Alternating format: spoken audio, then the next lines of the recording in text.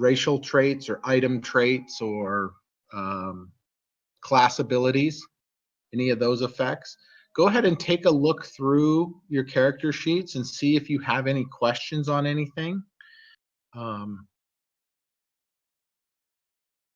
Yeah. And if I look at, in general, everybody has starting equipment except armor. I gave generally the best armor that I would want to play, except for plate mail. I didn't upgrade people to plate mail. And then, like I said, those 2 magic items. If anything's unidentified in your character sheet, let me know and I will identify that.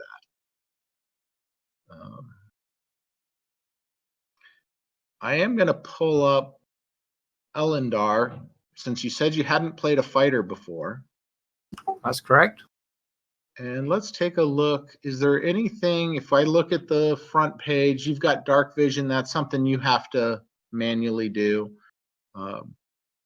We probably, depending upon light sources, won't become too much of an issue. You've got your skills. If you look at the abilities tab, in general, I have gone and already made any updates. I do see that I forgot with Elendar to give him a language. So if you want that where it says choice, that should actually be a 3rd language for him. I've already given him a cantrip. I've already increased his strength and his intelligence. Action surge might be something that you want to remember that you have. If you look at your actions tab, you'll see under class features, I have action surge already. But that's something, it doesn't have a mechanical effect that Fantasy Grounds can automate. So you just have to remember that. But once you use it, you can check the little box saying, hey, I've checked it. Okay, yeah, the description seems clear enough. Yeah. You do notice that, like, when you went into combat mode, those went away because they weren't, quote, prepared technically. So it's how you want to do it. Or I had checked one. Those class features, it's not that you get one of 3 of them. There's other ways to code it so it doesn't behave quite that way, but that's the default way that I've coded it. Anybody else have any questions on their character sheets?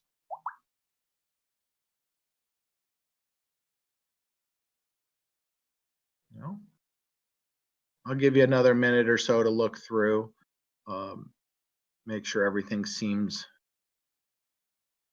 right and you don't have any questions on things. Yep, I see people adding some effects here and there.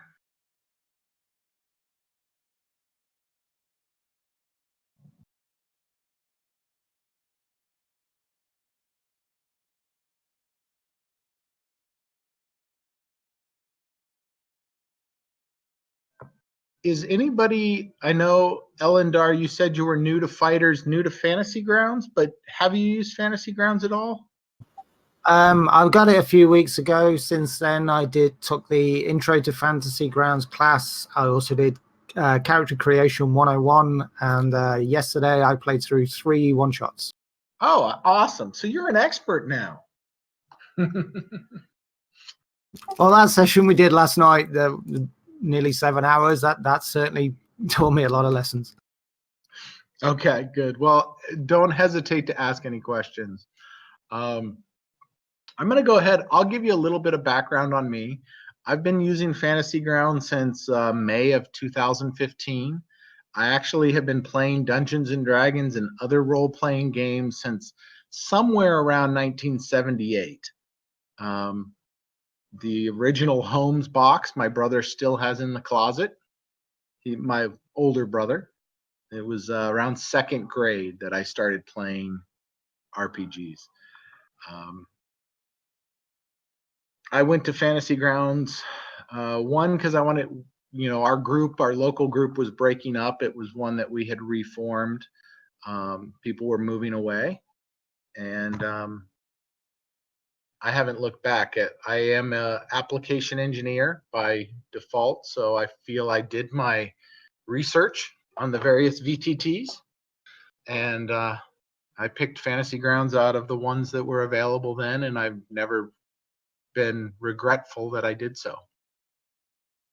If you would just, I think Elendar, you can give us a little summary too, but just a sentence or two of where you guys are on your experience, so that we all know, so we can help each other out. All right, I was original player of Dungeons and Dragons way back in the early 80s. I fell out of it as I got older. Other interests took notice. I came back to it earlier this year. Struggled to find any kind of group in my area, so looked online to see if I could play it that way. And Fantasy Grounds seemed to be the best option, and here I am, really.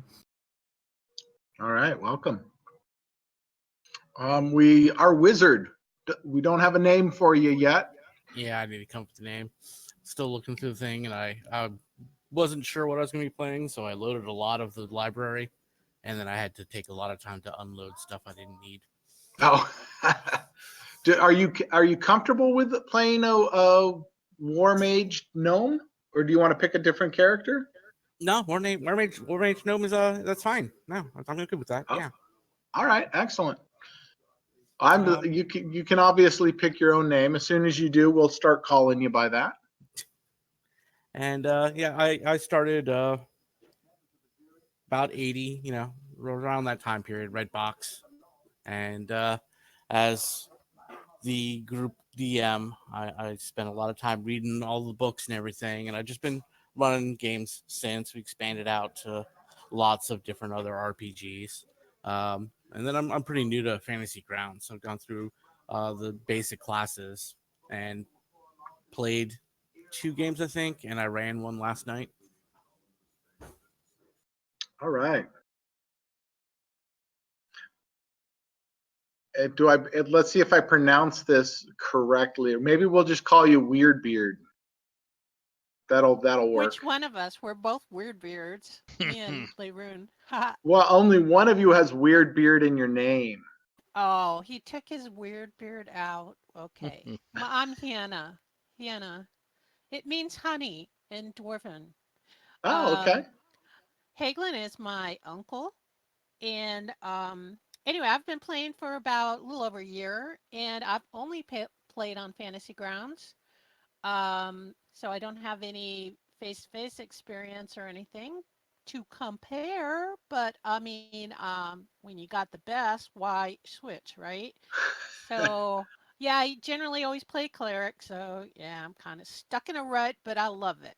And yeah, I've been with the college for almost a year, or actually a year, well, year and a month. And I talk a lot, can you tell?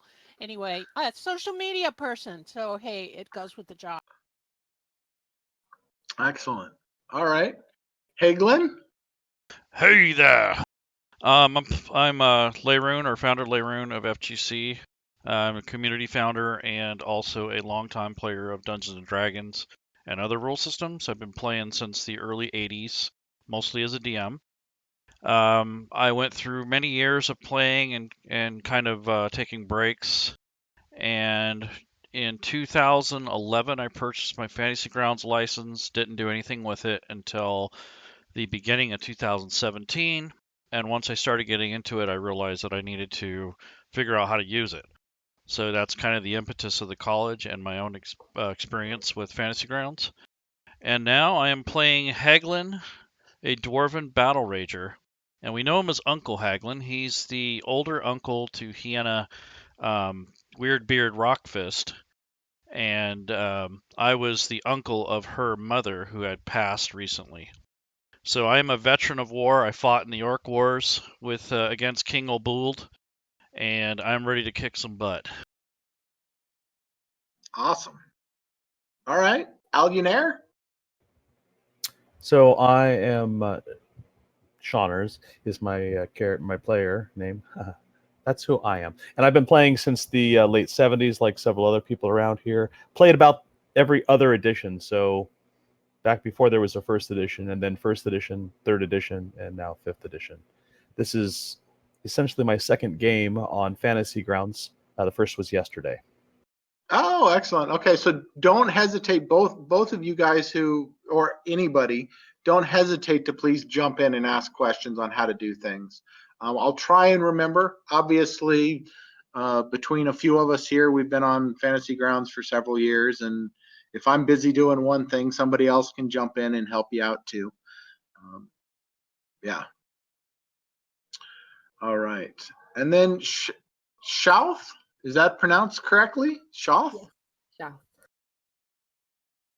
I'm Gladys. I've been playing Fantasy Grounds and 5th edition for about a year and a half now. And I'm playing a half-orc paladin. Okay, you're pretty soft for me. I've turned your volume up, but I don't know if your mic's far away or if you have an option to turn up your mic a little bit. Does that sound any better? Is that worse?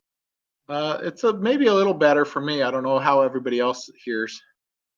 I can hear, but yeah, it is soft for sure. Yeah. All right. Well, Okay, that's okay. I'll We can have the soft-spoken half-orc paladin. All right. So I'll give you a little bit of background on this adventure. I have for a long time been developing Undermountain, well before Dungeons of the Mad Mage came out. And I've been doing it in the old school philosophy and size. So it is hundreds of encounters per level rather than a dozen. It is not something that is complete by any means. But my party, my group, I run a group on Wednesday nights. They did the first level of my ultimate Undermountain, as I call it, and then we transitioned into Dragon Heist. One of the adventures, or one of the faction missions in Dragon Heist, is a little encounter in the City of the Dead. Well, I have expanded upon that greatly, and I've pulled in some of my Undermountain adventure that I have run in past cons. Part of that used to be called Against the Cult of Tolona. So kind of a little mix and mashup. I like to think in the best spirit of Dungeons and Dragons, where you take a little bit of this, a little bit of that, and make something new. Great. So you guys are. I got a name now. I have a name. You can just call me again, Benny. All right, Benny. Cool. Excellent. So you guys all know each other, whether or not you're friends and allies in an adventuring party or have just casually known each other. You have been drawn together or drawn back together by a request from Melanor Fellbranch. She is one of the power brokers in Waterdeep. She is with the Emerald Enclave, which is a group that strives to maintain balance between nature and civilization. And she has asked you to reach out to Sir Ambrose Everdawn. He is a champion of Kalimvor. Kalimvor is the god of the dead, not of death, but of the dead. He's the one who determines if people move on to when they die, what happens to the soul. Do they go to serve the god that they served in life? Do they go to somewhere else? Okay. And he has reported that recent bodies have gone missing in the City of the Dead. So this is a part of Neverwinter. I'm sorry, not Neverwinter, Waterdeep, where all of the people are buried. And it has been walled in. And at nighttime, it is illegal to go in there without special dispensation. And at first, Sir Ambrose thought it was simply a necromancer, and that is well within his purview to resolve.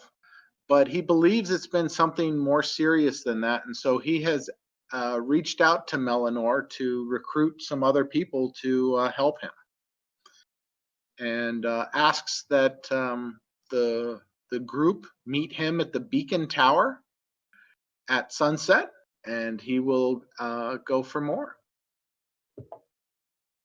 Any questions for Melanor at this point in time?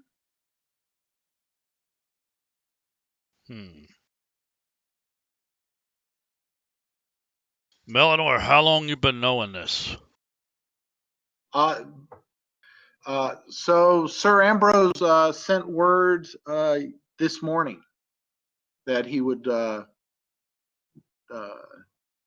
request some assistance in this.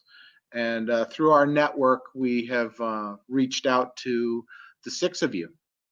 You've all proven yourselves capable with dealing with unusual situations, as well as having a attitude of setting things right when they are wrong. Hannah, sounds like we got a fight on our hands. We do indeed. Excellent. So the Beacon Tower, I circled it on the City of the Dead map. It is one of the guard posts on, it's the north part of the City of the Dead. And when you arrive at that tower, the guards there are expecting you, and they see you into what is a common room on the ground floor. It might be kind of considered a where the guards hang out when they're not on duty. And they show you into the room, and there's a grizzled old knight there in plate mail. The plate is emblazoned with Kalimvor's scales of justice upon him. It is very old plate. You can tell from the style. It has had many, many dents beat back out and rehardened. And he is obviously, they show a lot of great deference to him. And once you all arrive in the room, he addresses you. I am Sir Ambrose Everdon. It is my duty to guard the City of the Dead. I have faced necromancers before, but that is not what we face now. Or it is not at least the only thing we face now. Hence why I have sought out further aid. Bodies are being stolen from the crypts, not raised to the undeath. The bodies that are being stolen are only the most recent ones, none of the old ones. This past night, I interfered with the thieves. Apparently, I have a few spelling errors in here. A band of at least 4. One stood to allow the others to flee, and she fought to the death. A full death I was happy to bring to the creature, for she was scarred, disfigured, and disease-ridden, an indication that she was a follower of plague, one of the mistress of diseases devoted. With such signs pointing to a cult of Telona, it was best to seek out the services of a priest of mercy, such as yourself. And she is, or he looks at, is it Henna? Hannah. Yeah, with that last. So if you guys want to ask questions, either of me, what you might know from his references, or of Sir Ambrose himself, it's all up to you. What's in it for me niece? I ain't letting her fight alone. Was that directed at Sir Ambrose or at Yeah. Henna? Yeah, it's at Ambrose. No good will come of a cult of Telona digging roots here. If we all wish to live, they must be put down. They are known to bring plague to the cities that they infest. If they'd leave the deads alone, it wouldn't be this problem. Wait, Hagelin, are you Dr. Teeth? What? You sound like Dr. Teeth. I ain't never heard of him. Well, if you want her to get paid, I've got a loaf of gingerbread. I can give it to her. Might be she I likes like the sweet. gingerbread. Yeah, she might like the sweets. Putting an end to evil things is enough payment for me. I am in.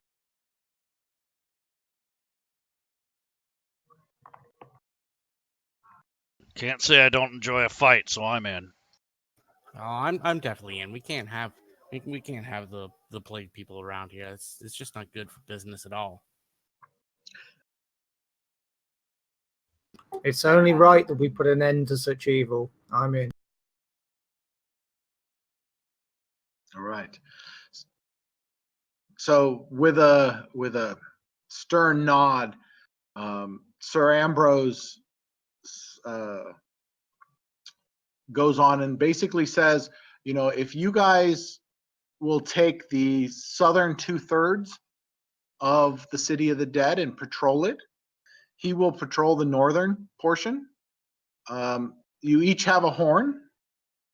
Know that if you are pursued, the guards have specific orders not to open the gates until they have overwhelming force, until they have acquired overwhelming force. So, though we can seek aid from each other and we can seek aid from the guards, they will not be quick to respond. They must ensure that the city remains safe. And letting evil into the city proper is not something they can do.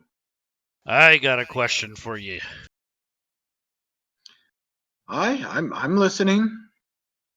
I find it a little bit ironic that we get to patrol the south when you get to patrol the north next to your beacon tower of protection. Why is that? Would you rather I patrol the south? There are towers all along that are manned along there's at least one tower at each gate that is manned, and there are patrols upon the walls. Very well. I've got a question. I got a question here for you. Got a question if you're ready. Sure. Do we have any sort of marking or anything about where the new people are being buried? They're buried throughout. So some of these crypts are family crypts.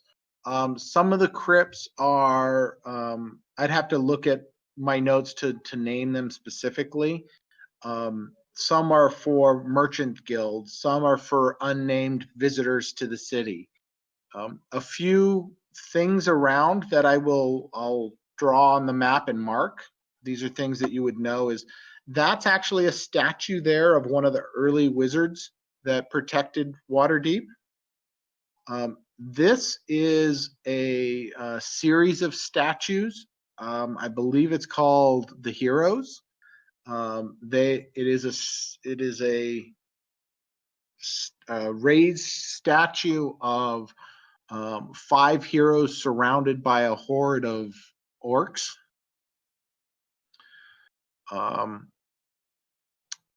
Let's see. This vault here, and these vaults don't have roofs on them. I've done them pretty much open so that if we need to go into them, we can go into them.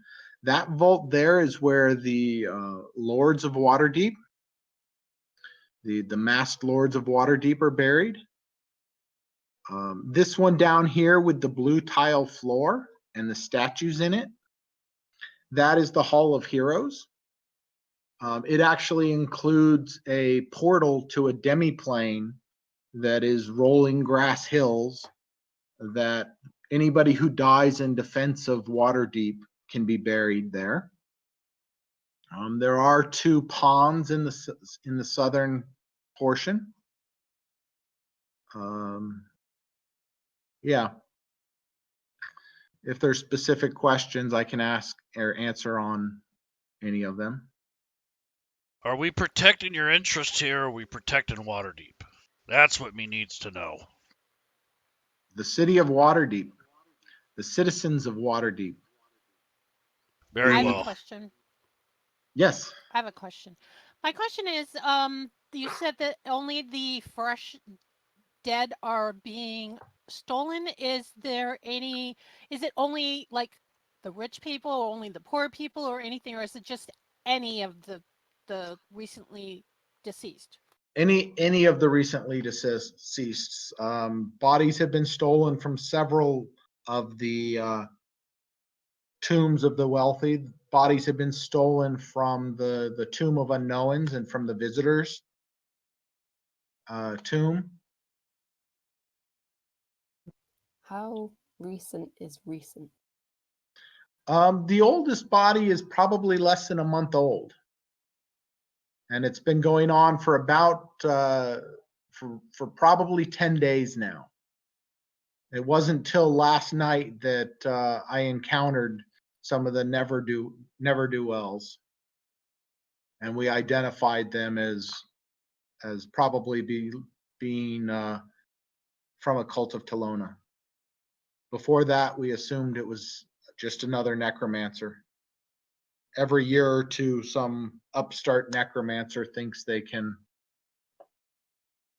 use the bodies here for evil deeds.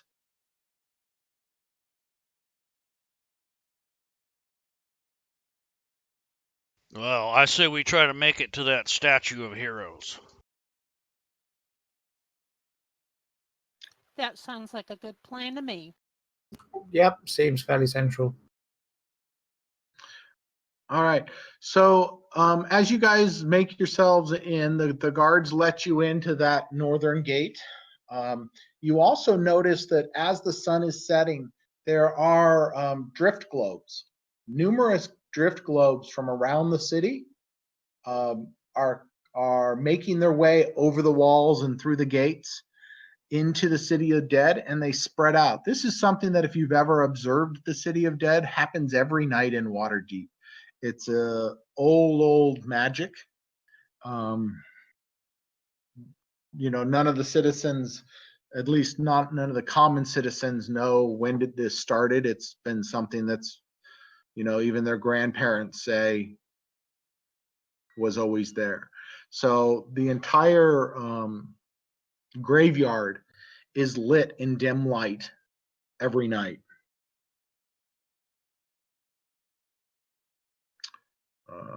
You guys are welcome to take other light sources if you want, or you can use your dark vision. If you have dark vision, then that means you have light. You can use torches or other magical light sources. If you don't have dark vision, then dim light is disadvantage on perception.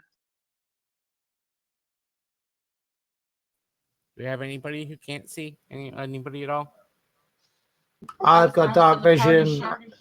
Yeah, I've got dark vision and I can cast light if I need to too.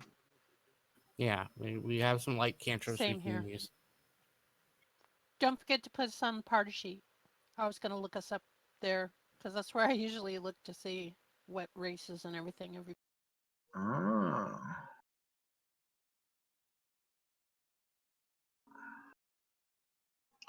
And we can go ahead. I will go ahead and on the order sheet, put your tokens out there so that you guys can, with north being the front of the way you're moving. I'm not sure if you're going to spread out, if you're going to travel together, if you're going to all go off in different directions.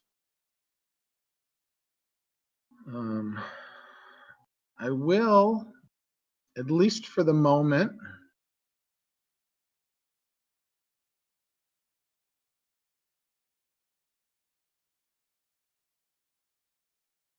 Oops. If I can get it to drag onto the map. Oops.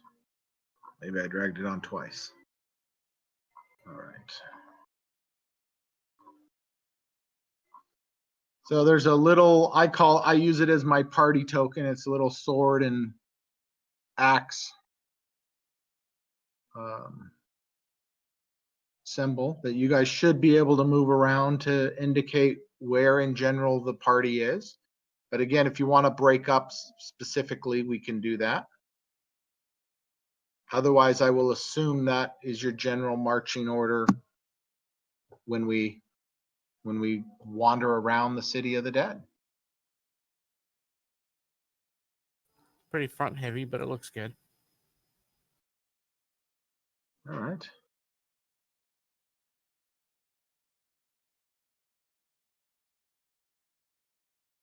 Okay. So for the most part, you guys are supposed to patrol south of that line.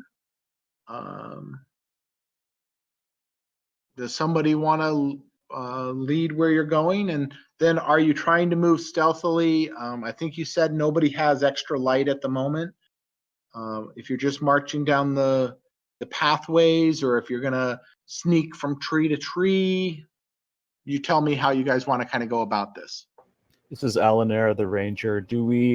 Are we insistent that we want to stick together as a group of 6, or do we want to break into 2 groups of 3 or something? I think we'd cover more ground, 3 and 3. I ain't for that idea. It's too dangerous out here. I don't know the area. As you can see, this is about 125 feet wide. Depends on where. So it's not a huge area. You can probably get to each other. Everybody moves 30. So within 2 rounds, you can probably get to anywhere. But again, it's up to you how you want to do it. Are we starting where the axe and blade are? Yeah, one of that's the where you beacon guys come into the towers. city of dead, and you're supposed to patrol the southern 2/3. Okay. Well, if we So- gotta split up, From a protective standpoint, we really only have the one of us who's really good at healing and medicine, right? that's right. She ain't going nowhere without me. So if we're gonna split up, she's staying with me. Should we stick together till we reach those statues in the center and then decide where to? Aye. Sounds Yeah, good. so you guys are able to walk down there uneventfully.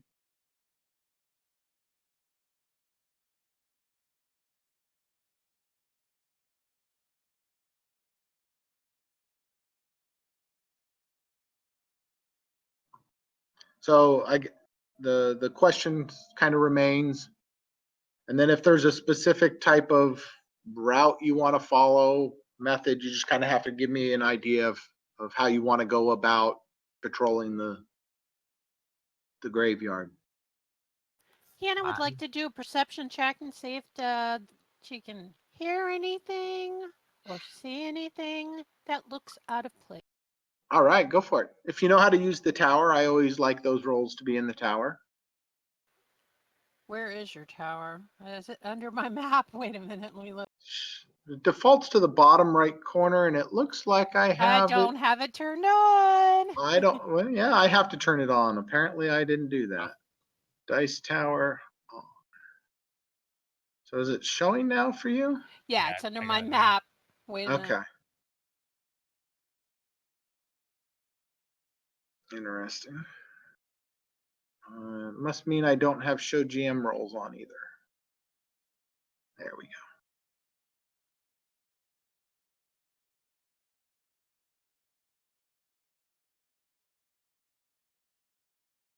Is there anything else that I need to?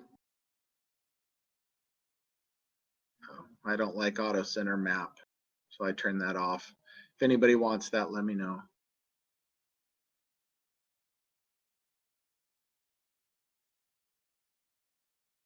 I'm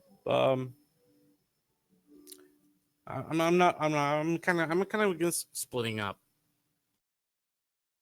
Aye. We do make a lot of noise in this group of 6. Lots of us have big, heavy armor, and look at me. I'm just saying they're going to see us coming a mile away. So should we do a noisy group? Don't think we can help it.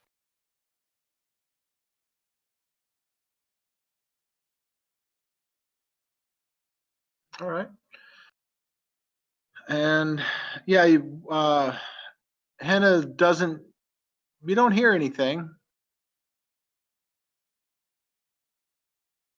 Can I check to see if we can see any signs of the recently interred? Yeah, absolutely. Yeah, go ahead.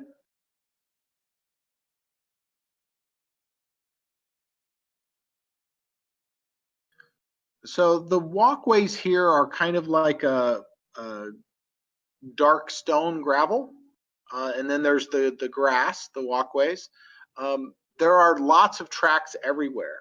One or two of you will know that, at least one or two of you will know that the graveyard is used like a park in the daytime. So during the daytime, while the gates are still open, there are dozens of people, maybe for romantic walks, maybe for, kids playing in the park or having a lunch, what have you.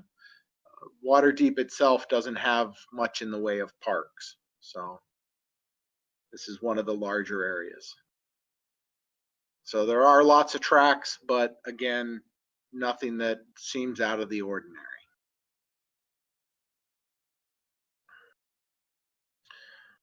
Do you guys want to go? Where do you want to go from the statues of heroes, the heroes of Waterdeep?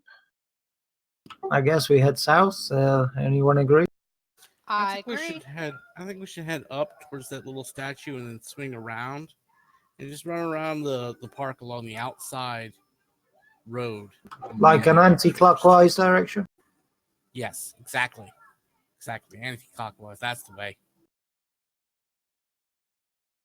So that makes no That's sense to fine. backtrack. We didn't come that way. Didn't we come from the top? I thought we came this way. Yeah, we did. Yeah. And again, don't forget there are squares on those maps and they're only 5 feet. So, it's 20 feet to backtrack. Very well. Very practical, dwarf.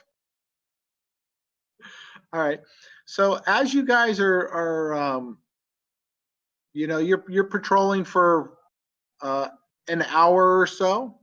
When as you come near the south, so you've made a few loops, but you hear coming from ahead of you some banging or knocking, clunking sound. Better head that way. The other thing that I realized I did not put on these maps are doors on the tombs. Assume where they connect to the path is a standard door. Okay. All of them are pretty stout doors. There's no flimsy wooden doors, but and it seems like the sound is coming from this mausoleum, that there's banging upon the door there. From inside the Hall of Heroes? From inside the Hall of Heroes, yes. And I will go ahead and add you guys to the map, and you can spread out. Script error. What the hell? I'm not running any extensions. Attempt to index field original a nil value. Token 2, token 2, token 2, token 2. All right. Maybe it's Anybody me. not on the map? We'll worry about that. 1, 2, 3, 4. So you all look like you're on the map. I'm going to go ahead and move the party token off the side and go ahead and put yourselves as you would like to be. All right, front and center. All right, so you hear banging coming from that door, from the inside of that door. I see Who's no there? map. The City of Dead map, it's still the big one. Okay. And if you look in that region of that map, right about the center of the circle is the doorway that you hear banging coming from. All right. It's not real stout banging, but it's very persistent and pretty regular. And the doors are made out of what? Probably oak with reinforced iron bands. Okay.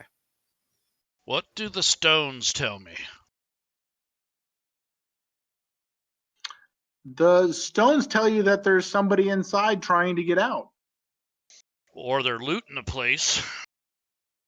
Could be, but the door seems stoutly closed, and it does seem like the noise is coming from the door itself.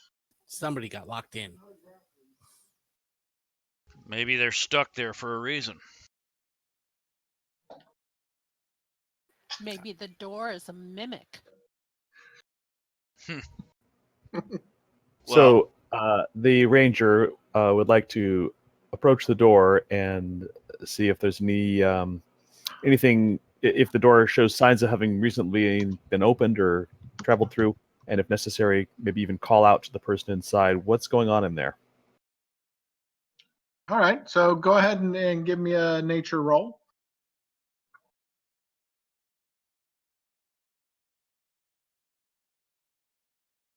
Do you want it in the dice tower?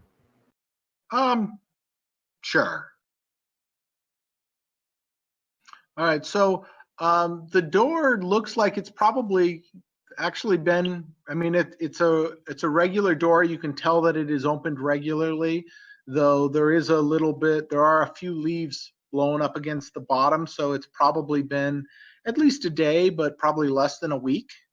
None of the leaves are very old per se, so it's probably been opened in the last week, but not in the last day. I will relate that information to the rest of the group. All right. Well, this guy can't be on the up and up. He's either a stupid person, or perhaps he's just a looter trying to get back out. Well, maybe we should just prepare ourselves and open the door. I can open it from over here. Well, if you hear me call to Clangadin, you get clear. Looks like we lost Gladys for a moment. Let's hope they're reconnected. Excellent. All right. So who wants to open the door? Do we want to arrange ourselves around? And I'll just use Mage Hand to open it. Very well. Yeah, I'll position myself beside the door. Go ahead and position yourselves on the map, everybody. I will tell you that the door is locked, so Mage Hand does not open it. It's locked, guys. Did Shalth and Henna want to move? Oh, there goes Henna.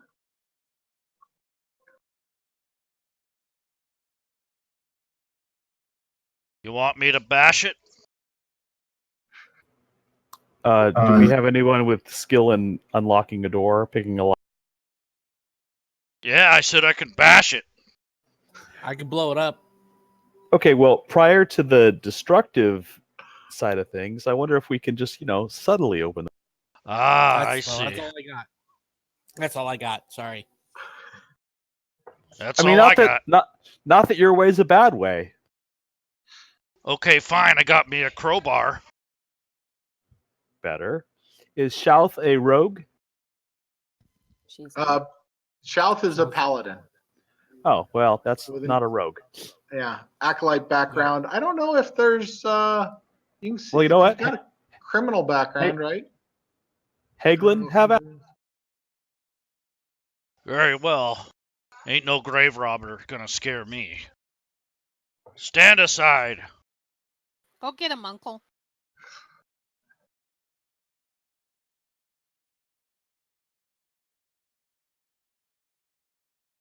Okay, here goes nothing. So a strength or an athletics check should be able to with the pry bar. Okay. I hope it's something.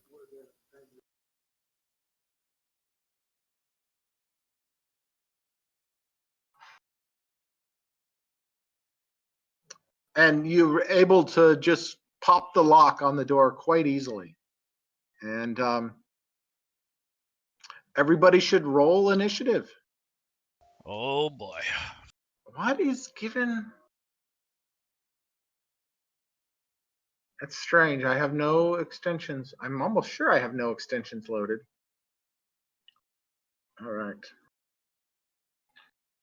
On the other side of the door, and hold on, that did not work with initiatives.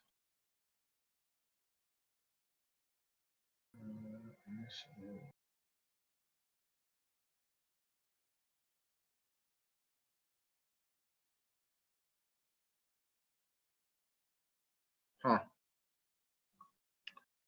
Let me,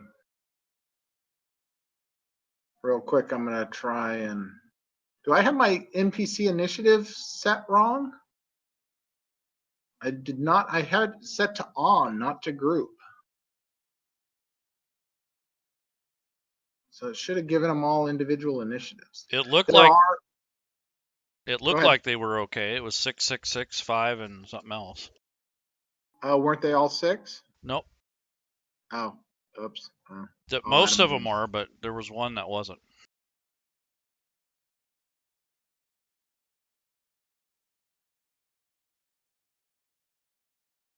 Hold on. Figures they'd have 666. Mm-hmm. Yeah, those are all 6s. That was with initiative on group, with it off. With it on, let me add them. There we go. Okay. All right. So there are on the other side of the door. There you go.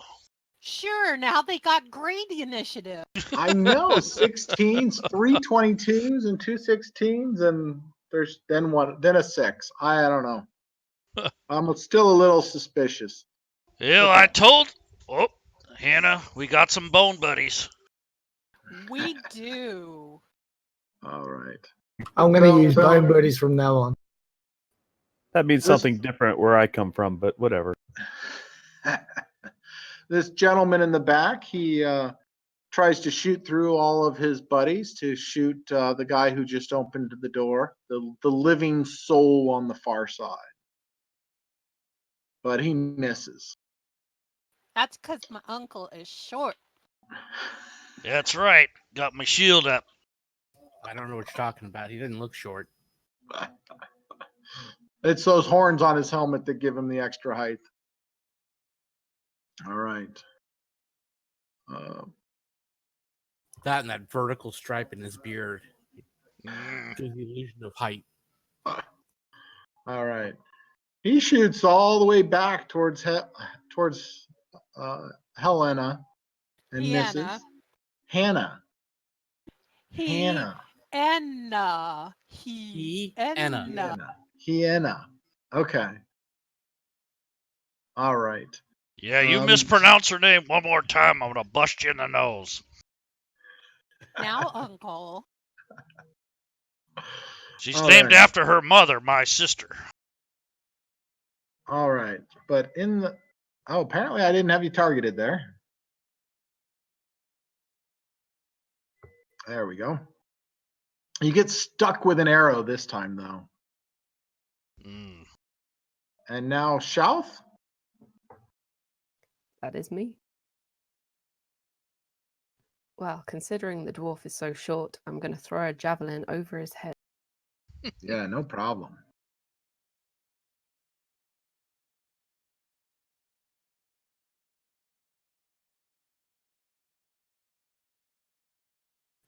and say, "You might want to step back, Hyena."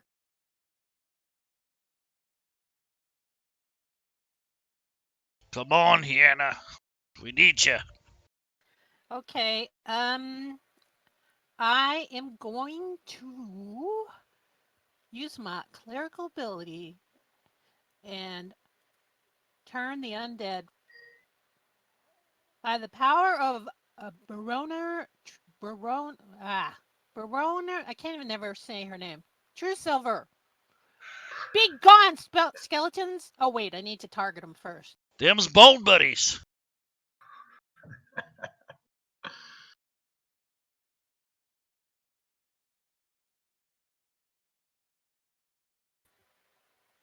Okay. There we go. Oh, whoa. That really gave a lot of script errors. Yeah. Attempt to index field original, a nil value. I Maybe. clicked the wrong button too. Yeah, maybe I have one of the token death indicators loaded, but I usually don't. I usually don't load stuff. I think you do. Yeah. Must be incompatible. Must have been updated recently. Well, I didn't do too bad there. Most of them failed, so they is turn. All right. Go ahead and end your turn.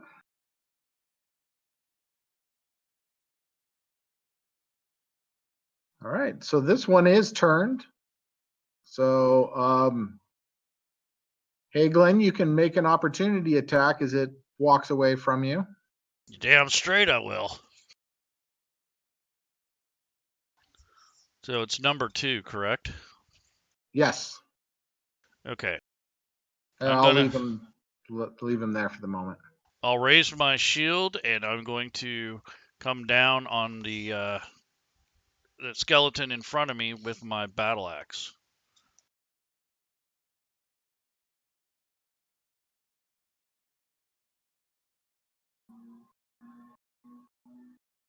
Yeah, it's the token for sure.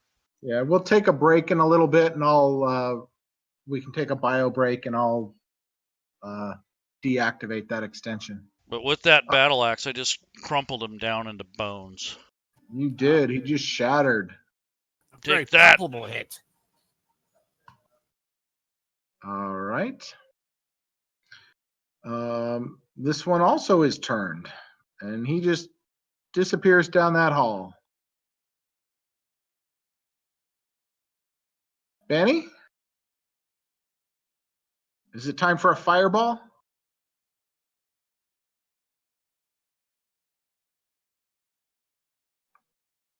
And skeleton one would probably have a -2 cover, soft cover. Probably thanks to me. Yeah, in the doorway.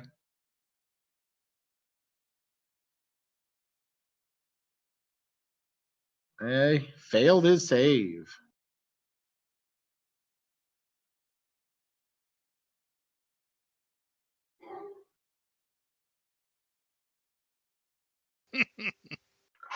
Good try, little one. Bong. All right.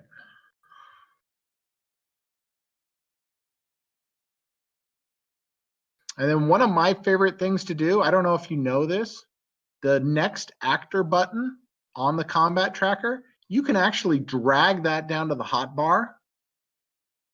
And then you can hit it with F1, you can hit it with F12, whatever it happens to be. I personally like F12, but yeah. All right, Elendar. Okay, do we want to get in after these guys? I believe the only ones left are the turned ones, so just if we target one at a time. You let me in there and I'll take care of them.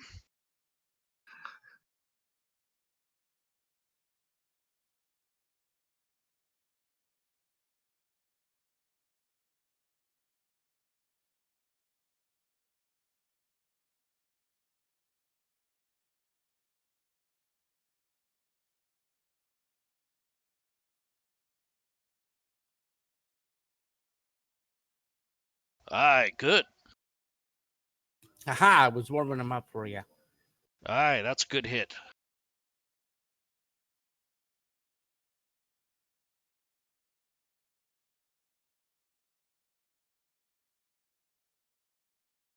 Eglin, where you Go want to? on, Uncle. I Kill want 'em. to move forward into the room. Can I move past? Yeah, you can move through your ally space. But I lose a square, right? Yeah, Okay. So but you could. I would think you could get to this corner. to there. Yeah, yeah, Okay. if they were trying to keep you out or something, but they're both turned. So, All right. and they're undead. They're not very smart. I'm gonna take a swat at number 5.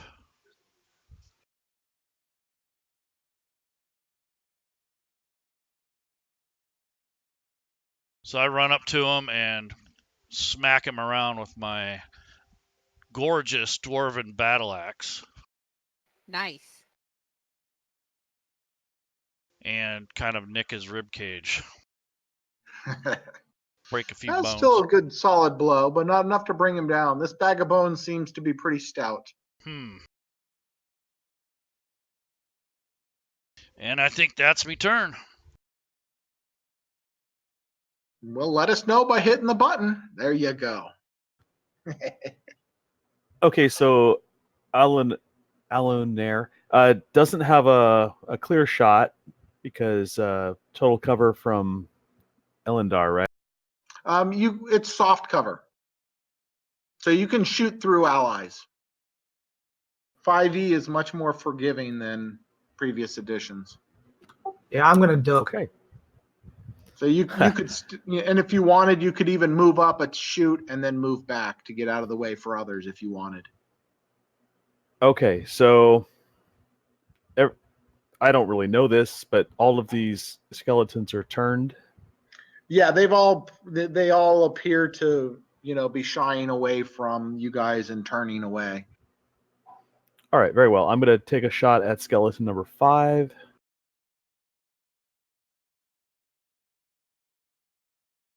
All right, remind me how to do this again. So if you left click on skeleton 5, you'll see that they show up as targeted on the combat tracker on your character sheet. So control left click on skeleton that you want to target. Now see how it says target skeleton 5.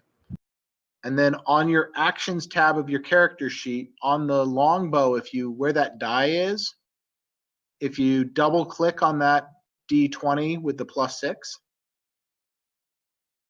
there you go, and it missed. If you had hit, you could just double click in the damage box and it would roll the damage and apply it. Very well.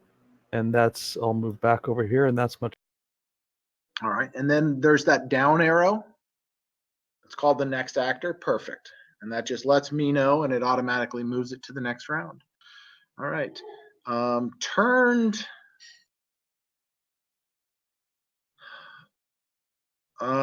He's gonna try to flee through Hagelin. Hagelin, are you gonna let him go through you and take an opportunity attack, or do you want to stop him? I'm gonna take an opportunity attack. Okay. Don't mind if you do.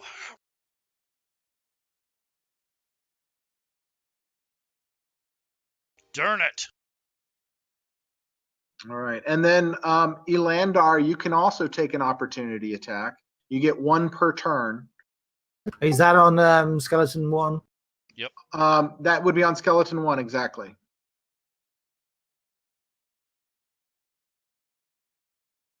Swing and a miss. A slippery right. devil. He's a fast little bucker. Bone Buddy's coming.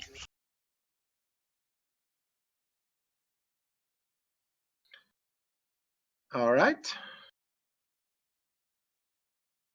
And start of the new round. Skeleton 4 is turned. And he disappears around the corner. Skeleton 5 I don't think either of you have opportunity attacks because you haven't reset them yet. He disappears around the corner. And skeleton 6 flees around the corner.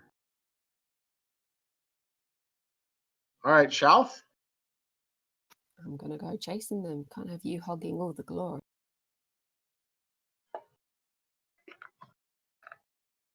20.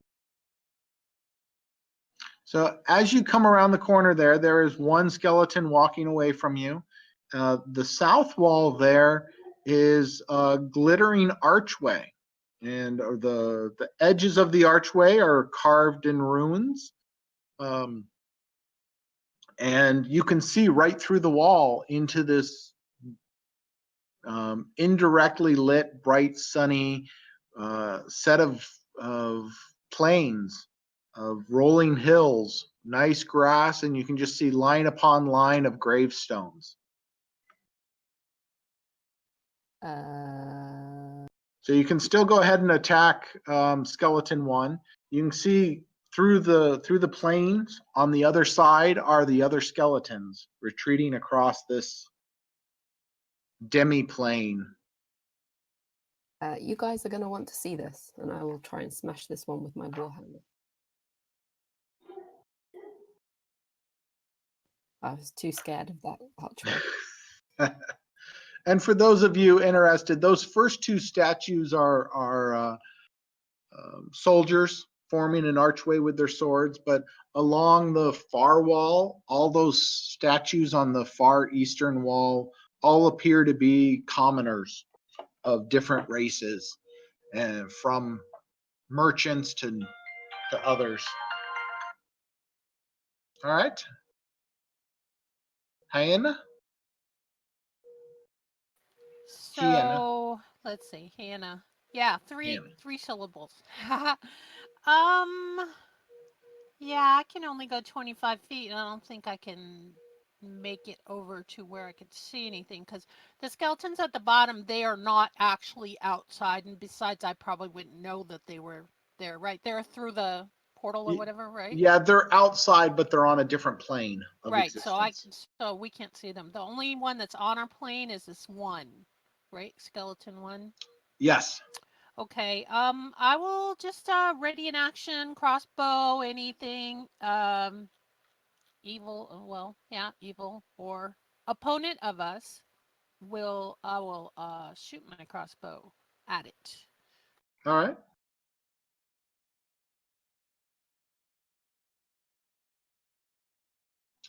And so the other skeleton keeps, skeleton 3, Shalf can see, just keeps wandering away at its blindingly fast pace.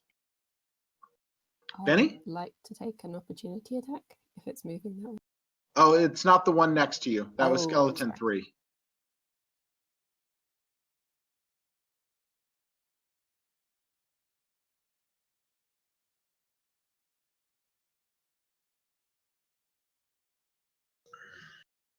I'll go to there and wait. All right. I smell danger, Benny. Did I leave the oven on? All right. So yeah, if you hit that next actor button.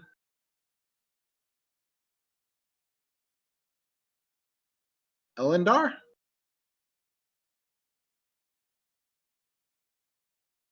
You could pretty much, so you can shoot at skeleton 1. You can shoot at any of the other skeletons through the portal, but they would have soft cover. So that'd be the -2 button. Well, I'll try and take down skeleton 1. All right.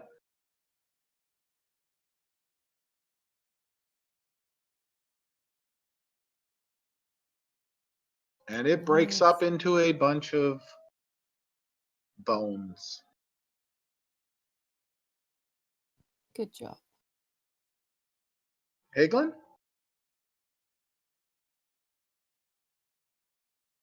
All right, I'm gonna move through the area, stand here, and look ahead. It says, "My, this is not the halls of my heroes." We may have destroyed their guardians. I feel almost ashamed. And he's looking across into the scene ahead. All right. And I will end my turn.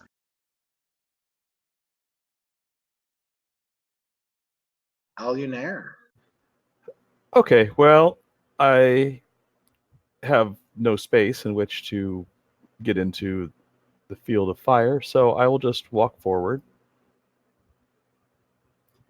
and be forced to stop there.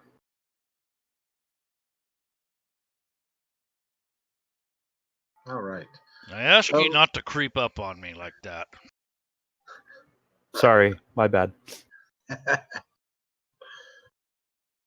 The old dwarf's hard of hearing. But I All can right. smell ye. Were we gonna stop and restart so that we don't have all the errors? Yeah, I figured after this battle we would do that. Oh, okay. So yeah, you see that skeleton wandering away. They're not going directly away from the portal. They do seem to be starting to spread out as they go across this plane. Same with skeleton 5 and 6. They're spreading out across this grassy plain. Shalf? Are we going after them?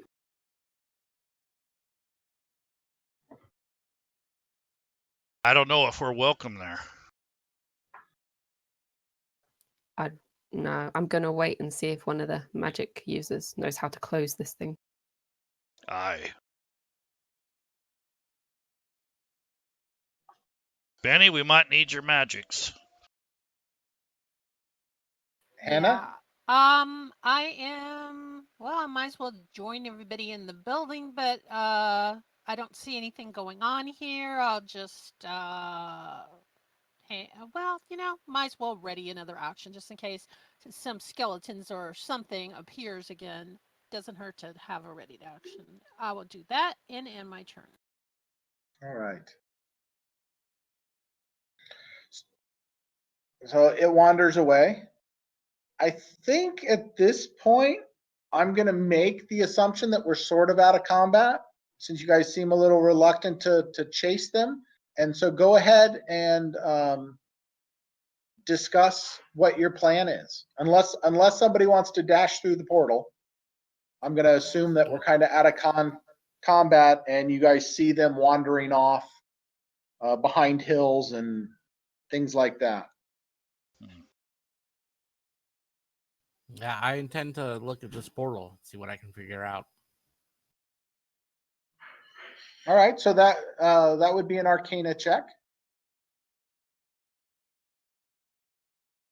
And then the other thing is if anybody wanted to had some sort of knowledge or history or religion, they may have heard stories about the Hall of Heroes here. It's not a secret. You know, what does Verona say? I'll do history check and see if I can remember. Okay.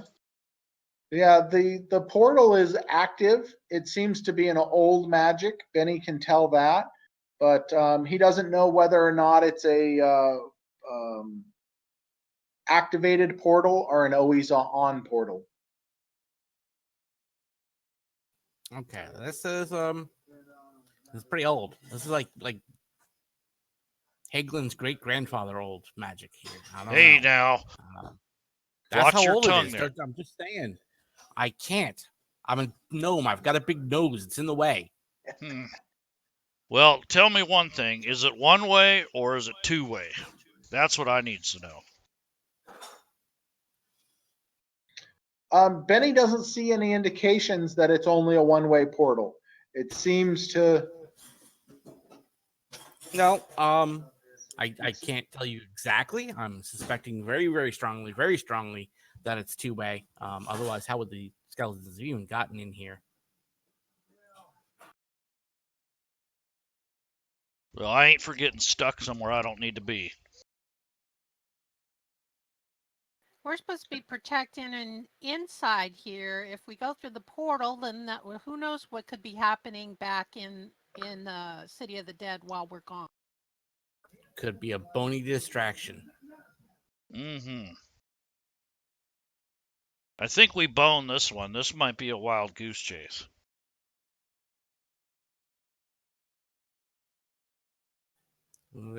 Any idea how I might turn it off then? No. No, it seems to be a pretty ancient and powerful magic. Did I learn anything from my history check that I did? No. I didn't think so. Did anybody else want to try and recall anything about the Hall of Heroes? I'll do something about this. I would like to roll a religious check, if you don't mind, which I know absolutely nothing about. Yeah. Can No, I it's- help him? Oh, I was going to say, because Yeah. I know something about religion. You can certainly try and recall religious stories. Anything that makes sense like that. So yeah, Hannah does recall that the Hall of Heroes here is connected to a demi-plane that's been very old. It is said that it grows as large as need be to hold all of the graves of the heroes of Waterdeep.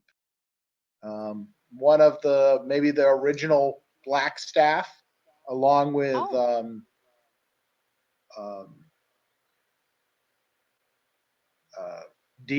priests, were able to build this, calling upon the powers of several gods and Mistra herself.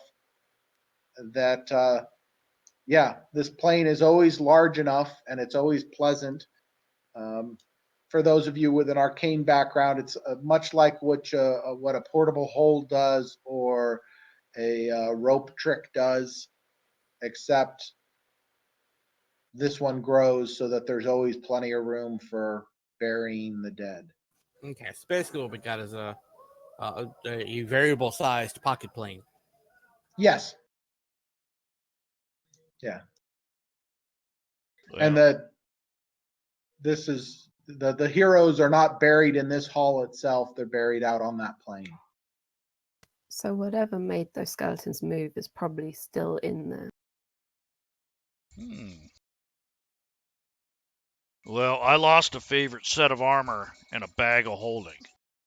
So there's no way I want to walk in there without more information.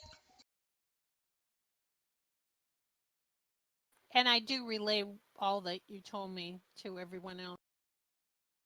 Okay. I'm going to stick my head through the portal. All right. Yeah, you look around and it seems that's a good way to gentle lose your rolling head. hills. There's occasional trees. There's not a specific sun, but it feels, warm and comfy. A small, gentle breeze seems to pick up every now and then and die down. Seems quite pleasant. Quite nice. I might go here on my holiday. It ain't for me. There's nothing above me. I don't like it.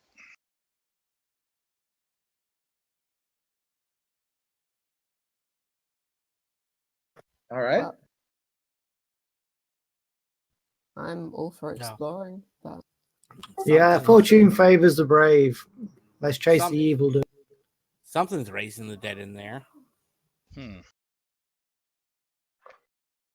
Well, by the way, do we see any bodies that are looted in this where the building that we're in here? So the building that you're in has no graves in it. This is purely a ceremonial hall that directs to the portal. Okay, so all we heard was them making noise in here. What they weren't digging up anything. No, that it appears that they were trying to pound on the door, that one or two of them had acknowledged that was the door to wherever it was to not where they were, so they wanted to knock it open. The logic of an undead. Well, if it's ceremonial, we need to know what it is.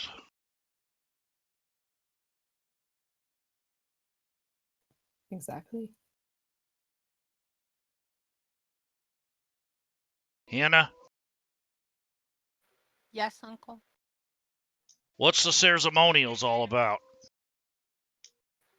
Didn't I say what the stuff was about that they bury the people in the plain? The people are not buried here. But what about these statues here? I thought you said that this was commoners or something. So, Aren't they? well, there's the two statues at the beginning that are dressed. One is a city watch and one is a city guard that are raising their weapons in salute in an archway, to carry the body through, to carry the heroes' bodies through. And then there's a line of statues, all very solemn, as if you were doing a procession. So that simply all those statues represent the commoners of Waterdeep that are paying their respects to the passing hero when you carry a hero into the plane. Did the dwarves make those statues? Because if it ain't made by them, I ain't going in that portal.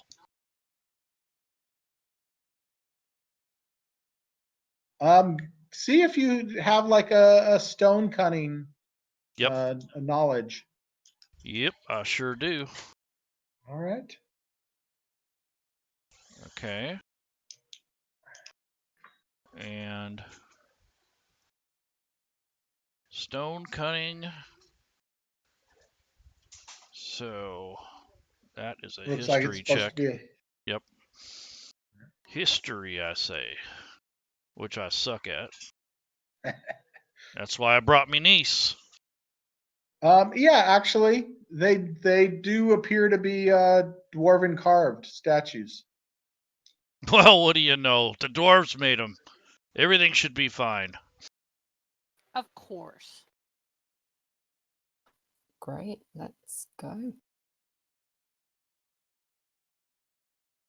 A pocket plane opens up and skeletons flee into it. I see no problem here.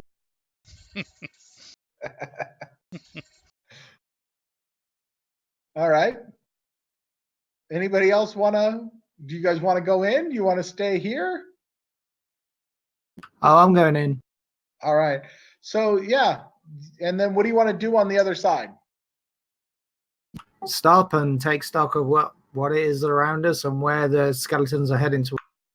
Yeah, so the skeletons seem to be wandering in random directions away from the portal. Where you're at, there's two trees, one on each side of the portal. You can see back through, and if you test it, you can walk back and forth between the portal. But in all directions that you see are just rolling plains. This hill is probably 20 or 30 feet higher than the rest of the rolling plain, so that it could easily be seen from anywhere on the plane. And it looks like maybe a half a mile in every direction that you can see the rolling plains. Maybe they taper off into mist. Maybe they just go over the horizon. And there's sporadic trees here and there, enough that you could walk to any given tree within a few minutes. And there's just rows and rows of graves. They do seem to have different headstones here and there.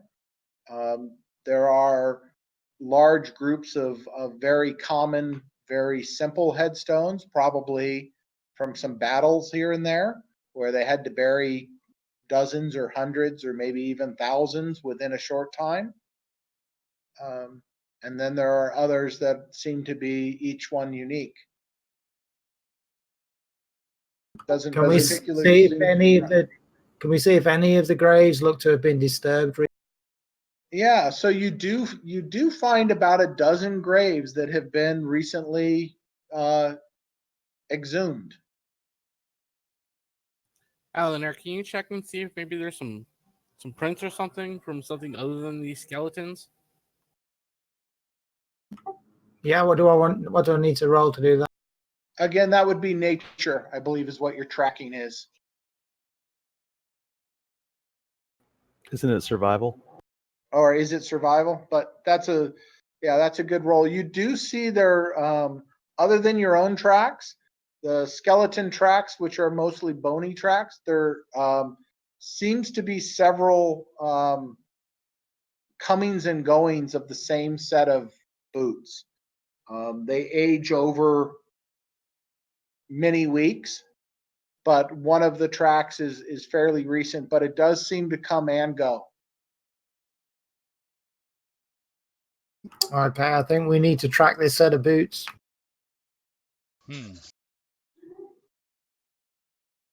Well, so it goes out from the portal into the graves to some of the recently exhumed graves, and then it comes back to the portal. So it seems like they probably, maybe they were experimenting with skeletons here, but they left and locked the skeletons in behind them. So they've just taken the recently deceased. If they raised skeletons, they left. Yeah, these skeletons are not recent. These skeletons could have been dead, 200 years. If you look on the gravestones, they just seem to be ones that were relatively close to a tree, so somebody could rest when they finished digging them up. There's no particular pattern that you can decipher between the gravestones or where they were, other than that they were near a tree. All right, so it seems like this is the work of one of those necromancers that Sir Frowny Face was talking about, and not the plague people at all. Aye.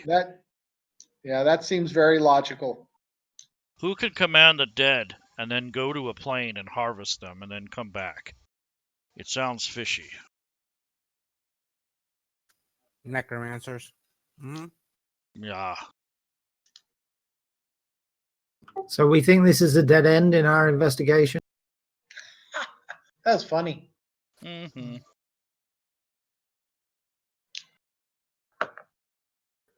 Well, we ain't dead yet, so I think we should go about and see where these footprints lead. Perhaps there's some clues around the building. Well, they from the demiplane, they lead from the portal to the graves that have been dug up, and then back to the portal. I don't think these footprints will lead us to the plague worshippers. So we head back through the portal into the city of. Well, Yeah, the we'll just. dead is I still think we just walking need to go around. back on patrol.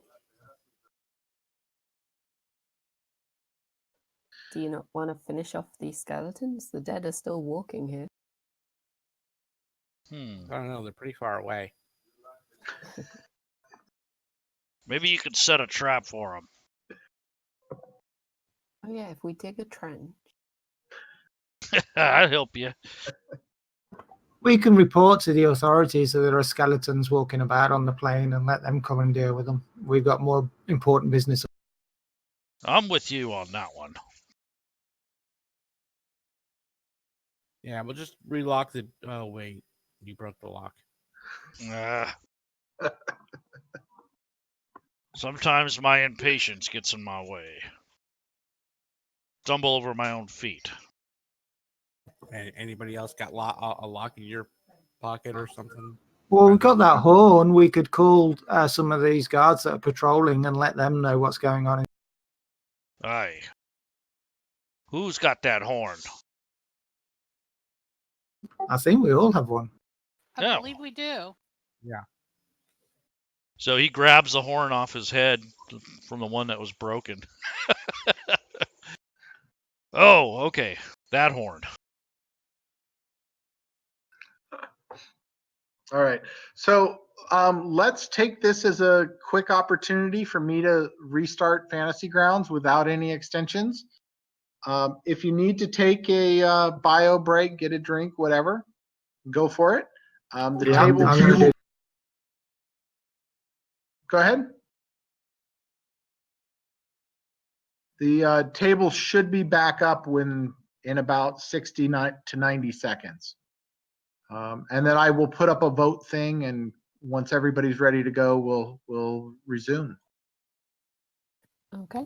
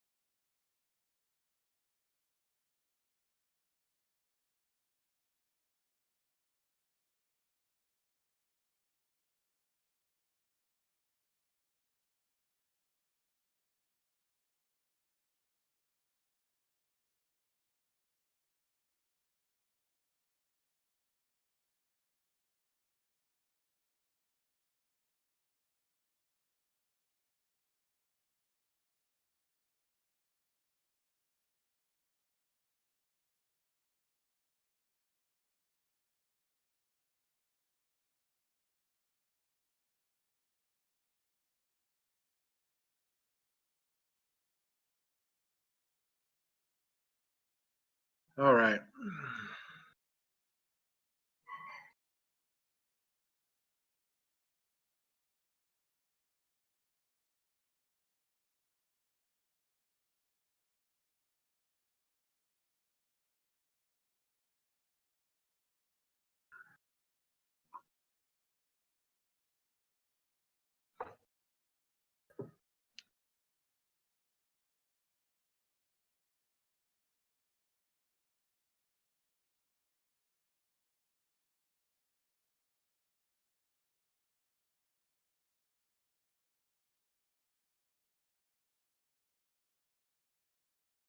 For those of you back already, how's everything going today?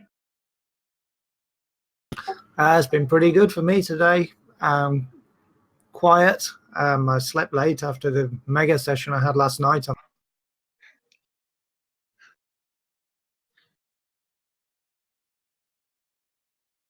Yeah, yesterday, I guess it was Friday because I remember I just got off the plane and barely made it home in time.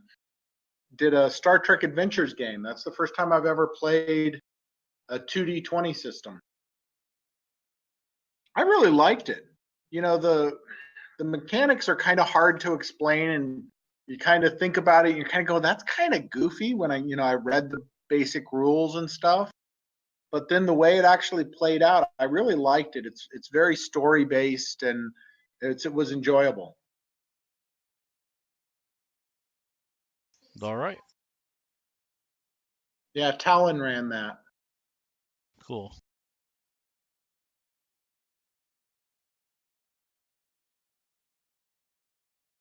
There is a revised extension, by the way, for that. The death one. Yeah. Yeah, I thought it was just adding new functionality and not bug fixes, but obviously I missed that. Yeah, it's the one for the core. That one works really good. And it has options in the options menu too, so you can have it display for you or for your players.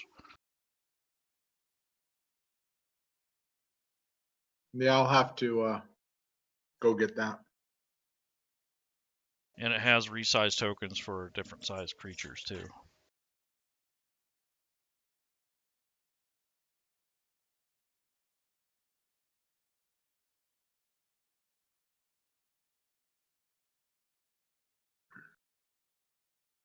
Let's see.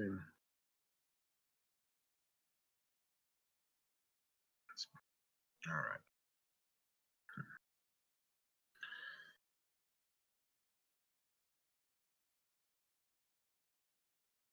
Yeah, I also turned off the NPC flavors extension just in case. But those are the extensions I use in my weekly game, and I haven't had trouble with them yet, but who knows?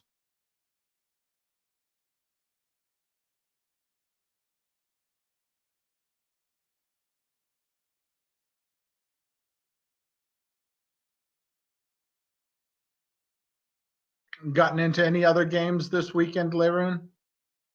No, I've been helping people facilitate games, and Shell and I have been working behind the scenes quite a bit. I ran a game Friday, the Stranger Things module. We only got maybe close to a third of the way through it. And it's supposed to be a one-shot, so it must be a 12-hour one-shot. What was that like? I've been curious about that one. I will comment after the game, and I will tell you all about it. How's that? Sounds good to me. Yep.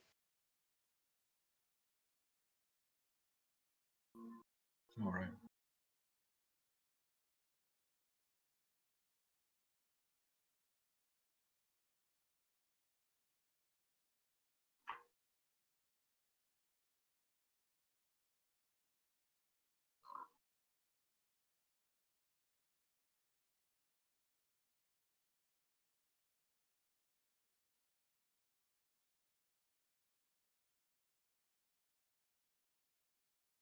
All right. Perfect, Benny. Welcome back. Thank you. Let me do a just to make sure, I will do a little quick vote. So as soon as you're ready, go ahead and just check the box. And once we have everybody, we will pick up and resume. I'll be a bearded gnome. Benny's back. Here I am. Hello.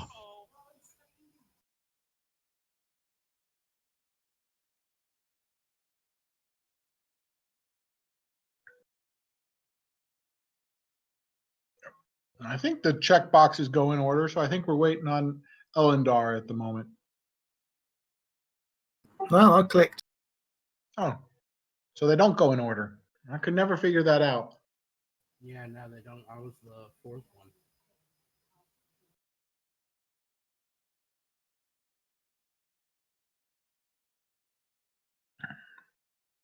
Yeah, I think that I never got into the details of that ready check extension, but I think that solves that issue about not knowing who is ready.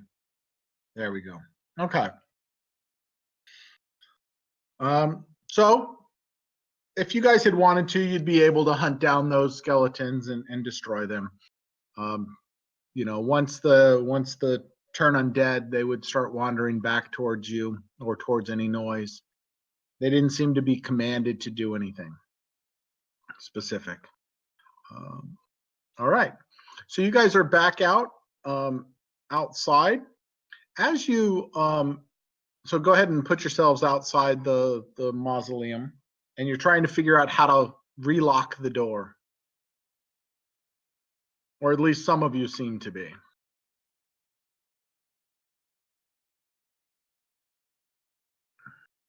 Well, I'm about as mechanical as an ape, so it ain't gonna be me. I thought it was in your blood. You're a dwarf. I ain't no locksmith. I could make the doors and break the doors, but I ain't one for locking them.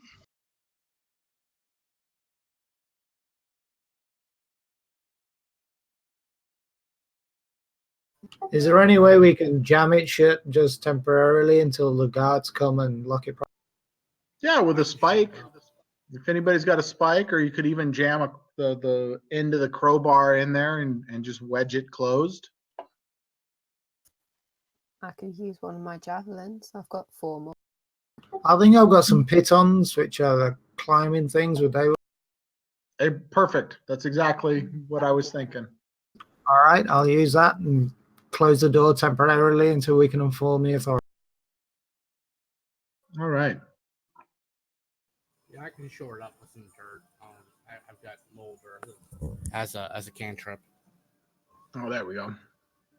You have, what was it you said, mend? Mold earth. Oh, mold earth, even better. All right.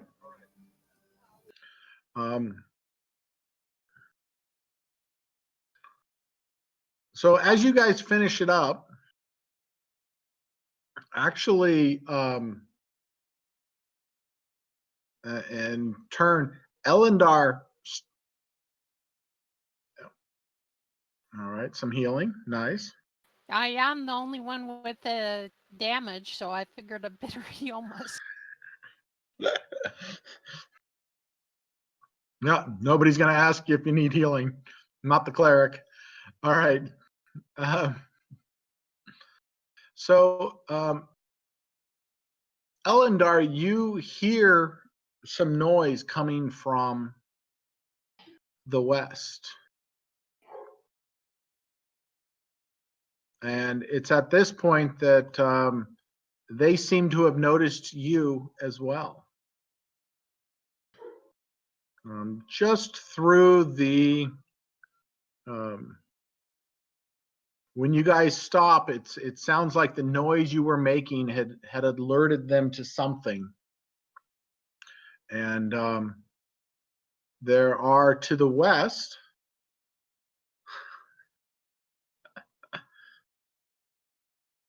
nice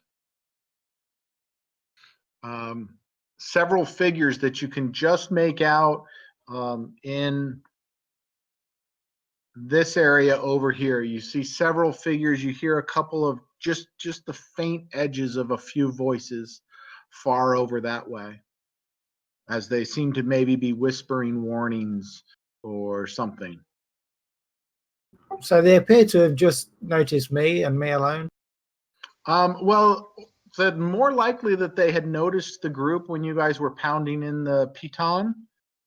But when the noise of pounding in the piton and the mold earth is done, you hear the end of some whispered warning, and looking that way, you see just a few flits of moving shadows over there.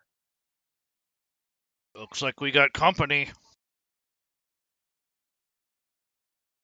Yeah, that's Elendar who notices that. All right, I'm going to gesture to the rest of the group to spread out and hold my finger to my lips, tell them to be quiet, and point in the direction that I've noticed.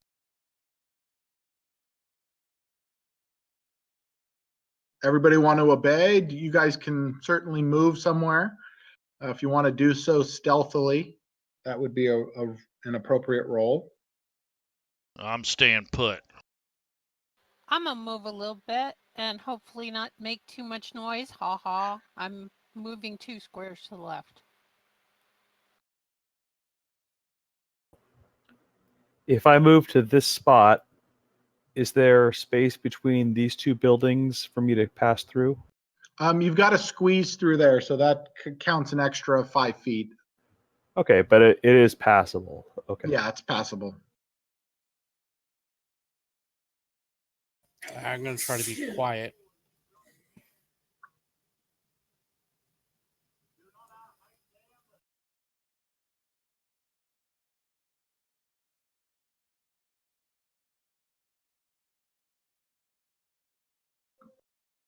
The sleight of hand, Benny?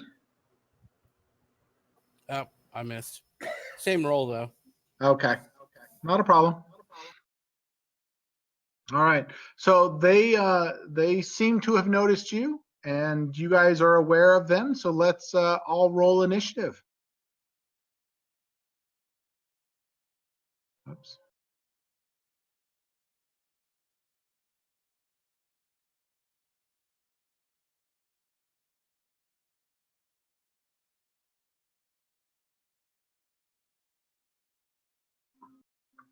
All right. So we will start with Alunair at the top. For those figures that you can see, there seems to be 5 humanoid, human, half orc, half elf.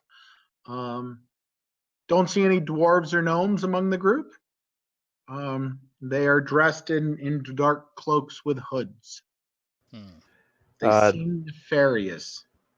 The building that I'm next to, I'm not talking about the tower, the building I'm next to, the one that's in front of me and then the round one, are any of them sufficiently high that I can get up on top of them? Or I should say sufficiently low that I can get up on top of them, but high enough that overlooks that area of the courtyard? They're all about 3 meters high. The round one has a conical rooftop. All the others have a simple single running peak running the length of them. Okay, so let's see. So this will be 5-10 move, like a double move to get through that squeeze spot. Yeah, probably with the bushes and all that. 15, and then another double move here. Yeah, I think that's reasonable. 20, 25, and then 30. Yep. Do I have line of sight on any of them? Yeah, so you've got line of sight. They all have soft cover from you due to the trees or the buildings somewhere in between you and them. Okay. And you'll notice I'm pretty soft on those types of things. Sure. So let's see. This one, they're not differentiated, but 2 of them are called cultists, by the way. 3 of them are called just cultists. Yeah. They appear to be 2 Tists. So is that this top one on the combat tracker? Let me do the. Yeah, All the ones you can see are just cultists, so it's hard to tell. yeah. I normally use the NPC flavors to give them different flavors. Okay, I'm going to drop Hunter's Mark on that one. And then target. So I'll give them some unique identifiers here. And because ain't no fight like a preemptive fight, I'm going to shoot at him. I want that fancy one. There you go.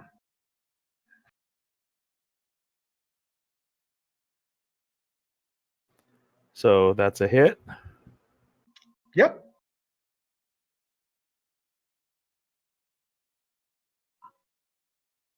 Did that automatically figure in the Hunter's Mark? Doesn't look like it. No.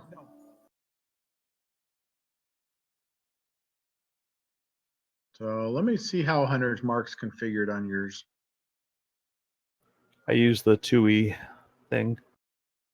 Oh, okay. So I think with his, you have to apply the one effect to the target, and I don't see an effect applied to the target. Oh no, there it is. Hunter's Mark. And then you apply the second Hunter's Mark to yourself. Yeah, to show that I'm concentrating on it. Yeah. So it should have applied the extra D6. You can just roll it in the window and I'll drag it to him. Ooh, very nice. I like that. Yes. So, yeah. And you notice that when you hit him with that arrow, it's almost like part of him explodes in like goo, but he doesn't seem to be particularly hurt by that. Well, that's awesome. Kind of like pus splashes away from him. Yeah. Well, we don't want that on us, so if we got ranged attacks, I think we need to open up with that. Nope. Haglin is not paying any mind to that. Your dry cleaning bill will be horrendous. So real quick, Shoth, if you look at your actions, there's a fighting style class feature called defense. So if you apply that effect to yourself, that'll fix your armor class. It won't show up on the front page of the character sheet, but in the combat tracker, it'll take your armor class to be 20. Oh, okay. So That's just the way I have this character set up. There's different ways to do it. All right. Haglin cries to Clangadin. Says, Clangadin! And he just charges forward in a dash, so that's his turn. All right. And he just raises his shield. All right. So this disfigured one, which is, where is that disfigured one? Oh, it's the one you're right next to. So he has a, he actually just looks at you running up. Are you defensive? Yeah, I'm just holding my shield up. I can't really attack because I dashed up there. Okay. But I just have my And, shield up. You know, to put it bluntly, vomits on you. Oh, nice. Just this big cone of vomit comes out. And just like last Tuesday in the meat hall. That's it. I ain't afraid of no puke. So that's a Constitution save. I don't know why. I must have the verbiage wrong because it's not giving me an action to have you roll the save. The save. Okay, I can do that. So if you want to just do a con. Yep, I'll do it in the dice tower. Is that good? Oh, it's DC 13. Okay. You can do it just out in the open. I think so. All right, so you're gonna take, let me untarget you so you don't take full damage.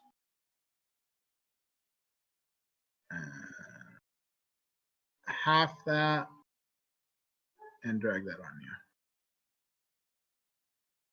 Ah. Yeah, so you still just, yeah, it just kind of burns and stinks and yeah. Yep. I'll hold them, boys. Pick them off. Shalf, go for it. 30 gets me to there. I can't really see them very well. So I'm going to dash the rest of the way. All right. And get to there. Ooh, right into the middle of it all. Yeah. I'll hold my axe ready. God, I love paladins. Do you do flanking rolls? What about Battle Rangers? They're No, awesome. I don't worry about flanking.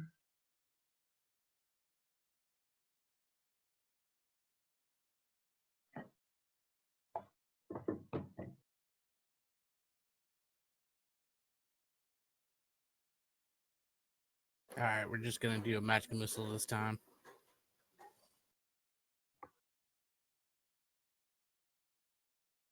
Three darts, so we'll do one at the first guy and two at the second.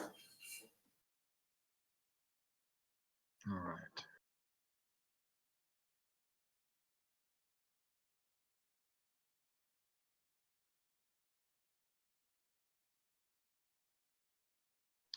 All right.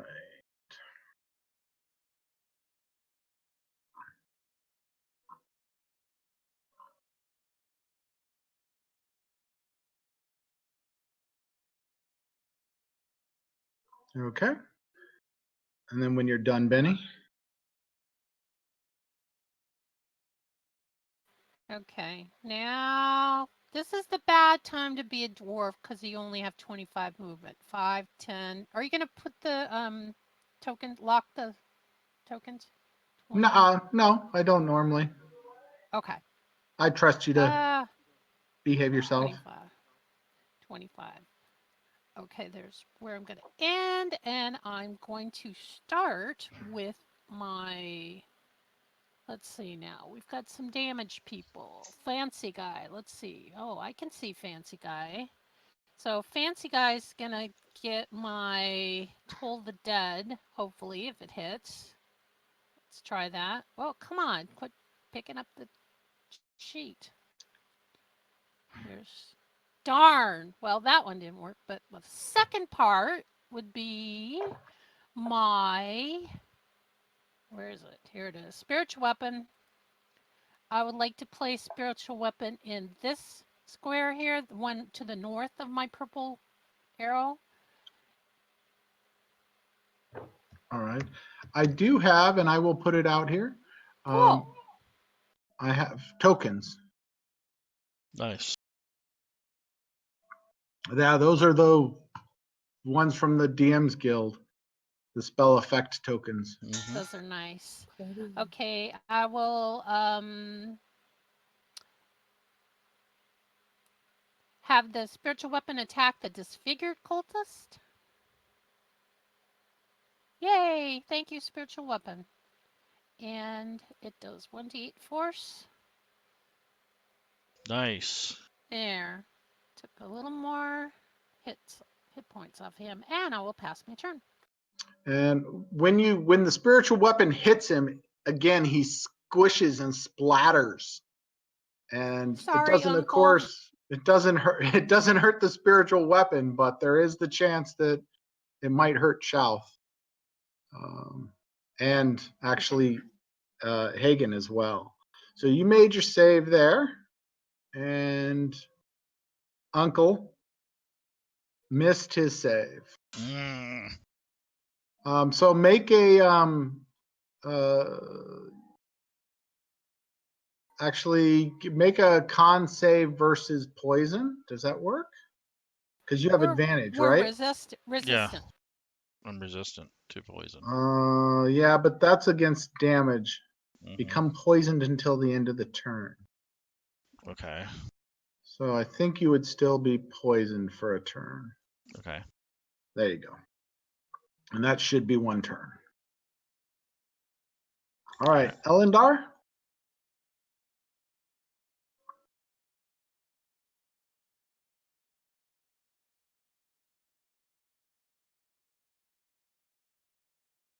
Oh, yeah. That wasn't applied by Elendar, but you know.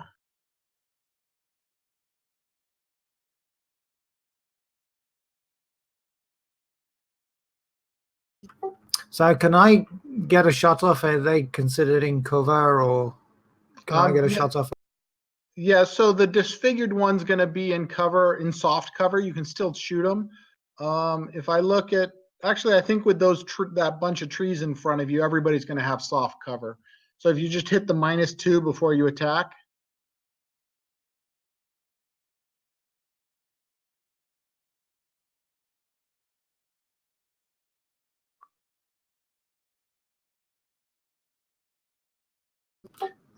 Yeah, it was a long shot, but I thought I'd. All right. All right.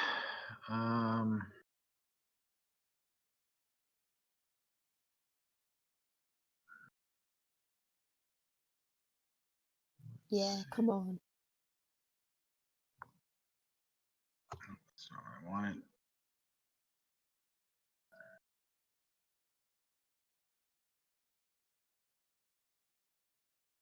Yeah.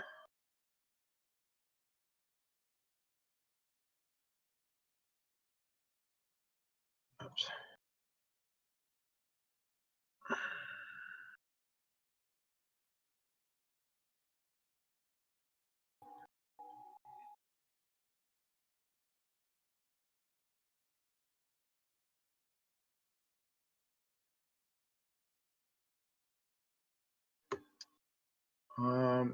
The fancy cultist is going to bless, except I did not get the targets. Why did it not target? There we go. Casts bless and calls upon the power of Talona to bless her faithful.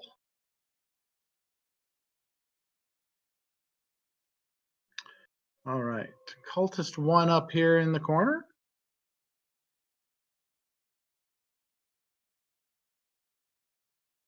Let's see, 5.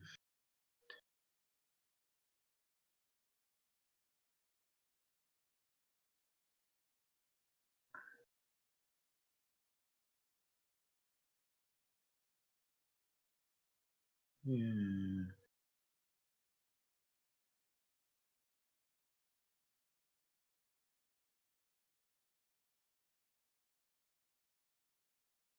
He's kind of hiding behind the tree there, looking at Alionar. Oh, no. Gonna run up to Alionar. Dash, I should say. All right. Go ahead. Just dope. Oh. The devoted cultist.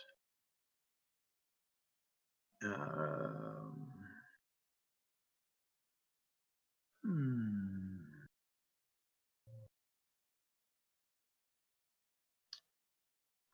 Yeah. It's going to cast Shield of Faith on itself. All right. Cultist 2. We'll step over here to attack Shoth.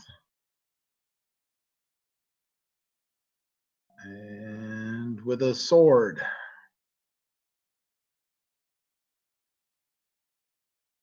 Misses.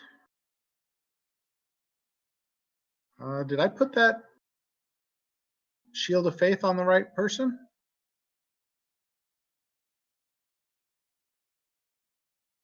Or did I Doesn't put that look like Shield of Faith on Shoth? Looks like you put it on Shoth. Oh, Shaw will take. Okay. Yeah, you I think can a leave it like 14 is that going to if you miss want. anyways, but let me get rid of that Shield of Faith. It's that armor class 2, I believe, right? Yeah, I think so. Yeah, AC to Yeah, that's weird. Shaw's. Yeah, my AC's 20 anyway, so 14 doesn't hit.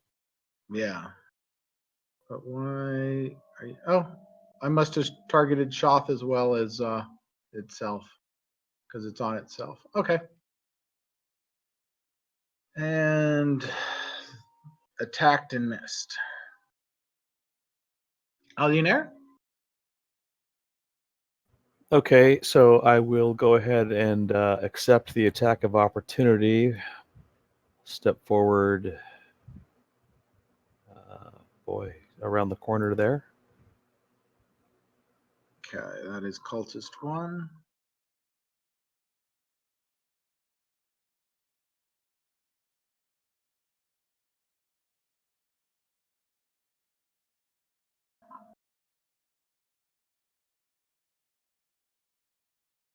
Oh, anything to mitigate that? Nope.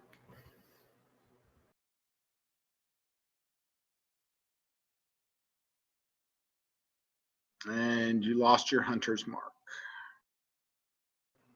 All right. All right. I will, instead of Hunter's Mark, I will do, I'll do a Slayer's Prey on this guy.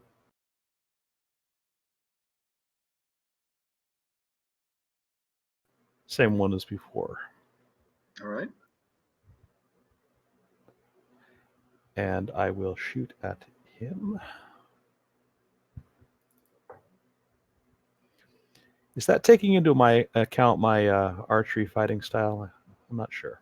Let me Anyway. look at. It Do you looks have like the it. effect up? Yeah. So the attack 2 should be there. Okay. Yeah, It's just the effects plus 2. my long sword is also +6, or my short sword is also +6 to hit, which I don't understand, but that's okay. It's a miss. You said short blade? So my longbow and my short sword are both +6 to hit. Your Which, short if I blade. had archery, Yeah, the math is going to be applied when you attack. It doesn't change your character sheet. Okay. And the +6 is from finesse, which is dex Yeah. based. Because it's your dex bonus. oh, I see. It was +8 on the tracker there. Okay. Yep. Yeah. So I've moved 5, 10. I will go. I assume that's 15. And then is this difficult terrain? These trees? If you're just brushing the outside of them, no. If you're going right through the middle of them, yes. All right. So 20. Is that 25 or 30 for me? I think that would be 30. All right. Yep, that's what you get for trying to be like a dwarf elf. Only half elf. He doesn't know that. He's kind of stupid. Let's see. I'm going to rage at this point. And I'm going to do reckless attack on my first attack. Okay. And I'm attacking the disfigured guy that's in front of me. And I think that was a hit.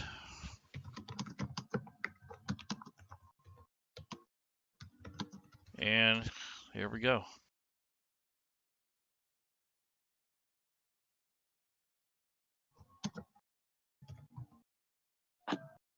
So that'll be my turn.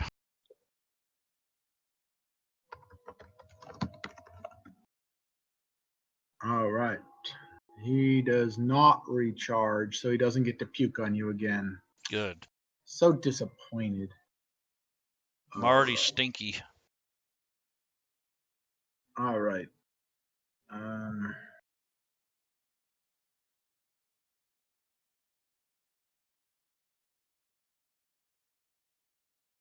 Oh, that's what happened. Okay.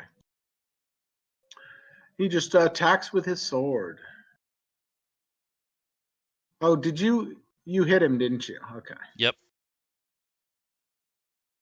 And he misses you with a 20. Oh, I'm so disappointed. All right. Shelf? Oh, I've got my war axe out.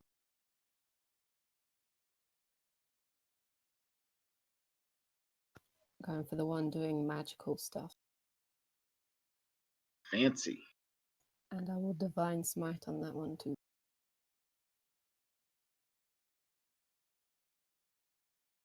Oh, Oh, good didn't need the call. smite. Fancy goes down.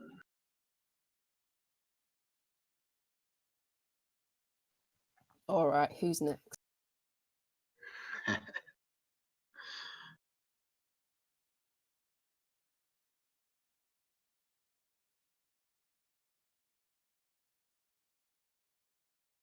Benny? All right, here we go.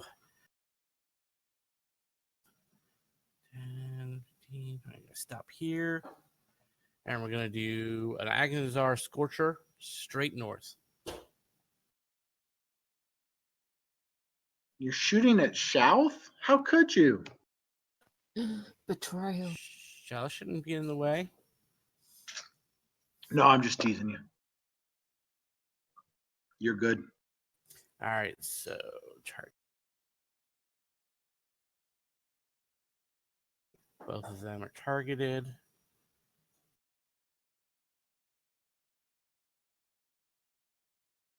You're targeting yourself as well. There you go.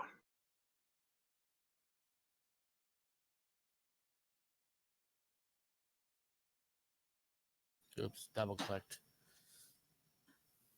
So they both failed.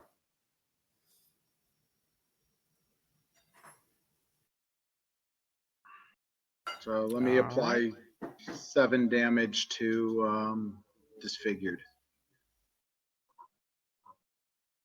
I'm gonna just do that manually. Thank you.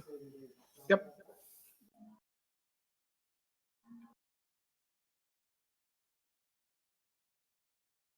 Eat the fires of purity. And then hit the done turn. And Hyena, it's your turn. Okay, I'll start off with Sacred Flame on Disfigured. Yay!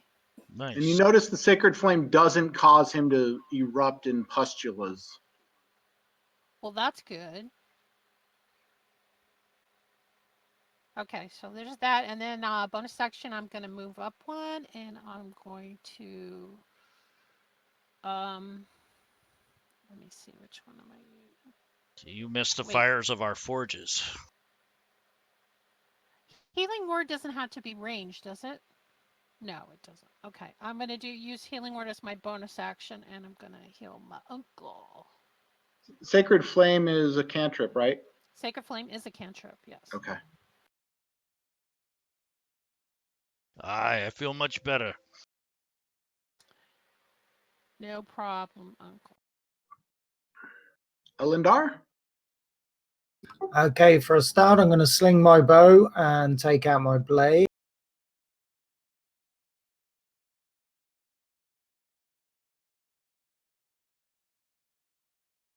And I want to position myself between Benny and this cultist and All right. attack this one. So he does have soft cover there from that tree.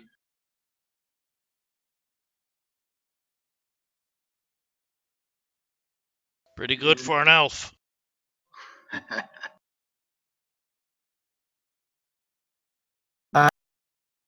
Can I use my action surge on this one? Sure, anytime you want to use it. Okay, I'm going to use that and attack him again. Okay, he does squirt out at you, shall we say. But you make that save.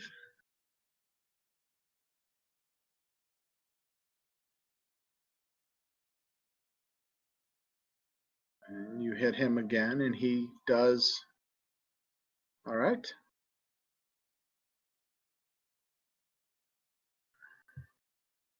And he will actually, he doesn't get Helgum, but he does get Elendar and Benny when he pukes over both of you.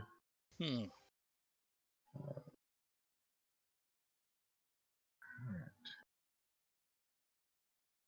We're gonna take we don't get a save. Yeah, you do get a save. This is the one that's not working. So it's a DC 13 con. Okay.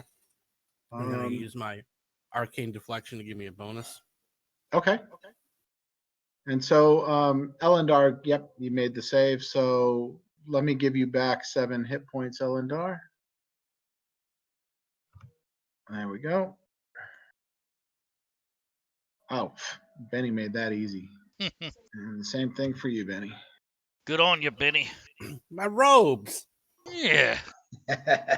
Look at me armor. It's gonna be harder to clean than them robes. Well, at least you can call it acid etched. All right. So this guy up north, the devoted one.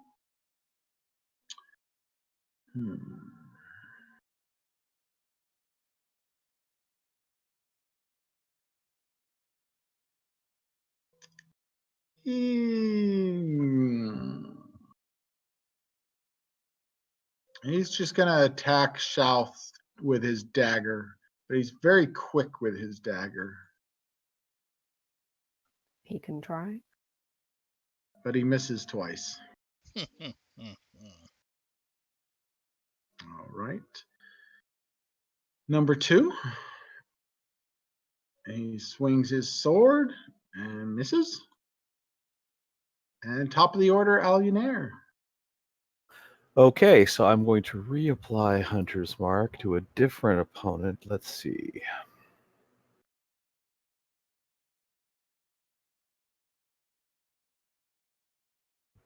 To this Cultist 2.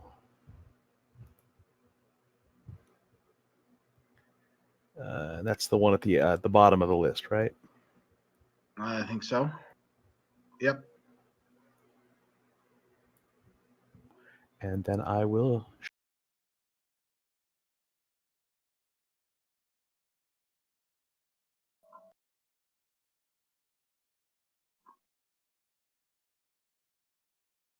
Yeah, roll the d6. I don't see that it's working.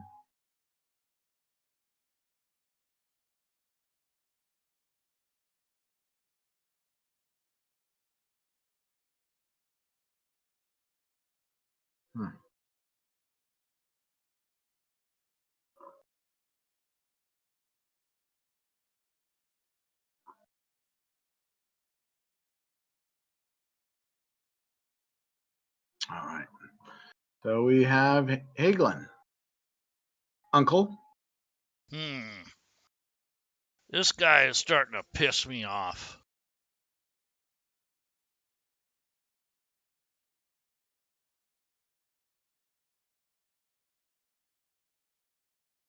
Me too. Ooh. I'm a freaking warcaster. You should be dead already. I agree. Take that. And he is dead. There we go. I do that again to the next guy. I will move forward to there and end my turn.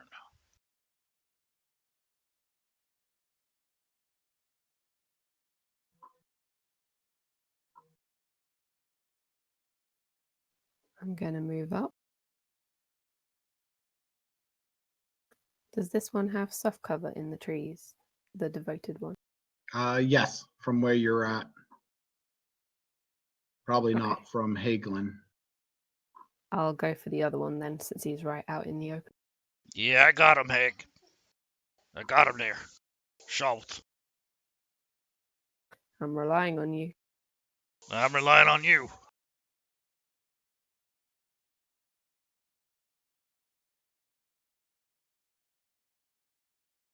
Oh, almost.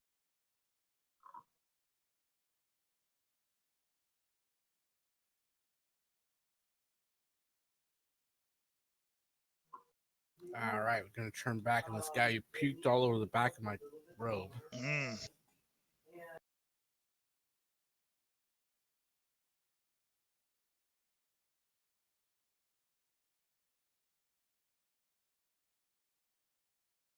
Was he wounded already? Yeah. Cultist 1, yeah, he's wounded. Yep. So he's gonna take it D12 necrotic. What is? Yeah. Ellender, don't let that little guy go down, or I'll bust you in the nose. Ask I got not him. for the bell tolls. Okay, I have a question on channel divinity. Can I divide it up between however many people that I want between 30 feet of me, or is it only between 2 people? Do you Which channel? divinity. Preserve Preserve life. life. Yes. It I gets think that's divide restores a however number you of want. hit points equal to 5 times your clerical level. Choose any creatures within 30 feet of you. Divide those hit points among them. You can And you divide can't them give- however you want. Okay, well, let me make sure everybody's within 30 feet of me, because we all need some healing. 1, 2, 3, Yeah, but 4. then read the next part. This feature can restore a creature to no more than half of its hit Yeah, point no, I don't maximum. think anybody is more than half their hit points, so it should be fine. I'm going to give 5 to each person. Well, but look at, for instance, Benny has 6 points of damage. Right. So you could only heal until he had 11 points of damage. So you can't heal him. Nobody's got less than half their hit points. Oh, okay. Yep. Then never mind. I'm not going to use that. Yeah. Use So your that's hammer. only for the dire situations, not for topping off. Okay. Well, I'm going to move up here, and I'm going to, let's see, we have 2. I should have a good shot at 2. He's wounded. I'll do Sacred Flame again on cultist number 2.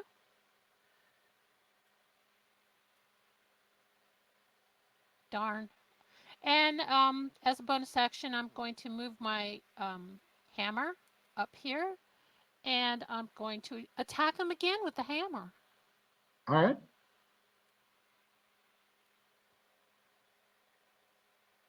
And I missed. Wow. That was bad luck. Okay, and I'll end my turn. Finish him.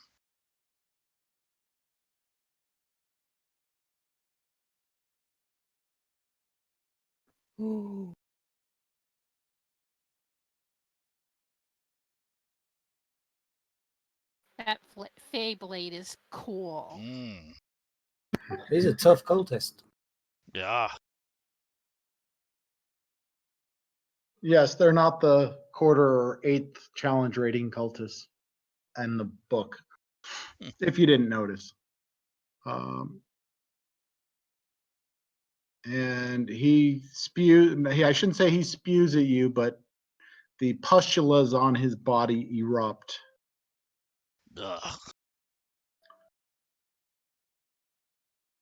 And you're poisoned for 1 round. All right.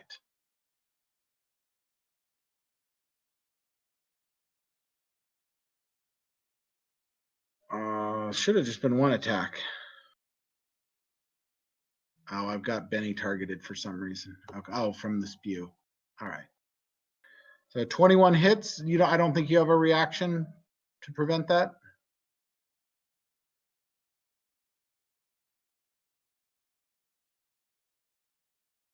And he does 5 points of damage to Elendar. The devoted cultist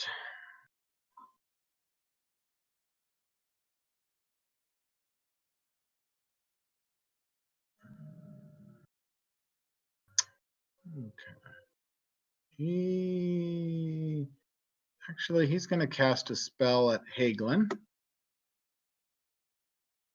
He doesn't look Hagel. Hagel doesn't look too wise. But you did succeed. Wiser than he knows. I'm wise, but I ain't smart.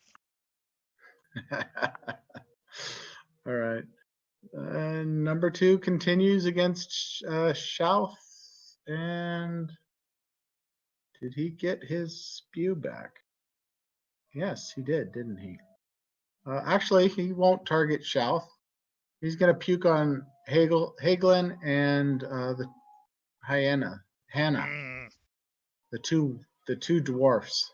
shields So go up. ahead and then It goes 10 feet? it goes 15 feet. Shields Wow, up. that's a 15 cone. powerful vomit. It is. Don't you like that? Shields up. Not particularly. What do you need? Con save? Con 13, yeah. Freaking Vasilok. All right.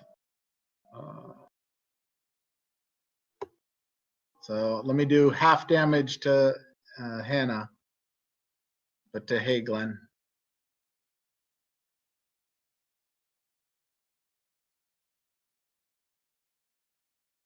All right. Top of the order.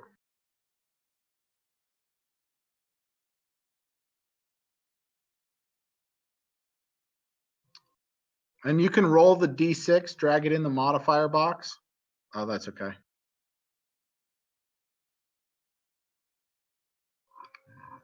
What is that? That's cultist 2.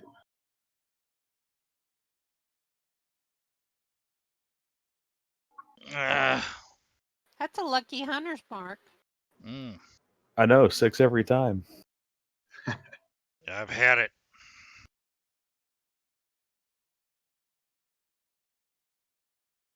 You take that. Ooh, I think that's, he's at it.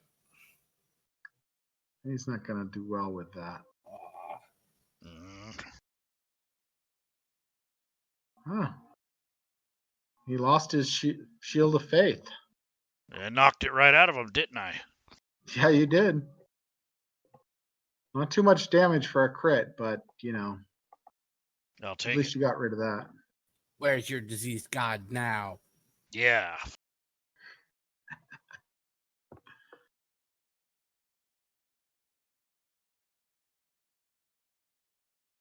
Schultz. Let's toll him again.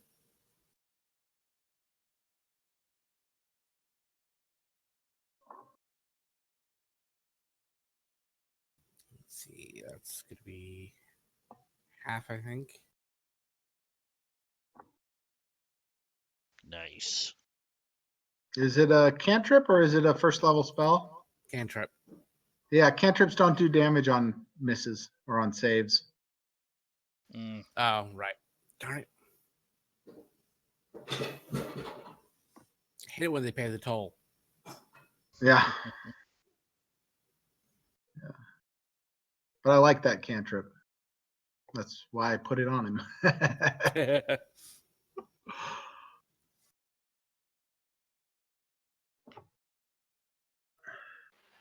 I am going to go back to my Sacred Flame since it seems to do good when it actually hits or when they don't succeed. Like that. Yeah. There you go. And there we go. 1d8 force. Wait a minute. Take that back. I grabbed the wrong one. Sacred Flame is 1d8 radiant. And you put that back so I could give them the right type of damage. There. Ah, good. Much better. Much better. And I will use Healing Word to heal Elander. Wait a minute. There you are. Yeah, I can see you. Healing Word. Right here. There. There What? we go. You pick your uncle over that damn elf, please. He was hurt more than you. You can Yeah, I'm stand hurting. it. So I might need to use my second wind. Is it okay if I attack first and then decide if I need to? Yeah, I believe second wind's a bonus action, right? Yeah, it says bonus action. So I'm going to attack first and then see if this guy's still standing. Yeah, you can do it in any order you want. Ah,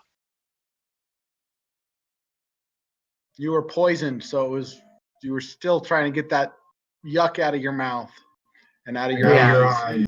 Yeah, now I'm going to use the second wind. all right.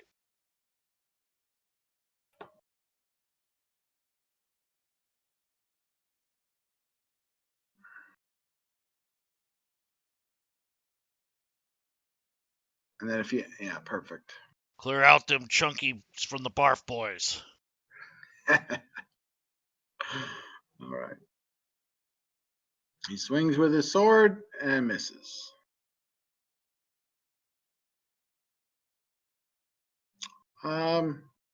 He's gonna try another spell. Same spell again on Hagelin. Try it. Damn it. Ha All right.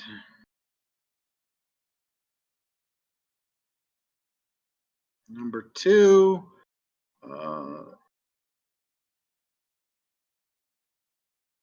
Just gonna attack with sword. Misses. Top of the order.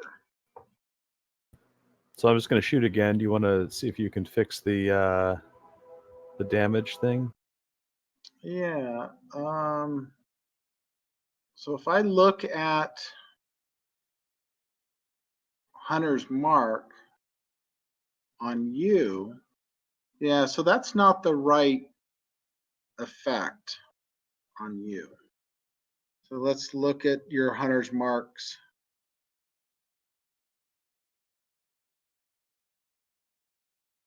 Do you have I thought you had an action for it. Oh, there it is. So you want to put this effect on yourself. So see, oops, I meant to only add it once.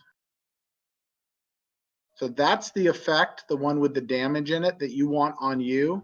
Oh, What that I see. says is if the target has the custom attribute of Hunter's Mark, then do 1d6 damage. So I had them reversed.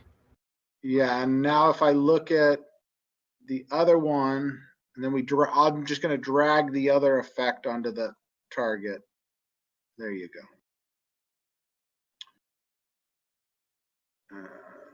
Okay, so I'm going to roll damage. Yep. And you can see it added the purple effect damage. Perfect. Perfect. Okay.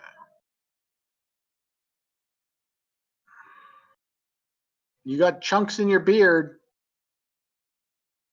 I think maybe that's what's making you rage. I don't like it. I don't think he's gonna like this either. I think it tends to happen every time he rages. Take that, barf boy. Actually, that one's the one that's been casting spells on you. I see. So, I'm going to finish this one off, don't worry.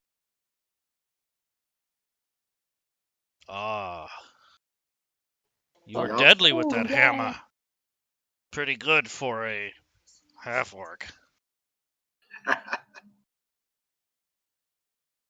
You're not so bad for a dwarf yourself. He chuckles.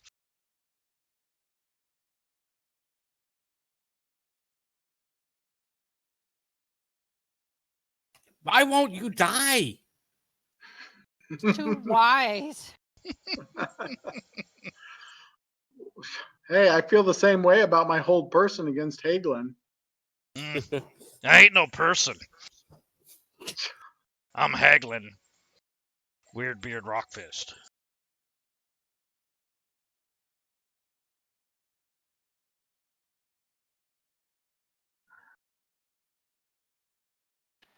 Okay.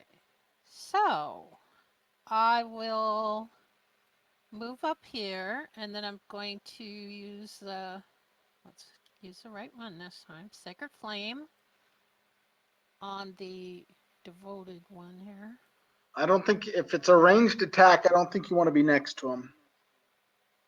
It's a sacred flame.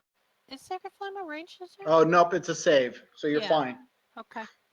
So that, oh, but he succeeded. But I will heal my uncle with the cure wounds. Now we're talking. There you go. Ah. Blessing of the Dwarven gods.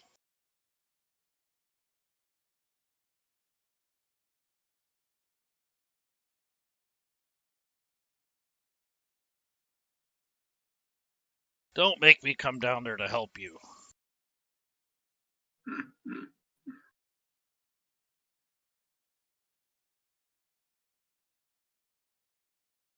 And just flat out misses.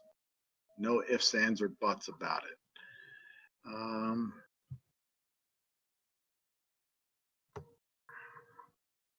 This time going to try. Hold person is the right spell. No, it ain't. Not on you, on Shelf. Oh, phew. Okay. Hang on. What's this? Hold person. So each Hmm. round, at the end of each of your turns, you can make another DC 11 Wisdom saving throw. But until then, you're paralyzed. Don't worry, Shelf. You ain't got And much then, fight. yeah, both of you can make a not Shelf, but Higlin and Weirdbeard can both make a opportunity attack as she tries to flee. Very good. I will definitely do that then. Ah! Just out of the reach of me axe. Ha ha ha. Not out of the reach of my warhammer.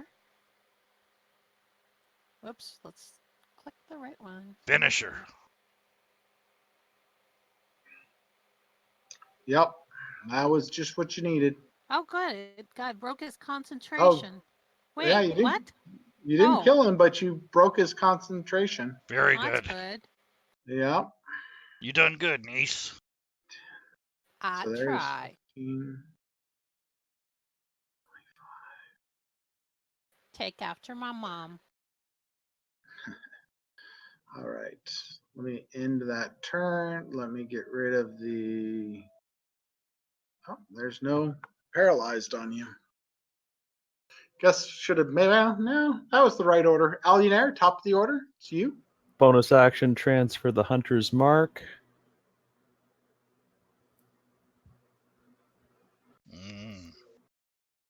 I will take it. Is it? Oh, that's dead. So okay.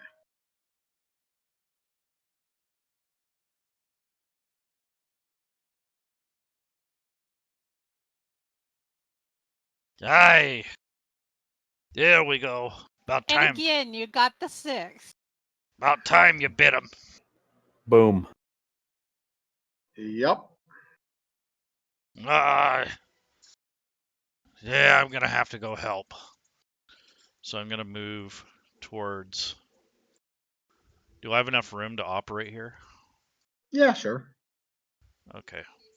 Rule of cool. Okay. I'd give him And- -2 for the tree that he's trying to hide behind. Okay. So -2 to hit.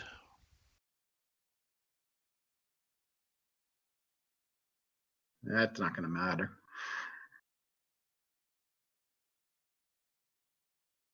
Aye.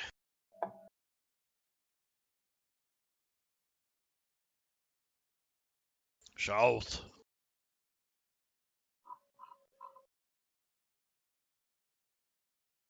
Can I see him from here? Yeah, -2.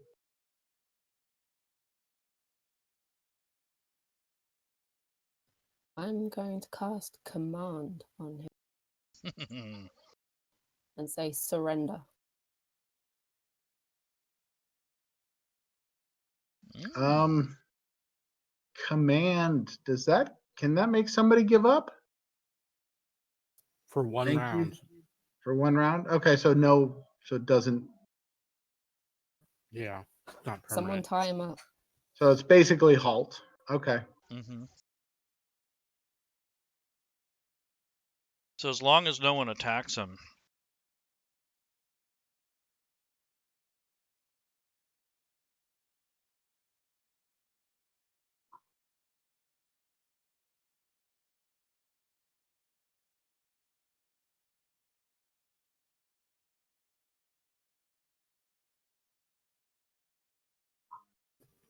You're still not dead? Nope. Not yet. These guys are tough. They are indeed. Yeah, I'm They're gonna try the sacred flame on this guy. Oh wait, do I need to do a minus because he's behind the tree? yeah, Plus I'm minus shooting 2. through people. Okay, let me put that back. -2. Well, the Sacred Flame is not a to hit. It's a Is it it's a save? save, yeah. Well, so he gets a effect. Well, so it'd be a +2 save for him because actually the flame comes from above, so no. Okay. But he saved, so that didn't help. But I can move my spiritual weapon. Wait, how many feet? 20. Is it how many? 20. You sure? Oh, Mhm. what's the 60 then? I don't know. It has to be within 60 feet of you. So that's the casting range. You can move it 20 feet. Yeah, you're right. I don't think 20 would be close enough. No, but you get it there for next turn. 5, 10, Shoot for shape. 5, 10, Right 15, behind. 20. Okay, I will move it there for the next time. Unless he moves. Of course he's going to move, you know.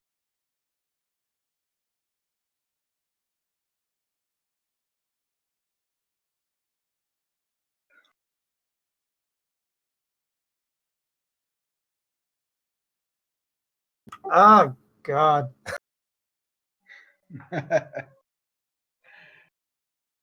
Oh, you see, he rubs his tummy, but that's all he does this turn because he's been commanded. Hmm.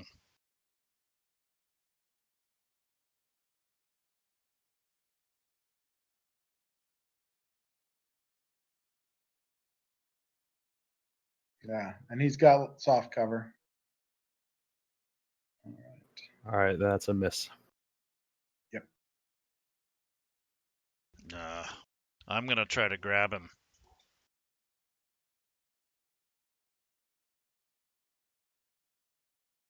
So I've grappled him basically with my Battle Rager armor. And Okay. it will do piercing damage. Let's see. I'm raging. Use a bonus action basically to make one melee attack. That's what I'm not trying to do. Additionally, when you use the attack action to grapple a creature, the target takes 3 points of damage if your grapple check succeeds, in which it did. Yep. So I'm just You going to do do that. the 3 damage and try to hold him.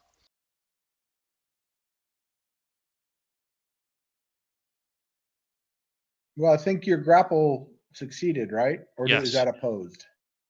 that's a grapple. There's Okay. a attack roll, a cast. Okay.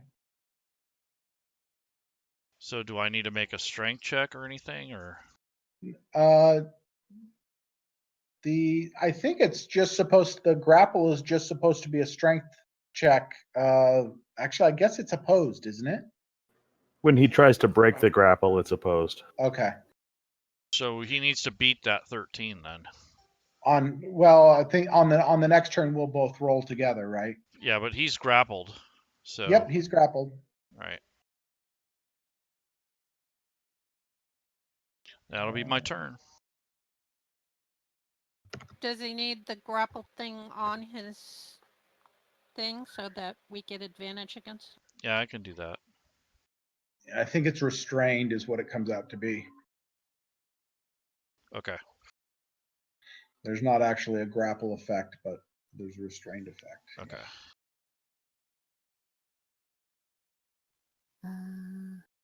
Well, I don't actually have any rope. I've got a blanket, but I don't think that'll do much. So I'm going to try and knock him out with the pommel of my weapon. This guy Alright. stinks. So is that a normal attack roll? Yeah. You just say that you're doing subdual damage. You're trying to knock him out.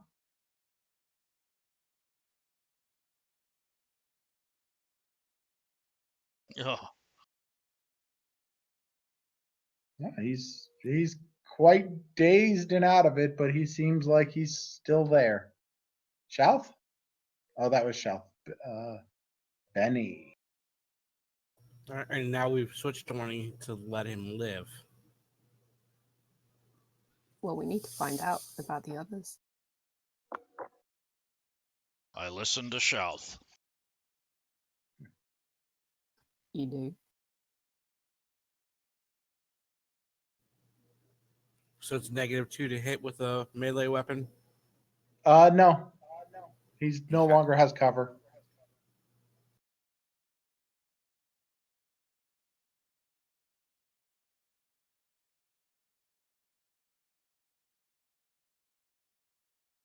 Nice. And he is unconscious.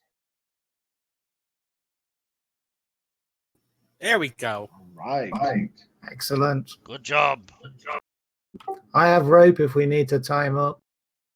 Yes, please. I need to get off his stinky corpse. You have rope that you don't worry about not getting it back because you're not going to want it back. Yeah, I think I'll have to sacrifice the rope. I don't think anybody of us want to be holding him to. I got a little rope myself if you want to keep yours. All right. Wait, was that a euphemism? Nice one. That's why I like you, little bearded dwarf, gnome guy. Well, I don't look good with a beard. I Kept think tripping you'd on look it. excellent. You have a winning smile. All right. So you have an unconscious prisoner and I think it was 4 dead bodies. Loot. Wait a Or minute. maybe no. I take that back. I don't want to touch this. Hannah, give them their last rites. That way they don't come up on us again. Um. Can I do that? I will do that if that will You're a work. Spare cleric. the dying. Oh yes, I have that. Yes, spare Or- the dying. Wait, Wait, is that's that not one spare on the it? dying. That There keeps is them No. a Ceremony. different one. There's a ceremony Ceremony. spell. Oh, I don't have it in my cantrip list, but it is available to me. But it's Well, not still on my pray on them. list. Okay, I'm praying over the dead and praying that they stay dead. Yeah. You So know, you notice that the cultists that's when you hit them, they spewed out stuff at you or vomited on you. Their bodies are just disease ridden. Pus and postulate, and you're amazed that they were still that they were so stout active. and active. You can only imagine if you were that filled with disease that you would be long since dead. You know what keeps them from coming back? Funeral pyre. Yes. So, any of you familiar with Talona? The bodies are something that you definitely burn. You can search them if you'd like, and I'm guessing after a short while, Sir Ambrose would show up. They ain't got nothing I want. Yeah, can I would say search the let's ashes burn later. them. For knowing as a cleric, I know that we need to burn these bodies to make sure that they do not return. Yeah. Do we need to sound the horn to call Sir Ambrose or any of the other guards? That's actually a good idea. We can call the guards and have them burn these guys. There's There no you reason go. we have to do the extra work. I agree. Didn't we already blow our horn once and nobody came? You talked about it, but you didn't actually do it. Oh, okay. At this point, Elimdar blows his horn. All right. So yeah, Sir Ambrose shows up, a minute later, and he recognizes these as similar to the ones that he had fought. That they were quite tough. One had stayed when he fought them. One had stayed behind to engage him while the others escaped. But with your numbers, you were able to prevent that. He agrees about burning the bodies, but says, where there is one, there's probably a pocket of disease somewhere that we must root out. That must be rooted out and burned. Well, excellent. Oh, I feel we got a great. That was prisoner. a good warm up. Yeah.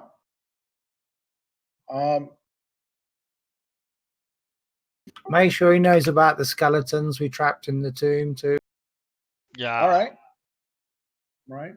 Yeah, they the guards are a little put out that there was damage done to the door. Sir Ambrose doesn't seem to be distraught about it. He himself has no means of picking a lock, so I done it. a crowbar seems quite reasonable to him.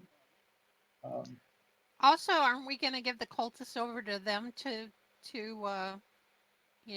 interrogate? Because they're probably better at it than we are, and we could be still patrolling the area. Yeah. Aye. Yep. I don't know. I mean, Shoth might have some good intimidation skills for interrogation. I just smile. I don't. As they're gathering the bodies, you notice the guards are searching the bodies. One of them finds a piece of paper on the one that almost got away, and it's written in common, and it's 2 lines. It says, "Long dark stairs, pestilence for all." The pestilence for all. I'm sorry. So that's a terrible ad campaign. Nobody's going to come to your store for that. So pestilence for all is a known saying of the cult of Tolona. It's something that is usually ascribed. So the cult of Tolona is known to infiltrate cities on occasion and bring plague to the city. And so it's another indication that the cult is trying to cultivate plague here in Waterdeep. The long dark stair is a known entrance into the Undermountain. It's not the most popular, but it's there's a tavern called the Blushing Nymph, and in the alley behind the Blushing Nymph is a waste dump that has been in use for hundreds of years, never seems to fill up. And there are some stairs leading down it. And if you can get through the refuse and so on, it is said that there is an entrance to the Undermountain at the bottom of those stairs.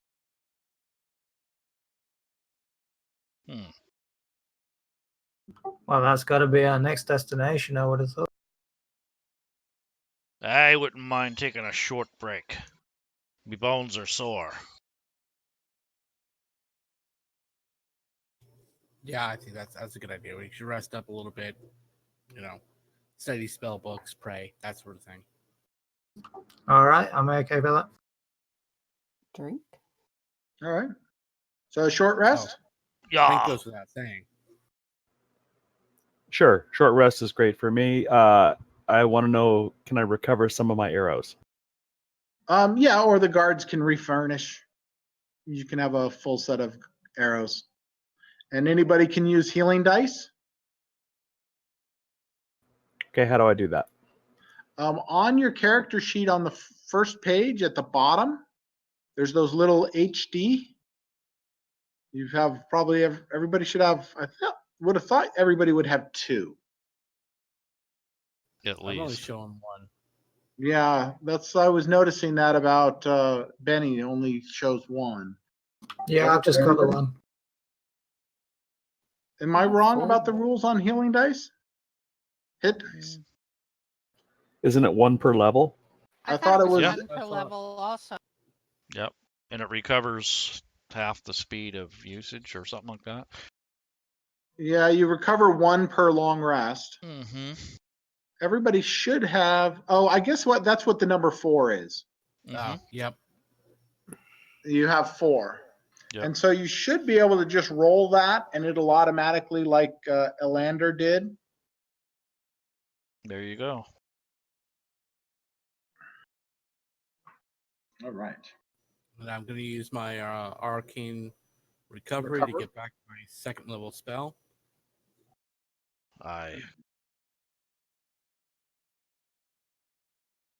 Wish I had. You just taking that hammer? Yeah, I'll pick it up and put it back in my pack. No, it's what you call it. It's corporeal or whatever you call it. Mm-hmm. Corporeal. Invisible. Yeah. It is spiritual. All right. I'm gonna clap a hand on Elamdar's shoulder and use lay on hand. You'll be all right. I'm feeling better already.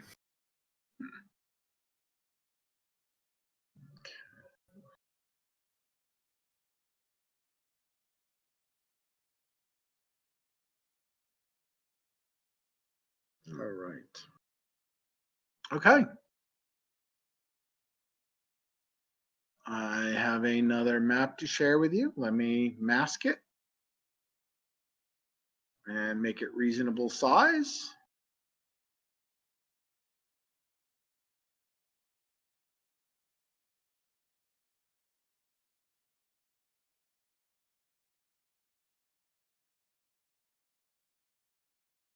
Okay.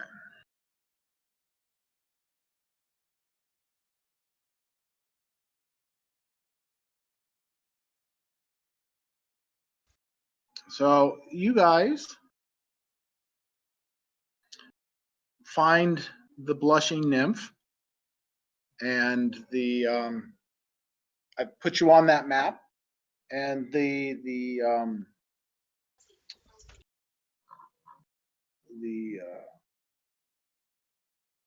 are stairs around the outside of this refuse pit. You've got to step on and kick over, and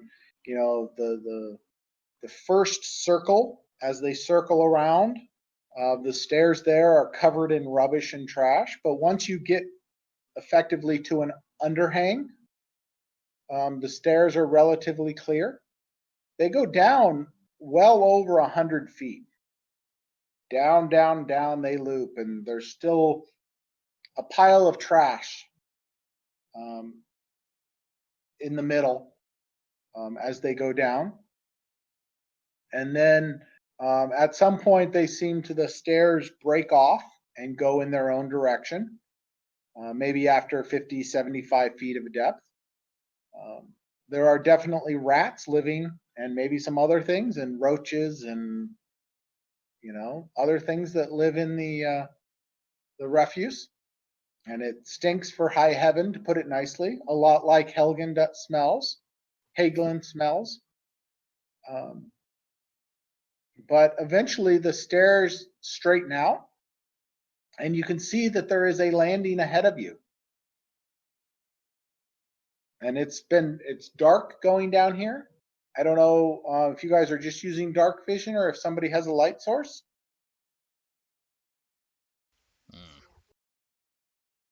Better let me go first.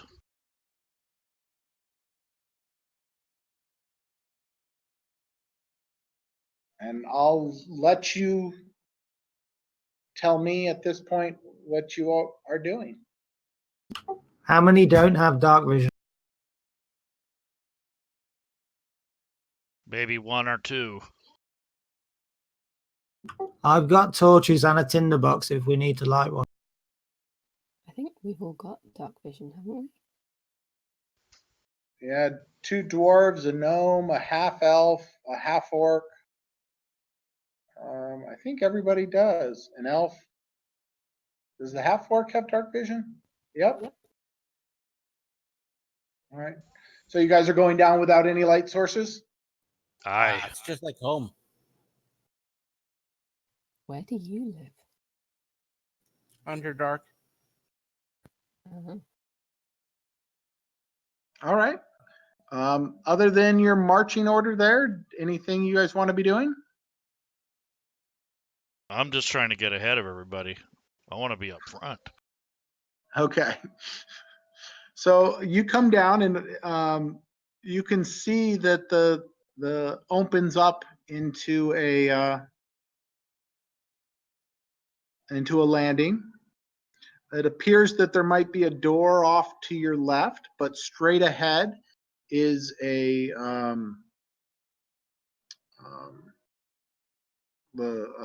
carved face.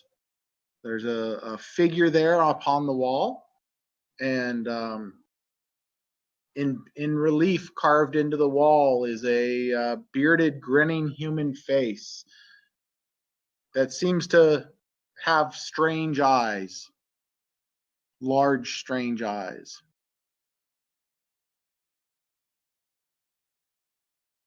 Hmm. Okay, I want to examine the face and pay special attention to the eyes.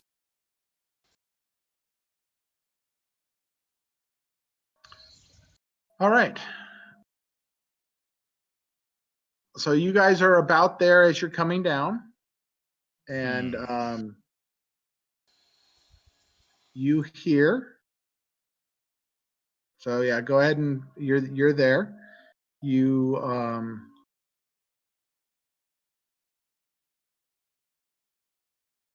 okay. You hear a metal on stone sliding sound. You hear a grunt, and then several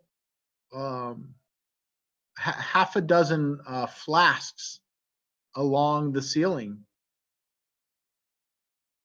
drop onto the stairwell. Mm. Let me draw those where those are at, and then you guys can go ahead and roll initiative.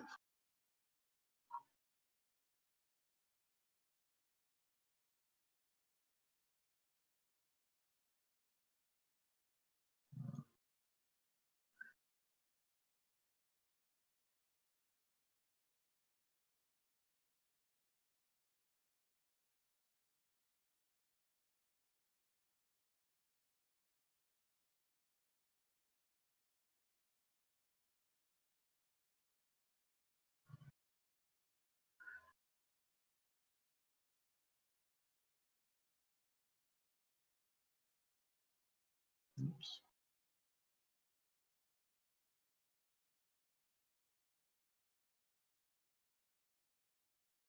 Oops.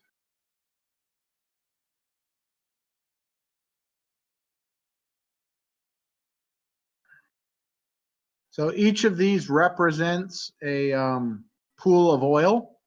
They are connected to each other.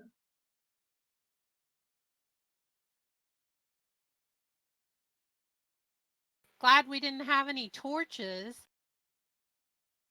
Aye. Oh no, me too. Do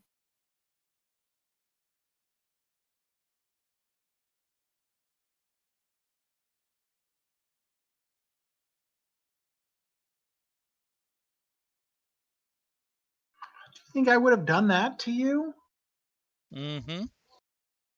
Right. There You was no did doubt in that. There You was no... did want us to have torches. I know you. Just when I was going to break out my torch holding shield.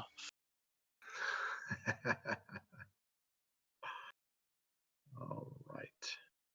All righty then. So after those hit the ground, Benny is the first to react. Wow, that was close. I already got vomit all over my robes. Then you're trying to soak me in oil too?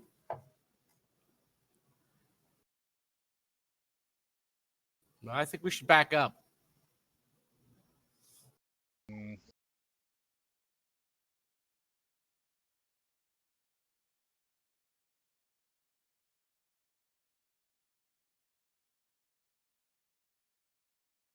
Shalf? Why would we retreat? I'm thinking a quick fireball would probably just clear away all that oil. Yeah, it's right on top of me, isn't it? Mm. Well, I'm gonna move to my left or right. I guess that would be my left as I'm facing to get out of this pool. And have we decided that we're gonna back up? Maybe I should back up one. Oh, maybe I'll back up two. Maybe I'll back up three. There, yeah, I'm All like right. indecisive. Now I'm leaving room for the others to back up also. All right. So the stairs are very slick. Let's make an acrobatics check. DC 12 to see if you fall down. Probably fall down. Oops, sorry. No, you make it. I meant to roll that in the dice tower. Oh, That's okay. are you sure it was my turn? I don't see the flag on. Oh, Still- actually, yeah. So Scalth. So you did actually after Shalth went, you heard another one of those eye slots open, but it's now your turn, and then if you're done. Now I'm done. Mm. So did I get any splashback from the oil? Nope. Okay. Nope. So I would like to take a giant leap over towards the right where that, I guess it's a door or something. And I have the boots of springing striding. All right. So all I'm going to do is just take a hop diagonally towards that moving Yeah, no door. problem. So I'm right there by the door.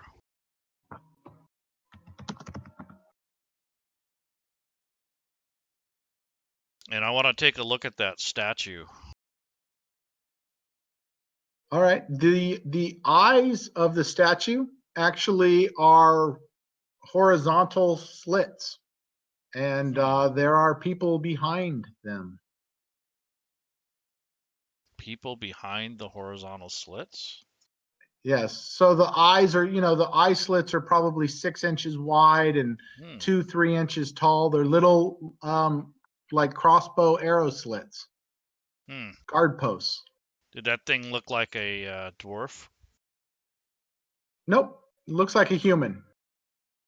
It's a human face, and the gentlemen behind it are humans as well. Well, how high up is that head? It's probably about 4 feet. Can I put me shield up there? Yeah, you could block one of them. All right.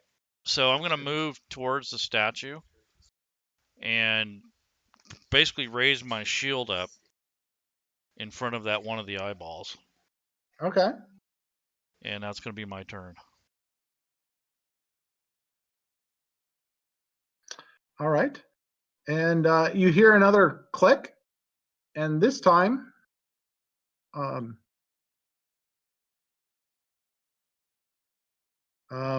the what falls from the ceiling right in. Let me draw another arrow or another thing. This happens to be a flask of alchemist's fire, and it hits the ground and erupts and lights all the other oil. Ah, So Hey, you saved yourself a fireball. you saved yourselves a fireball. But that does mean that a few of you are going to take damage. Let me read. Treating as oil isn't it? The hit is covered in oil. If the target takes in 5.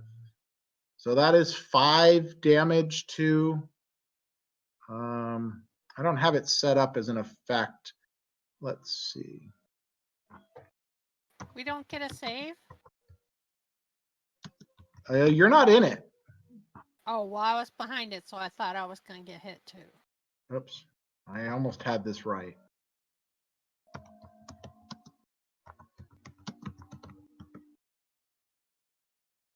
That didn't work either. Oops. I like the 0.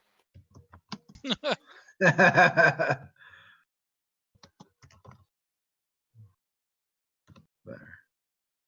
I put 5 in the modifier. It does a D0, so 5, and that should actually have damage type. So I can drag that to the 2 of you that are standing in the fire, in the oil. better All get right. to healing, Hannah.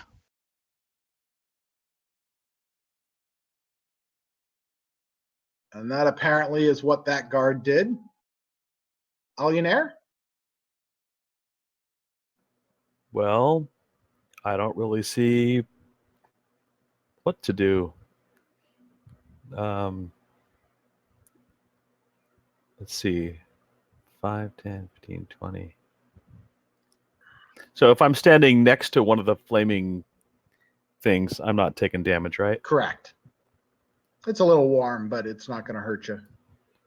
I will just move to there. And I will ready an action to shoot an arrow at any opponent that shows itself.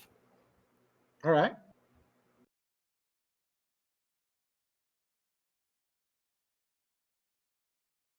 And then that would make it Elendar.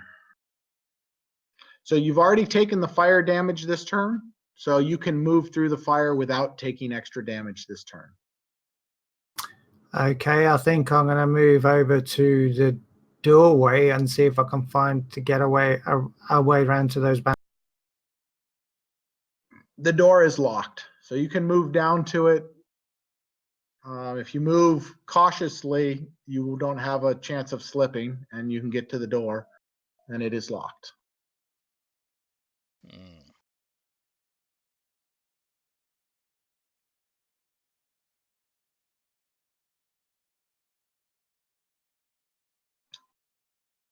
And then Okay, I do have a crowbar. Can I try and force the door once I get hit? not this turn, because you would have been trying to open it. So you can grab your crowbar, get it out. Yeah, I've got my crowbar ready for next turn. Yeah. All right, Benny.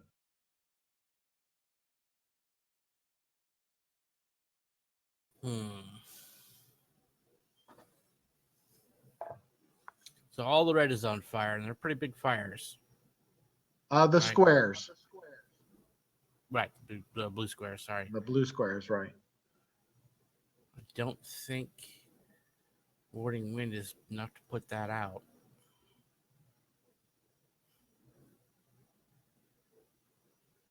Yeah, its torch size are smaller. Well, guys, do we have any plans? I'm pretty much don't have much I can do up here. Got something to plug the other hole? Yeah, but I don't have a ladder. Mm. Sounds like a personal problem to me. Someone could toss you. Don't tell the dwarf. Shath will go and hold her shield up in front of the other eye. All right. Aye. Now we're cooking with fire. With oil? Yeah, they were cooking with oil. Just jump over it. It's fine. All right.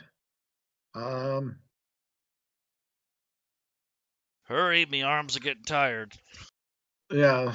So you hear more metal on stone grating, And yeah, that's what you hear. They're doing stuff. Get out of there, you cowards. My turn. 5, 10, 15, 20. Can I go like this? Remember, stairs are difficult terrain. Oh, yeah. And if you move it more than, so if you There. don't move cautiously through the oil, you've got to be careful. I was moving cautiously, which is why I only moved. Wait, 5, 10. I only moved 15. Oh, I can't even move 15 feet because of my silly dwarven legs. There, I will move 10 feet. I will move cautiously, and you need a stealth check for this? Nope. And I will ready my crossbow in case somebody makes themselves known. Somebody who is not us. All right.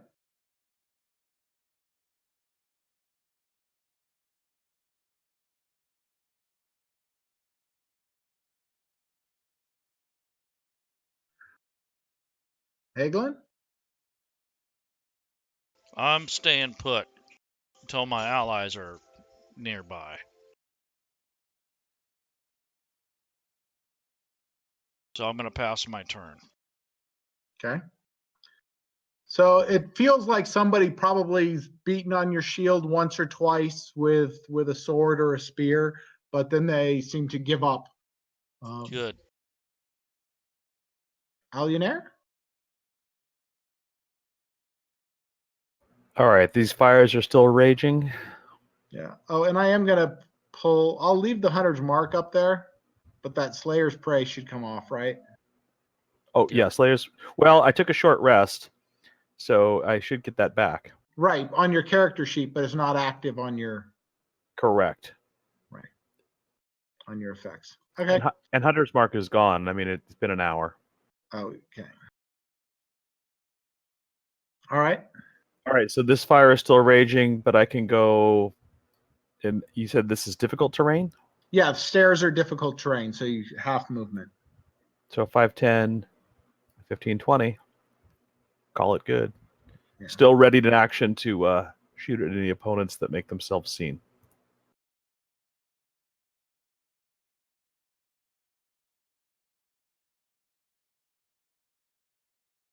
All right.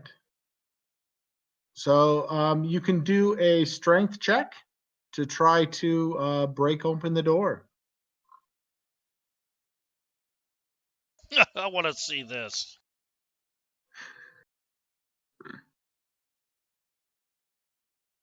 Yeah, the door does not seem to come open. What'd I It tell says you? Reinforced. Actually, I think that's a metal door. Yeah, that one's a metal door. Have to look at the map. Why don't you swap places with me? You got a shield, Elendor? I can take yours. I don't think so. All right, I'm just gonna move down to here.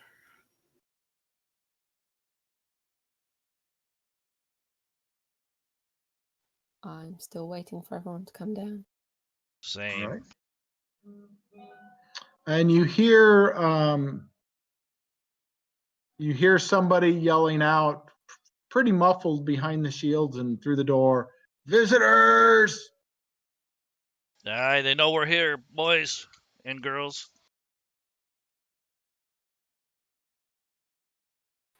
My turn again. Wow. I guess I'm used to the bell. I guess I'm only going to be able to move 10 feet again. So there's my movement and my turn. Oh wait, ready to action and then end. Okay. You still want to swap? Yeah, we can try and swap. Okay. So on my my sheet, I have a drop shield effect, which will remove my shield bonus. All right. And I will grab my hand axe two-handedly when I need to use it, and I will go over there with my crowbar and try a turn. Okay, I think you got to wait for him to come over. So next turn, Okay, no problem. Yeah.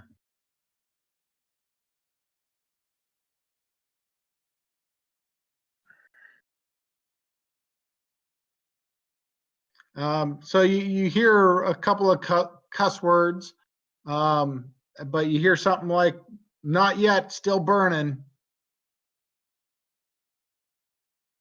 Allionaire? All right, I'm going to do the same thing. 5, 10, 15, 20. Ready in action. Okay, now you can switch with Elendar. Yay. Okay, so I'm gonna grab his shield and he can take my crossbow and we'll see if he can. There you go. Mm.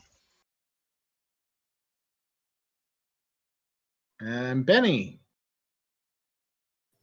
I'm coming.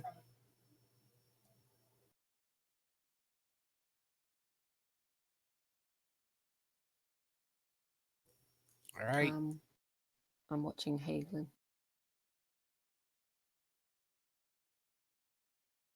All right.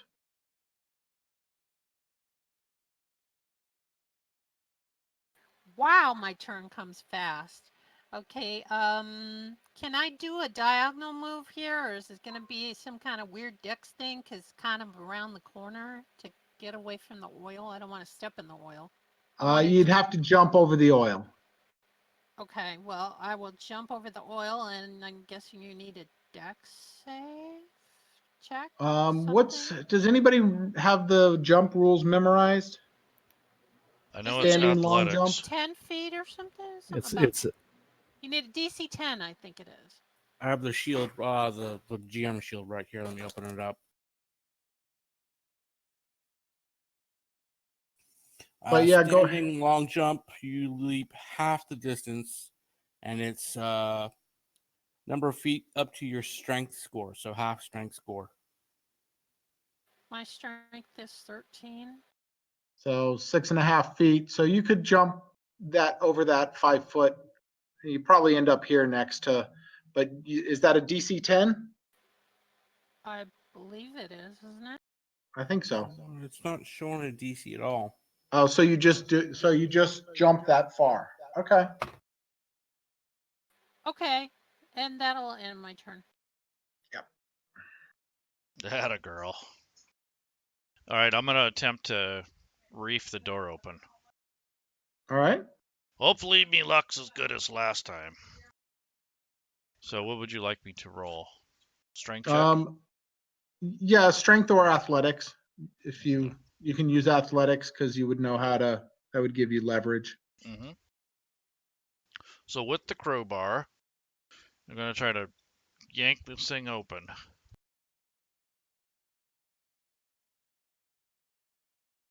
Nope. Seems quite stout. It ain't budging. And apparently it's a lot stouter than me. So that'll end my turn. I'm just kind of trying to force the door open. Okay. And I'm getting pissed. All right. Allionaire? okay. So I want to do the same thing that Hyena did, but I want to go here and then parkour off this wall and leap over to there.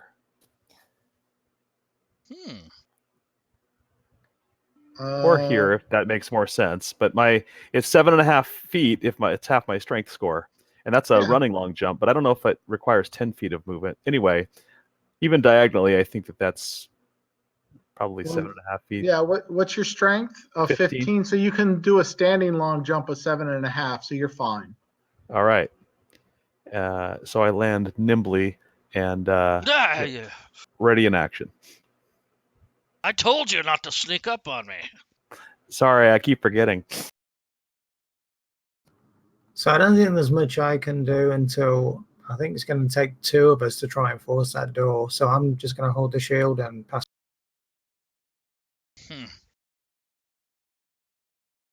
Come on, Benny. Yeah, I can't jump that far. Why don't you do a little clean job while we're waiting here? We could certainly use to get some of this oil off our armor. Hiena, do you want to hold my shield up while I go and help the dwarf? Sure, I can do that. Great, thanks.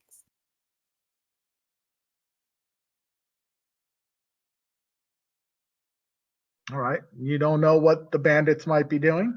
The guards? So are we switching places then? Yep, I'm gonna jump over to where the dwarf is. Okay, Yeah, so so, I'll just wait here. Oh, okay. I'll well, move you're, over here then. yeah. And I'm holding the shield up. Do you have your own shield or did you borrow Shal's? I think She she gave has her me own. his, but I do have my own. I guess I could use my own. Yeah. Yeah. Okay, that makes more sense.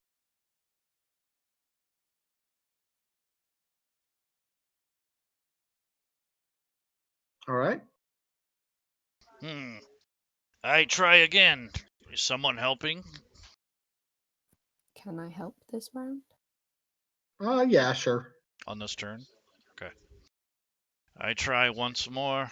If I can't budget, we do something different, I suppose.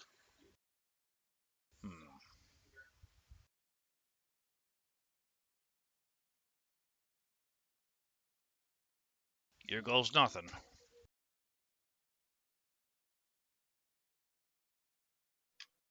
Yeah. You are able to pop the door open this time. Ah, thank God. All By right. golly. Just You needed the need my half shield orc back touch. as soon as possible.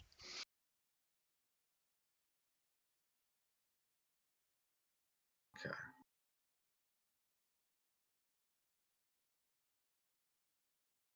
There is a room beyond and a hallway, and you actually see a very faint purple glow coming from the hallway beyond. Not my color.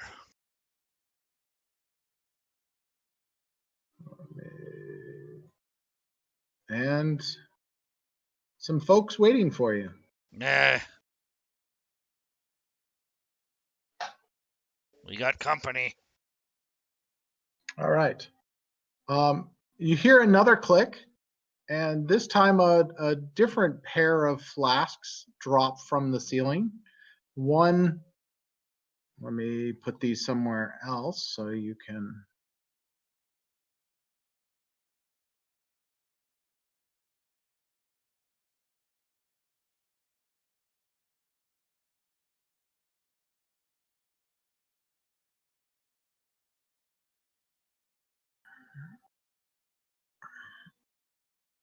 And these give off a different noxious poison. So those of you, which is, yeah, that's all of you, isn't it? Mostly. Yeah, I think between the two of you, that's all six. This is ether. It is a DC 15 Constitution saving throw. Ah.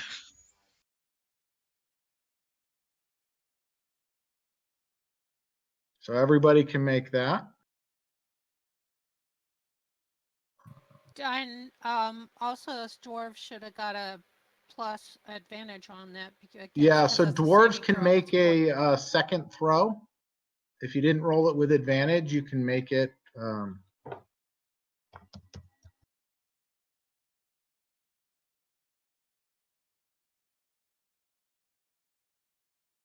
Let's see. So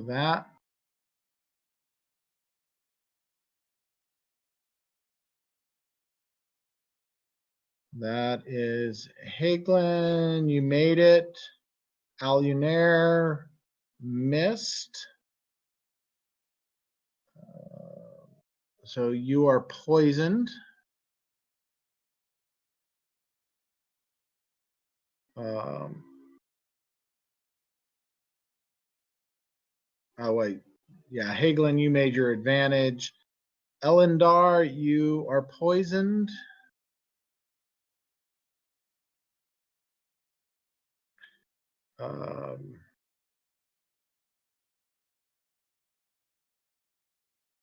And then Benny made it. Hyanna made it. Is that anybody else? So 2 poisoned and 4 saves. Oh, the chest. All right.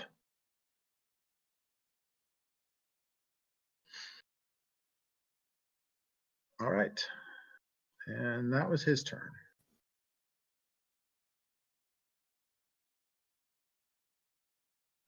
And it's probably not a good place to stay in that area. The fire seems to be burning it off, but it still lingers. Mm.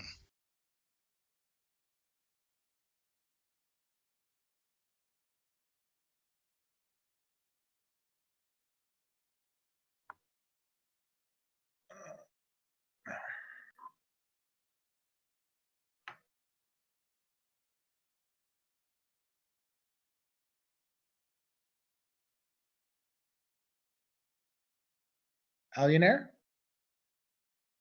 Oh, or did she go away from us? No, I'm here. Oh, So Shot's AFK. I'm just poisoned. I'm not like no other impairment. right. But that's going to give you disadvantage on what saves and attacks, I think. Okay. There's no impairment. Do I have a way into this room, or is the bandit blocking my egress or Nope, ingress? the bandit is standing on the side of the door, so you can move past him. Can I move one in, and now am I out of the area of effect of the ether? Yep. Okay, we'll do that. I'm currently holding a bow, so what's it going to involve to drop the bow and draw 2 short swords? Oh, you can do that as your free as your bone. So no other bonus actions.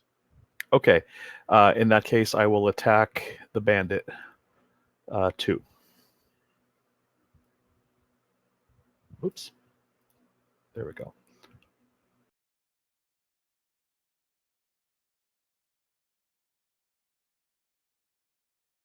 That's right. You get him. That's with disadvantage, right? Good. Yep. The red die.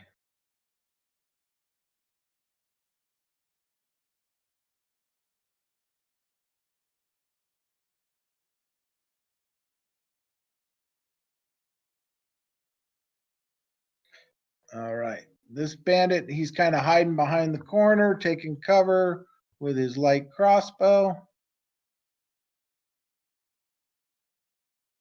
And misses. Elendar?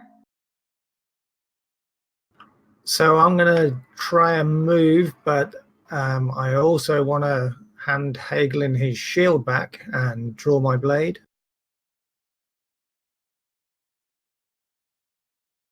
Okay. All right. So you could probably toss the shield over at Hagelin's feet, or you could wait for his turn to hand it to him. Now I'm going to toss it at his feet. He seems pretty nimble. I'm sure he can pick it up like a skateboard and grab it. And I think you want to move past Alionair. Yes, I do. All right. Do I still get the option to attack here, or is that me used up? No, I think you're good because you only drew 1 weapon, right? Yeah, it's just the one blade. Yeah, so throw in the shield, drawing a blade, moving, attacking, you're good.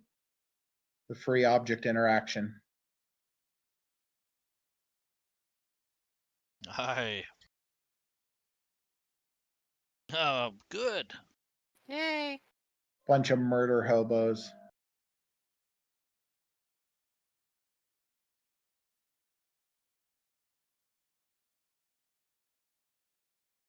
All right. This bandit, he's got his crossbow out, so he's gonna shoot at Elandar since you're closest.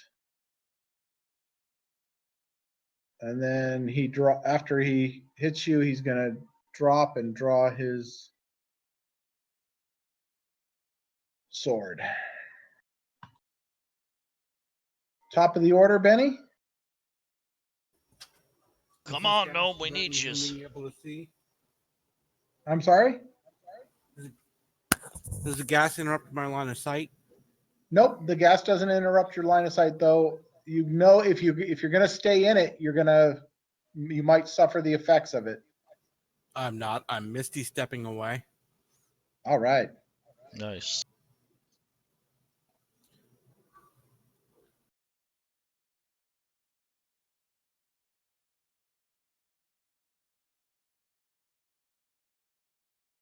Right into the thick of it, sort of.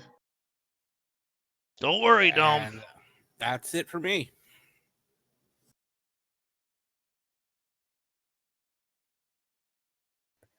Shouth is going to charge straight at Bandit 3, but do an awkward dance around Alanair at the same time. Okay.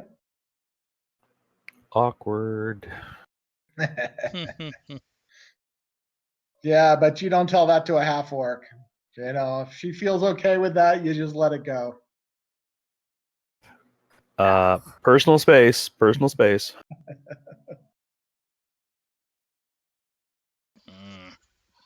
Hey, Anna. Okay, let's see. 5, 10, 15, 20, 25. And I'm going to attack bandit number 6 with my Warhammer. Oh, wow. That was not a good attack. Don't you try to upstage me.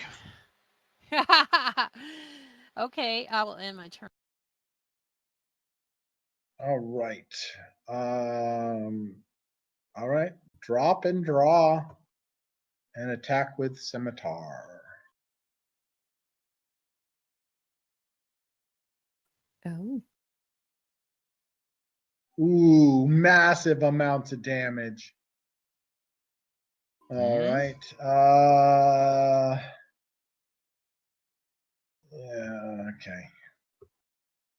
He doesn't like having somebody behind him.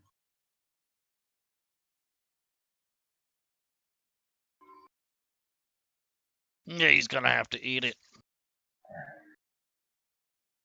Yep. All right, everybody, here I come. So he's gonna move into the room, and he's going to rage and do his reckless attack. And we'll see what happens. He picked his... No, he didn't pick his shield up. He left it. So I will put the negative back on. And I'm going to swing like crazy. Well, you can at least hold your hammer or your axe in two hands, right? That's right.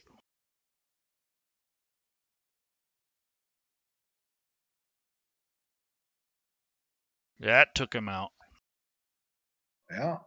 Right. And I'm going to yell to my god, Clangadin. Clangadin!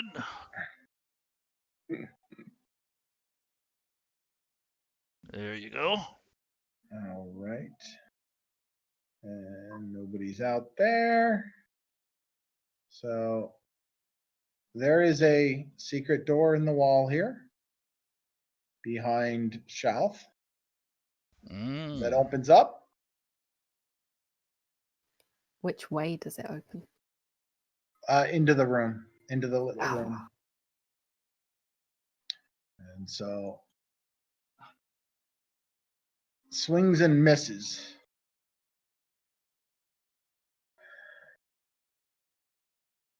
Oops. There you go, Alienair. I guess I'd like to resheath both my swords and pick up my bow. Okay. Do I still have room for an attack here? No. Okay, that completes my turn. All right. Now, let's not be hasty. So he shoots the gnome that appeared close to him, and he hits. That is being hasty. And I will reveal a little bit more on the map here.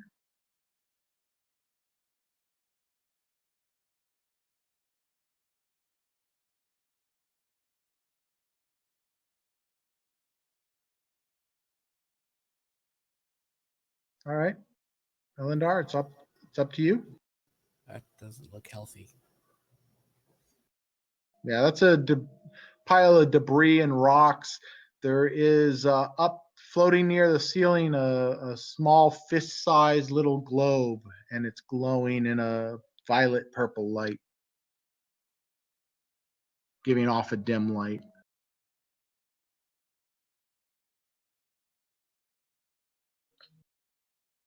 Ooh, that's gonna hurt, or not.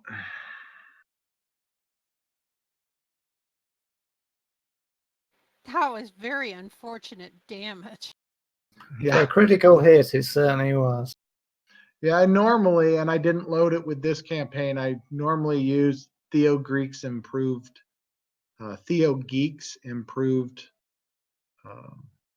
damage, where the crit damage is maxed. The one die is maxed, the bonus die is maxed. Ouch. That way you always do at least 1 point more than your normal maximum damage. All right, Benny. All right, I'm gonna hit him with a color spray.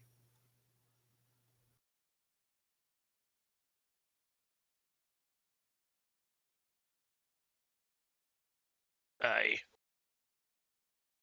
I think you're targeting 2 of them. Oh, no, you're going for that guy. Okay.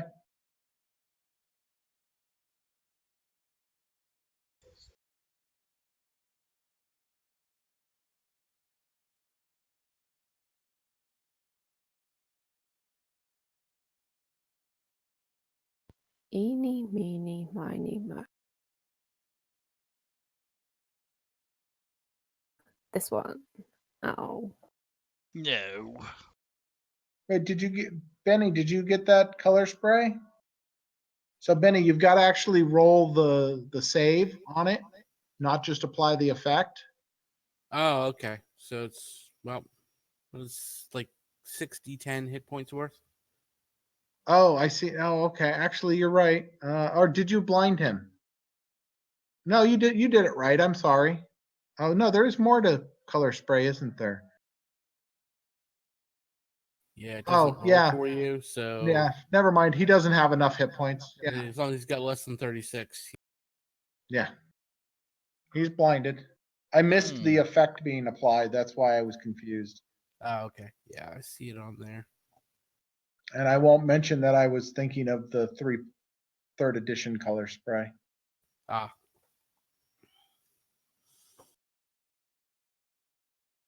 All right. Hyanna? Let's see. Keep pushing the wrong button. Okay, I'm gonna move 1 so I can get a clear shot on Bandit 4. Gonna try my Sacred Flame.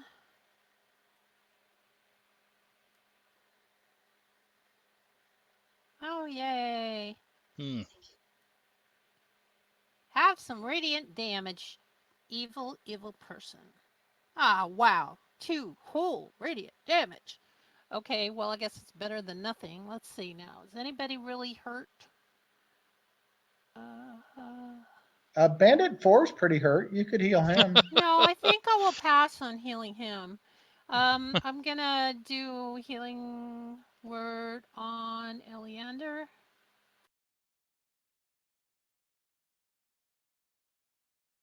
Aye. Oh, good.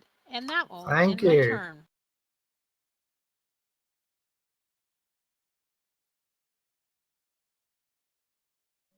Okay. I guess everybody's going to stick with Shal. They know to gang up when they can.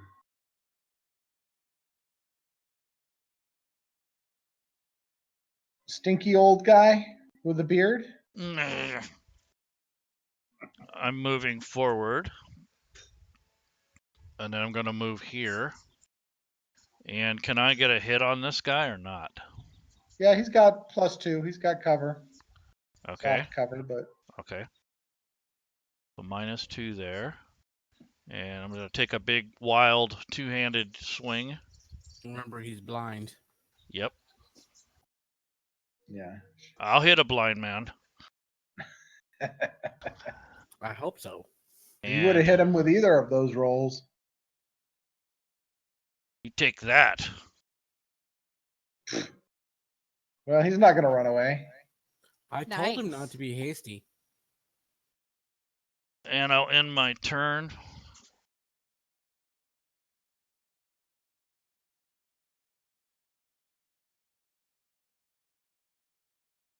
Nah. All right.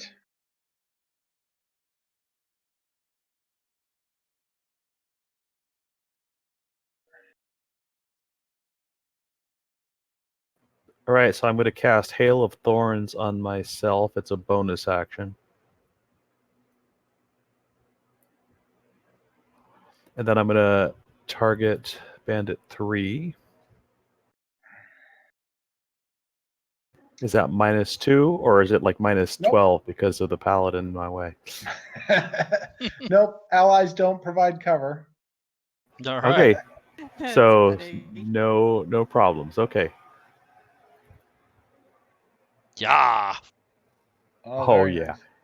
Okay, and so the effect of the Hail of Thorns is the next time I hit a creature with a ranged weapon attack before the spell ends, the spell creates a rain of thorns that sprout from my ranged weapon or ammunition.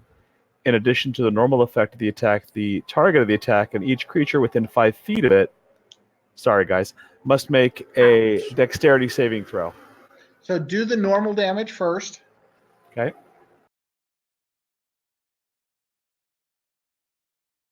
Now Yeah. target the other two and roll the dex save and then the damage from the Hail of Thorns. Don't we get hit too? Didn't it say enemy? It didn't actually say enemy. It's a Oh, creature. so yeah, Shalth and Elendar get hit too. Youch. Do they get to roll their own save or do I have to roll that? It's easiest if you do it because of half damage and all that. So now roll the damage.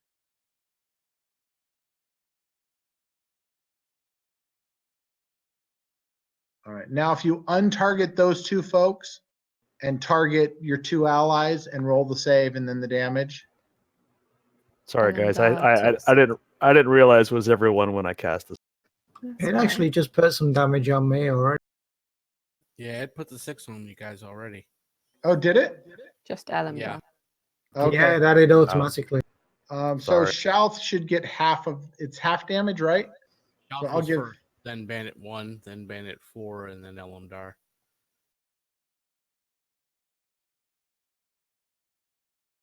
Yeah, so it did put. So it should. I need to give 3 damage back to Shalth, or 3 hit points. I just did Yeah. that manually on the combat tracker. Sorry. Hey, you killed 2 of them. Aye. My players are all about dropping area effects on each other.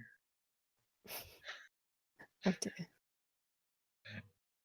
All right. Elendar? So if I go here, can I swing through the open door and attack this bound? Yeah, -2.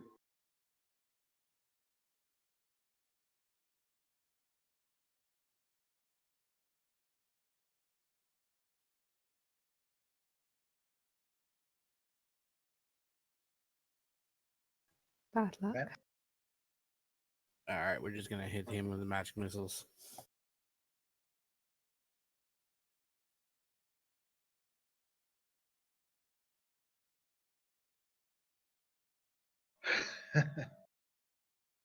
Hang on, what's all this? Kill stealing, and I get shot by arrows from other people.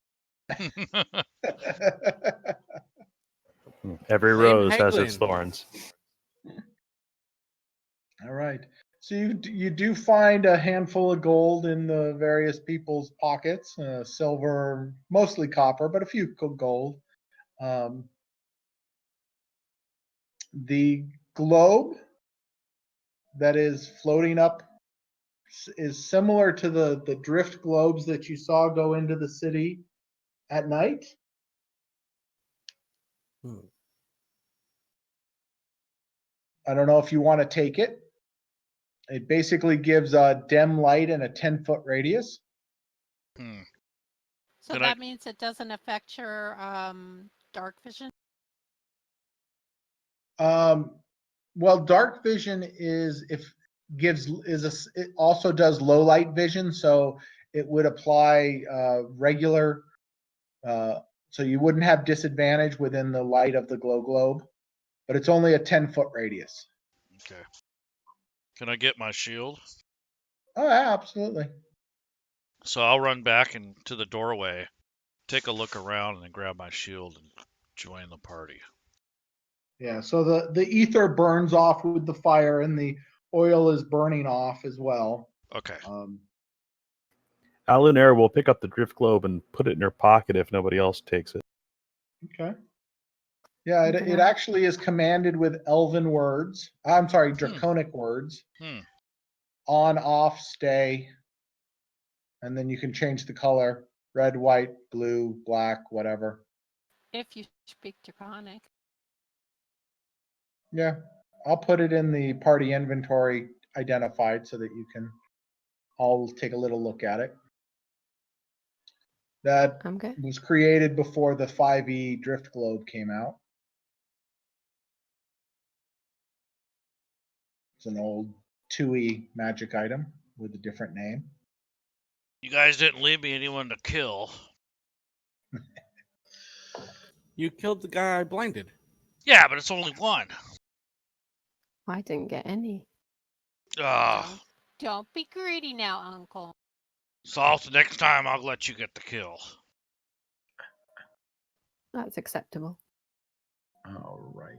So the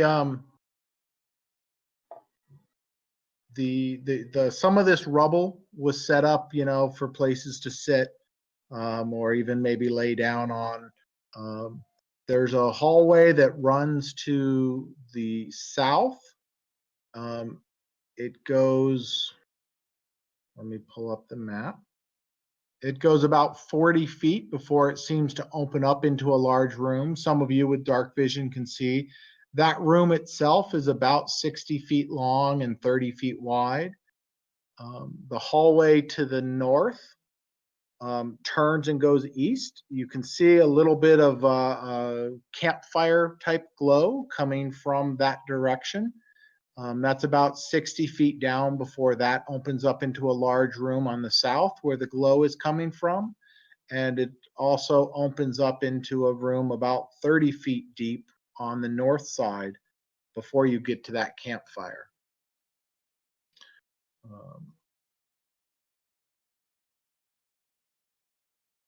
So I'm not sure if you guys want to go a little jaunt to the north and then east, or if you want to go south into the darkness. What say y'all? I say we go north for now. Aye. I kind of would rather go into the campfire rather than the darkness for right now, anyway.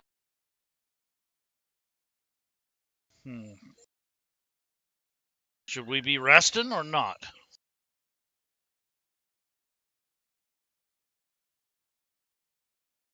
Well, there's an old elvish phrase: there's no rest for the wicked, and therefore... So you're calling me wicked, huh? With your strange magics. If the beard fits. Nice. He just scowls. All right, so here is a new map. Campground. Okay. Dum, dum, dum, dum, dum. Yeah, so this appears to be where the other bandits were hanging out.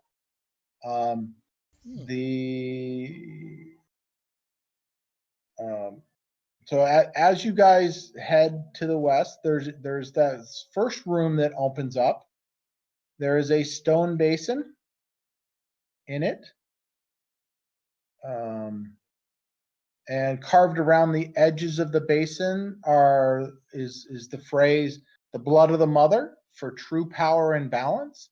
There is a dark liquid with a little bit. It's hard to say. Maybe it's a purplish glow to it.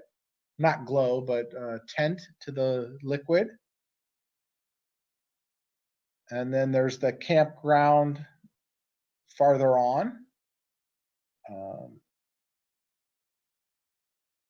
You can see there's some stuff there. The doors to the south, the two doors along the south wall, and the south door on the east wall, all are barred from this side with a pair of stout bars.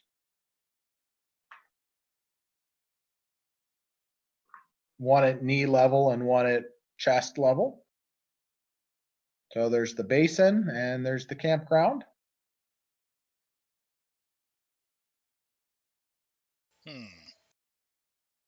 Can I do a religion check on the basin? Absolutely. Don't you be touching it.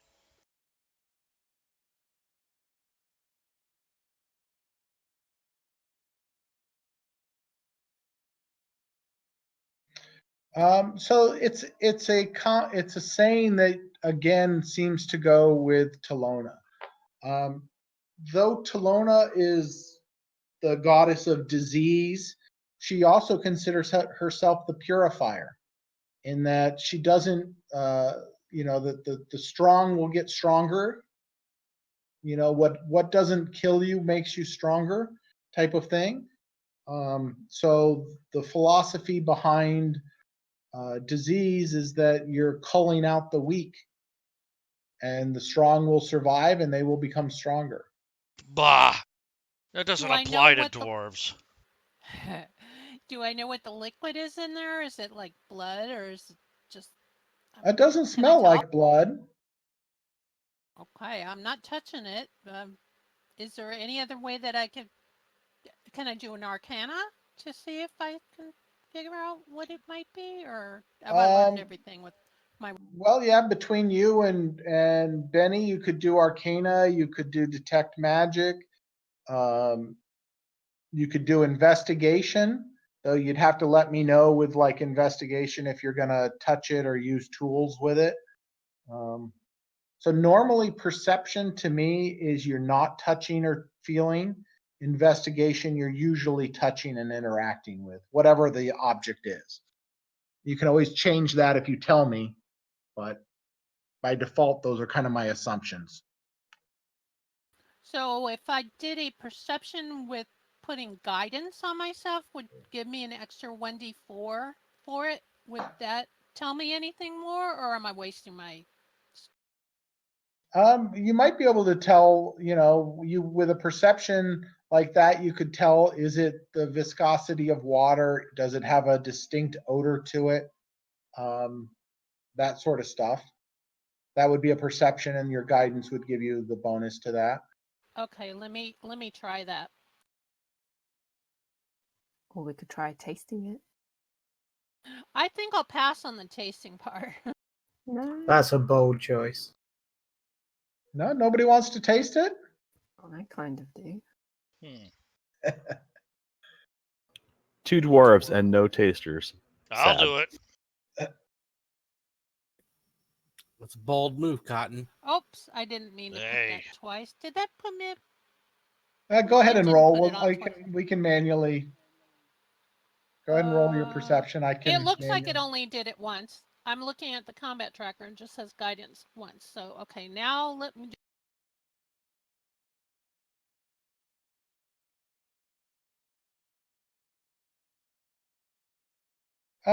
It seems to have a little bit of a sweet smell to it.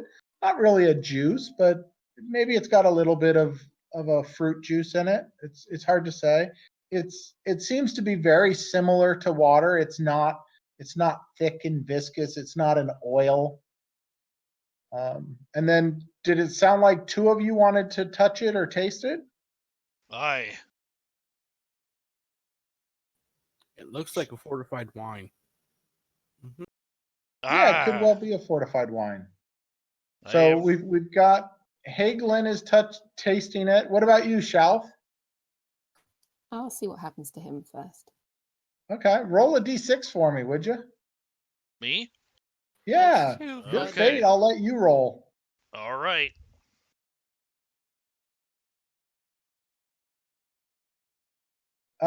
You feel much more robust and stout. You gain 1 constitution point.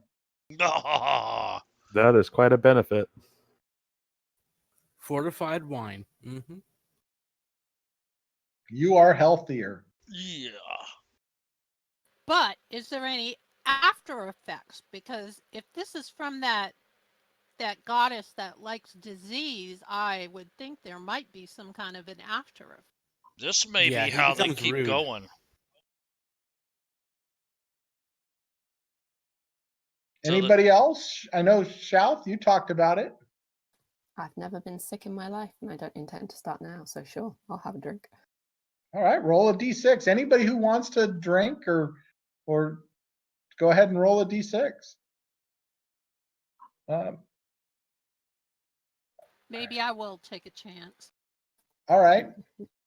Shalf, it seems very you just gained resistance to poison, an advantage on Useful. disease saving throws. So that is for Shalf right there. What did I get with my 6? I'm getting there. Elendar. So make a Constitution saving throw for me, Elendar. You fall asleep and you are poisoned. Yeah, it's odds and evens. And oh,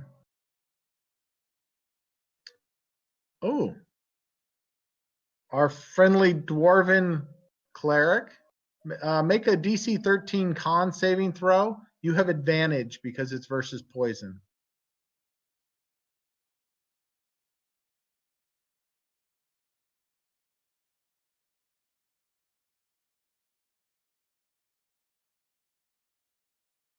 Okay. So half. You take poison damage. Oops, hold on. Go there. And you're still poisoned. So you have to make another save. So you Wait get a to minute. repeat. How am I still poisoned when I succeeded on my? Oh, that was my concentration. No, What was the concentration for? no. Oh, that was my save. Yeah, that was your save. You took half damage. And what did you need now?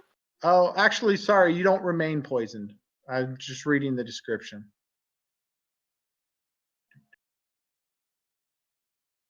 No, I'm sorry. You do remain poisoned. The amount of poison just decreases. So make another save with advantage, DC 13 versus poison.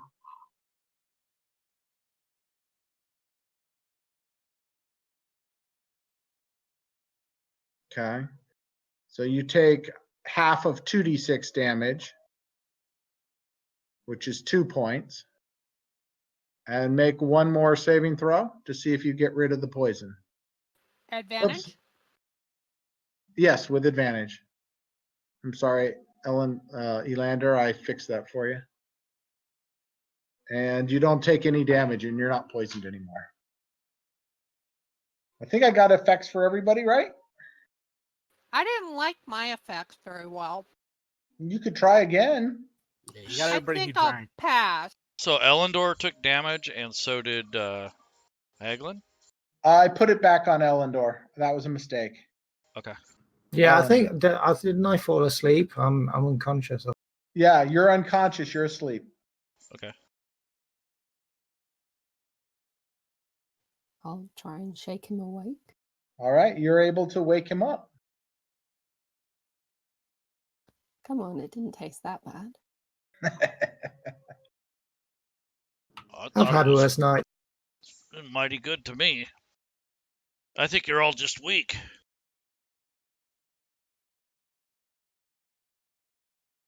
I suspect that's what the cultists would say as well. Which is why I said it doesn't apply. All right.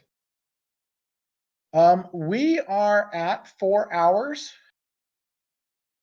I don't know what everybody's time frame is.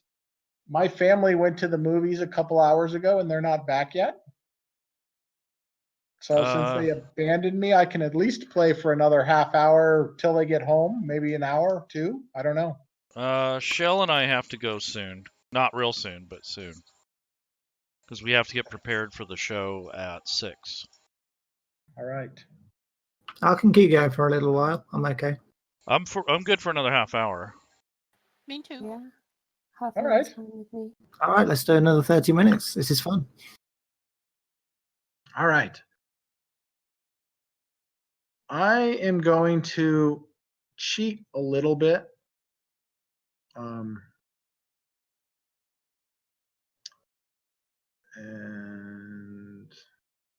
is anybody running on a 32-bit computer?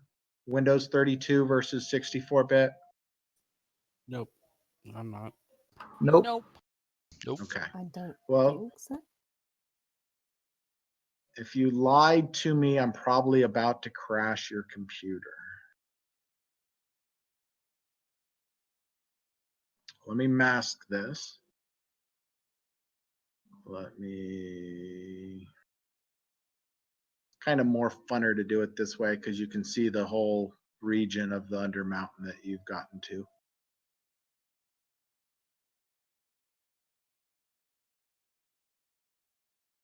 It's a large map, and you're in just a little tiny fraction of it. So that'll take about a minute for it to share out to everybody, maybe a few more if depending upon everyone's bandwidth. All Yeah, right. I'll be waiting forever because I have the horrible bandwidth. I'll be your eyes, sis. Or niece. Yeah, you're my brother and my uncle. Oh, that's uncomfortable. Call me Bunkle. Bunkle. Cool. Brother right. Uncle. All right. So that's where you guys are at.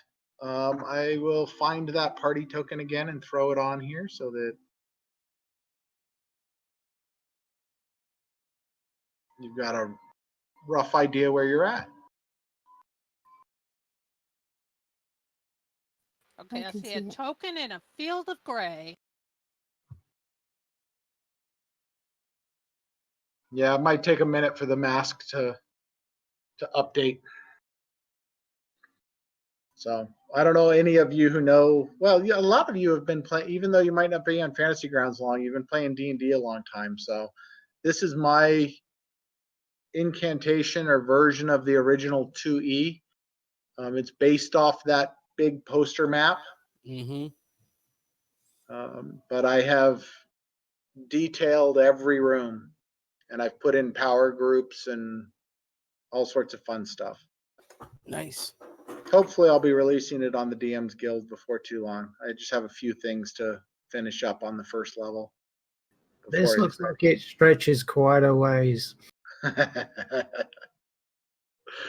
Yes. Yes. Anybody get any screenshots? I got a couple. Okay. It was up to Shell to do that. I got 3 and Robin gave me 1. Ah. All right. Everybody see where you're at now? Yep. I see it. Yeah, in the middle. Oh, yeah. Okay, I finally see.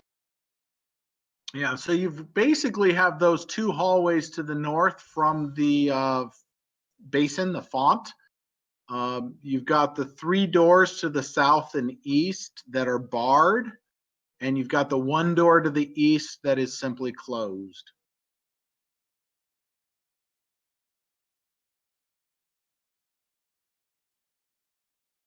Anybody want to decide which way to go?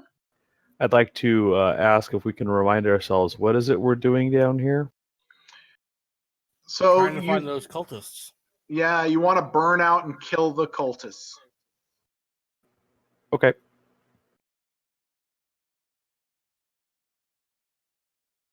Well, I would vote for a series of just like navigating a labyrinth. Always follow the left-hand wall.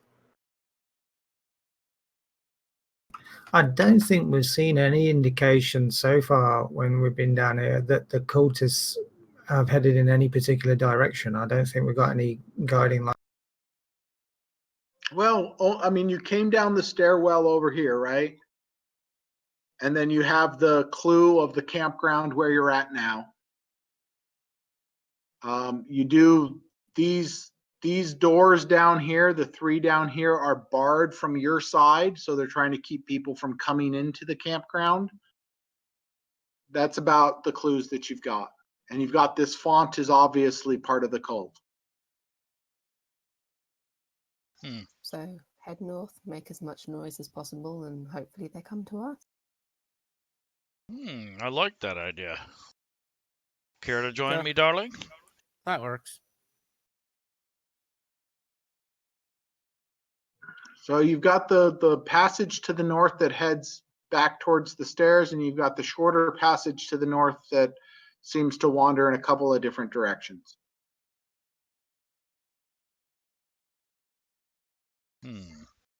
All right. So this goes a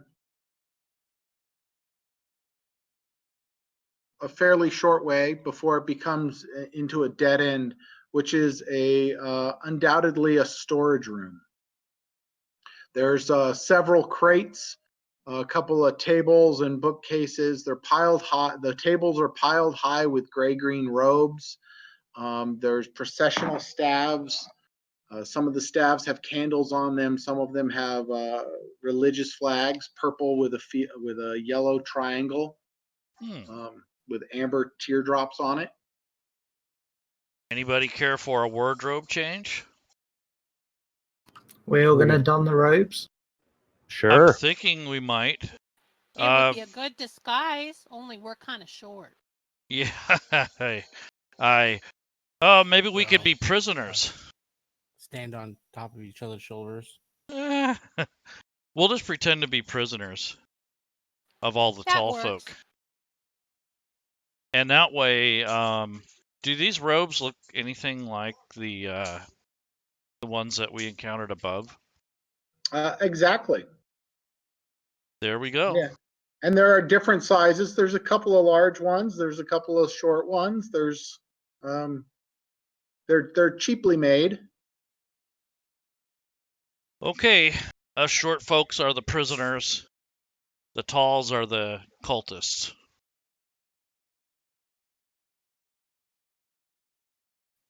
What's in the Alright. crates?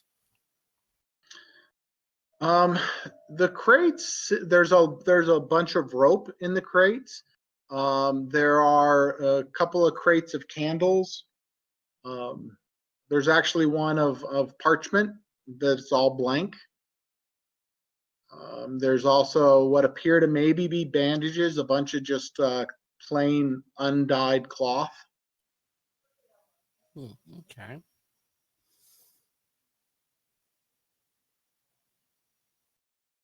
Hey, Shoth, Hmm? why don't you just punch me? Sure, I'll punch Right you. in the face. And he pulls up his visor. Make it bleed. All right, you've got a bloody lip and a black eye. I'm going to take the blood and kind of smear it on my face like I've roughed it for a bit. All right. And I do have a disguise kit. Do you want to, other than making yourself look beat up, did you want to have anything particular in this disguise? Not essentially, but I kind of want to loosely tie a rope around myself as if we're tied up, but loose so we can get out. And then Okay. have Hannah, and behind her would be the gnome. All right. We would just kind of be kind of like fakely tied up to each other, and then the talls can lead us wherever we're gonna go. Everybody in with that plan? I agree. Yeah. I think that's Good a to good me. plan. I Sounds love good. this plan. I'm excited to be a part. I bet you are. Y'all get to watch me get my face smashed. That'll be the last time. We're all taking turns, right? Don't push your luck. So I think you're ready to move on. Oh, very nice. Mm-hmm. You look really beat up. Really good. I like Good it. job. Got a loose tooth. So the hallway here, the hallway that heads north, you see that it goes a relatively short distance before it opens up into a room. You can see a bunch of wooden pegs or even metal spikes, a combination along the hall, the walls of that room, as if it's a coat room, but there's nothing hanging from them. Mm. Might be a cloak room. If you peek around the corner to the south, that one appears to open up into a large room to the north.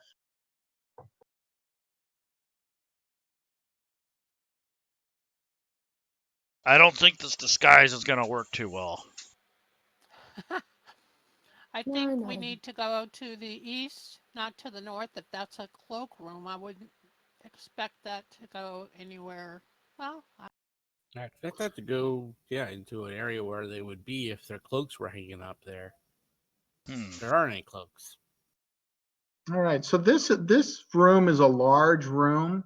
It's mostly clear, though there are some tables and chairs. They seem to mostly be haphazardly placed. Um,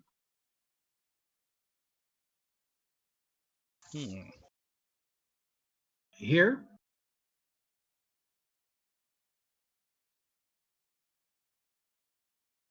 as you can see, there's a hallway that leads east, and there's a hallway that leads north. The north hallway ends in a door, though there is one branch back to the west. The hall to the east ends with a door to the south and a hallway to the north.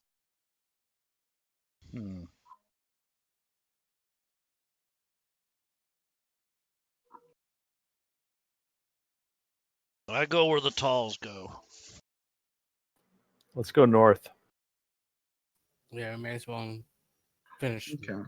mapping that area out. All right. So this room to the west, those are, I'll go ahead and give you one of the high resolution maps for this area. It looks a little bit nicer. Is these are curtains hanging from the ceiling. They're not fine curtains by any means. They're tattered, old, but they tend to block vision through the room. So that kind of gives you a little better idea of what's going on there. Set them on fire.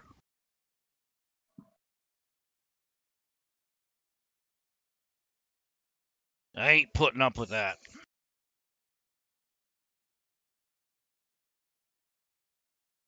Just smoke them out if there's anyone in there.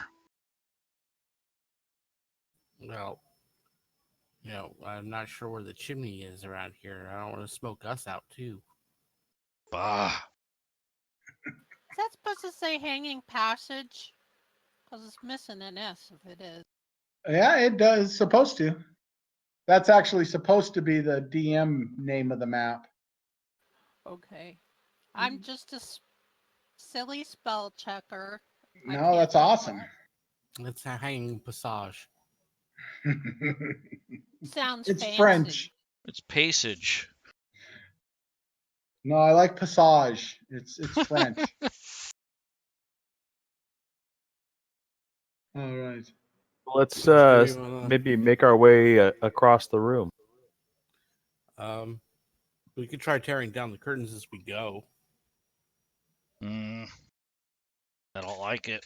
But would we be doing that if, I mean, us as the cultists, would the cultists be doing that? I'm not thinking that they would. No. Well, We yeah, decorate. but nobody's going to see us doing it because there's curtains in the way. You don't be knowing that. Don't doubt the wisdom of my niece. Just pointing out, there's curtains in the way. Aye. Better than my plan of burning them down. Well, it seems to me that upon entering a room with a bunch of curtains, we wouldn't necessarily think, "Uh-oh, those are going to be harmful to us." I don't like the dust. Do we know if they're dusty? Maybe they're well cared for. No, I said they were old. Yeah, they're old Shabby. and tattered, but they're not particularly dusty. Not from what you can tell. So It looks people like been in people here. brushed. Yeah, people have been in here, brushed Well, through them. perhaps I'll suggest everyone wait here for a minute. Let me go scout it out, and I can stealth my way across or something. That Aye. sounds good. Me and my clanky armor will stay back. Okay. Aye. If I get down on the floor, can I see under the curtains? I'm actually under about half of them. Most of them don't go to the floor, and so you can see, the extent there. See Unless you any want to. legs? No, there's no legs. There's nothing in here. Oh, okay. If you sneak ahead, you can see to the south that passage seems to go a little ways before turning. To the north, it opens up into another room. And that room opens up both to the east and the west. I'm thinking we got to go that away to where that door is kind of like ajar. Or at least I think that is a door, right? That's kind of ajar, or is that like a Yep. wall that's like broke? Yep, that's a door that opens away from you. That's my suggestion. Where are you referring to? Oh, here. See my purple arrow over here on the right, upper right? She's on the detailed map of Hanging Passage. But it's also where I drew the arrow on the high res overview map. And it's not really high res, it's just trying to not crash computers. It's all drawn in Campaign Cartographer, so mostly vector.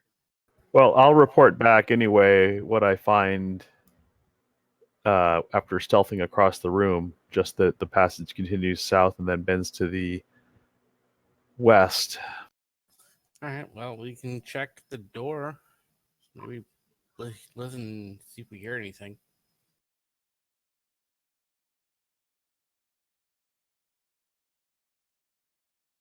Yeah, there's no sounds coming from the other side of the door. I will go ahead and assume you open the door eventually. The hallway here goes a ways and seems to branch off in every which way.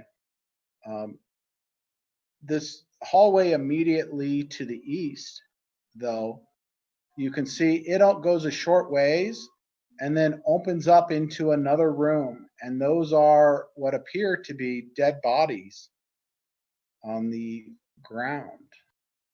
I knew this wasn't a laundromat. All right, let me give you a map. Now we're talking.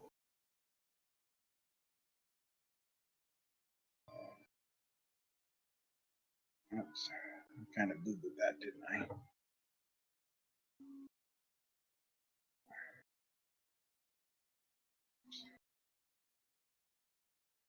I need to go grab another water. It's 97 degrees in here. I need some water. Ooh, that's hot.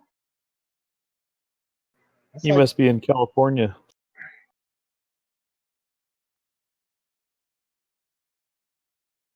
So there's another map that's getting shared to you. Let me reveal it once I get you'll probably want to rescale it or resize it. Okay. You can smell the stench of disease coming from that direction down the hallway.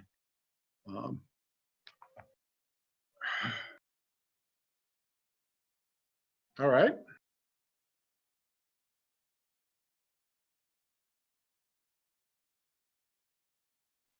I'm gonna start shouting things and trying to get some attention. Start shouting. Yeah. All right. What are you saying? Anything in particular?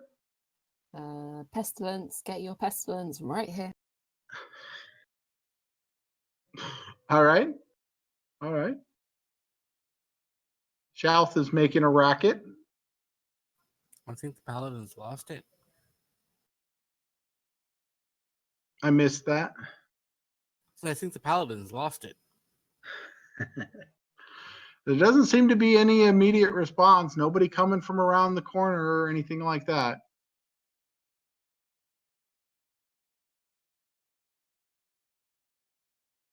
Maybe we already killed them all.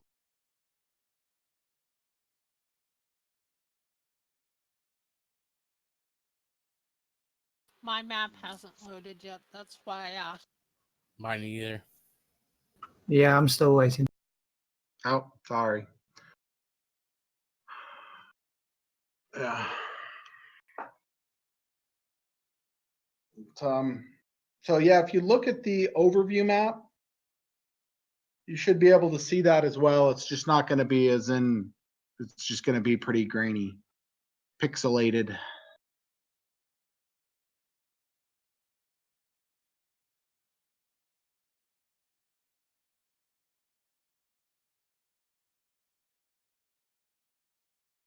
So looking into that room, you can see there, it's a long, it's what, 30 feet deep, and it's 70, 80 feet tall, north to south. There are scattered about dozens of bodies. They all seem to be disease ridden when you look at them up close. Do they I- look like they're newly dead? Yeah, they do look like they are newly dead. They seem to fit the description of the bodies that have been stolen from the morgue or from the cemetery.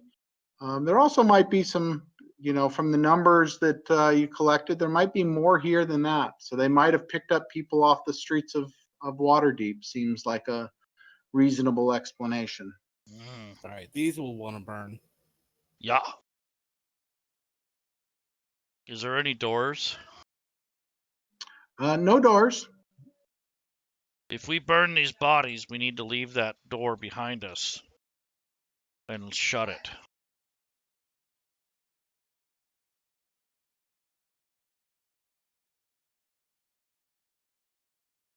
No. We should hold off until we've got this area explored then.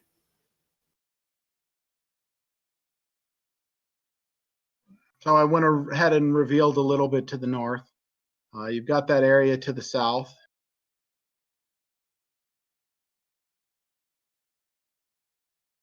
So we haven't found any live cultists down here, have we? Well, not the diseased ones like you fought upstairs. There were the guards.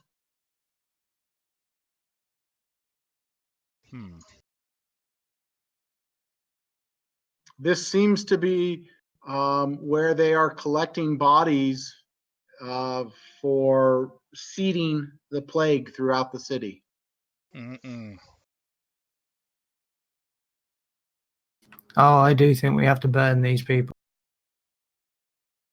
I think I know what they're doing. What's that? They're probably slathering that filth all over those carpets. So when they bring the people in, when they're still alive and kicking, the carpets drape over them as they pass.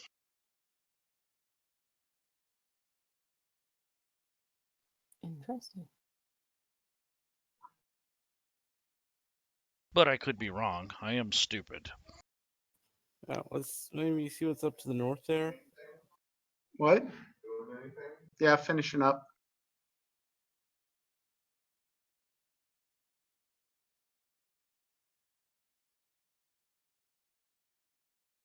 All right. Well, you do find as you guys go in here to the south, there's a small stone room down here. There are 4 beds. They're topped. They're stone beds, but they are topped with of a few inches of straw. That straw is no longer, a straw pallet. It's no longer clean. There's 4 bodies. They all appear to have died of disease, probably several months ago. There is a bath that is gently overflowing, and it ends up running across the floor and draining into some cracks along the north wall. That water of the bath, it all appears to be completely pure and clean. Well, a lot of good Somebody those doesn't believe. those horns are going to do us down here. Does anybody want to drink the bath water? Not really. That's an odd approach.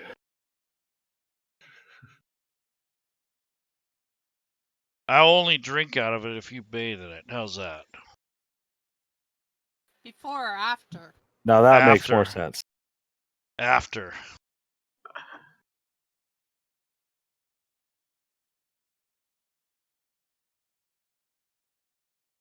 I'll drink it if you bathe in it.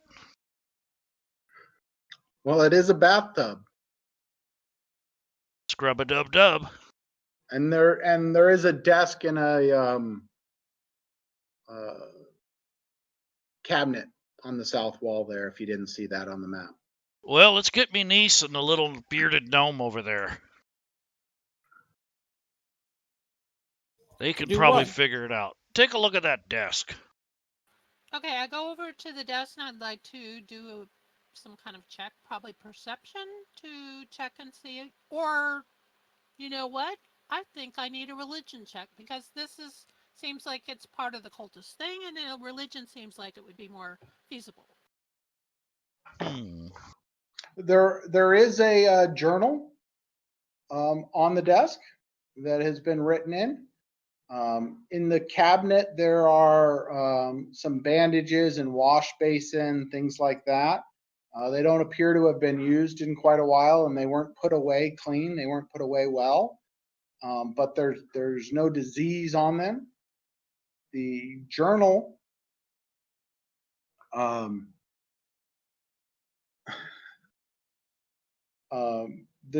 seems to have gone back many years. There are starting about 3 10-day ago was in a new hand. There was nothing written for quite some time, perhaps a year or two, and then about like I said, 3 10-day ago, new entries in the journal, and they seem to talk about what a doctor would consider patient 0. Patients 1 through 4, and that the disease, it seemed to be like rotting disease, but much more virulent. Yeah, here's your investigation and your clue. I say we go to the surface and tell them, and blow the horn. All right, I'm okay with that. I agree. There ain't no reason to fight now that we found this. And I'm going to take the book with me. Yes, please. That's our evidence. Yeah, and we should set these people on fire before we leave. I agree. Yep, we're going to go out in a blaze of glory. Would my sacred flame be able to light them up? I don't think so. No, I think it does radiant damage, not fire damage, right? That's true. Yeah. I have a tinderbox. Agnazar's Scorcher will set them on fire. Yeah, you would need oil though to burn them thoroughly, or wood. Well, Or curtains. Yeah, but aye. you got to lift them up to get air underneath them, and you probably don't want to touch them. But it is 4.5 hours in, so I will kind of wrap up a little summary. When you guys go back with the book and with Sir Ambrose and Melanoc, the city guard, not just the watch, but the city guard definitely takes note, and you are not interrogated, but you are questioned for, not quite an hour. You know that you recognize Blackstaff and the Open Lord of Waterdeep are in the room observing. And after that, you hear the orders for the city guard to make a foray in and to purge the cult. Afterwards, you are informed that there was a couple of dozen cultists were found down here, several high priests of Telona, as well as a large sanctuary temple, we'll call it, of Telona. I will share you that map just for fun. Thank God for dumb luck. And you're given accolades and all of that for your glorious I try to service. introduce myself to Blackstaff. Me name's Haglin. Haglin Weirdbeard Rockfist, and this is me niece Sienna. Pleasure to meet you. Just for reference, that is the temple. All right. That's a big map, so that'll take another minute or two to load. Whew. I hope everybody Wow, that enjoyed was themselves. Yeah, We I had a did. blast. Yeah, that was That good. was amazing. Good. Good. I appreciate homebrew a lot. Yeah, I like running the Wizard's Adventures. I've done Princes of the Apocalypse and Lost Mines of Phandelver and Dragon Heist now, but I think you've got to add to them. They're just a skeletal setup.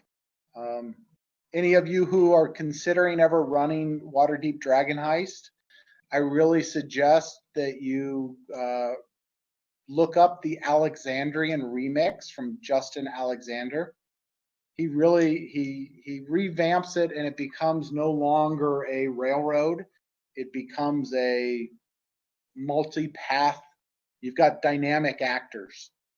So you've got a lot going on, and depending upon what happens, other things happen. So it's a very dynamic situation. It takes more on the DM's part, but my players like it. Yeah, I enjoyed this. There was a lot of flair to this, and I really appreciated that. Thank you. Yeah, it was a lot of fun. Thank you. So we All hope right. you'll run something again sometime. Well, I tend to run something every FG Con and FG days whenever I can, when life permits. And when you guys are doing the Founders Day, I love helping out and contributing, and yeah. Perfect. All right. And thank you guys for organizing this Founders Day weekend, because for me, this is my first adventures. This is the fourth one I've done, and it's been really, really helpful for me, and I've enjoyed it a lot. That's great. You're welcome.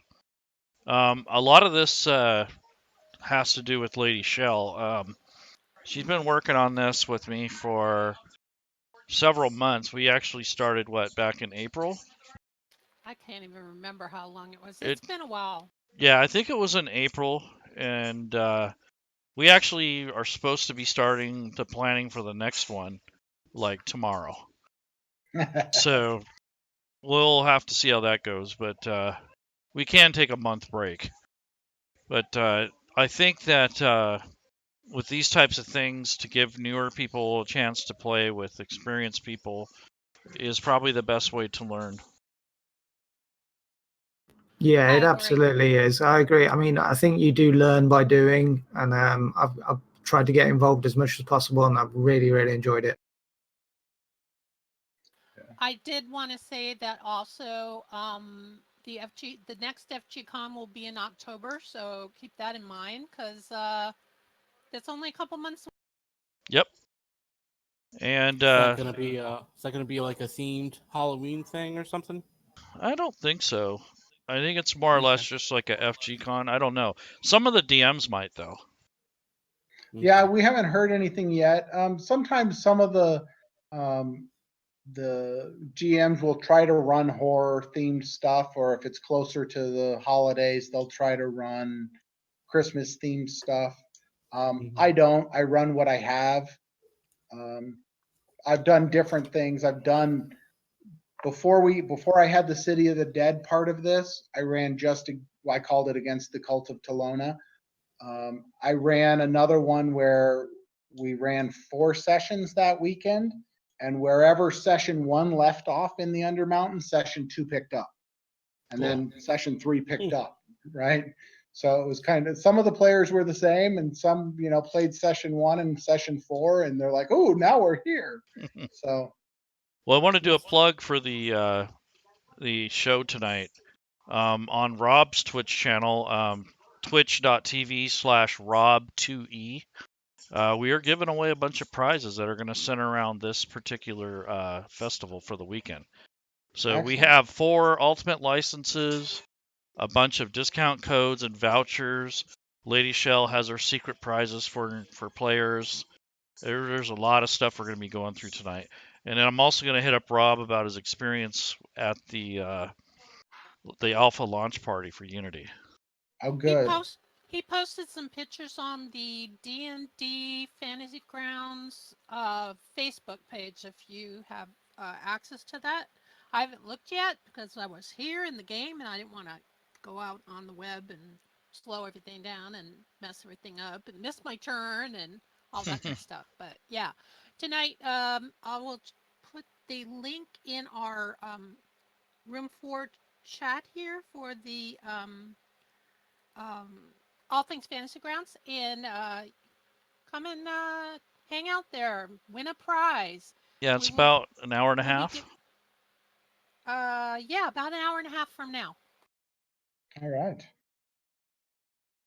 That's probably going to be too late for me to watch live, but if you do a rerun of that, I'll definitely tune in.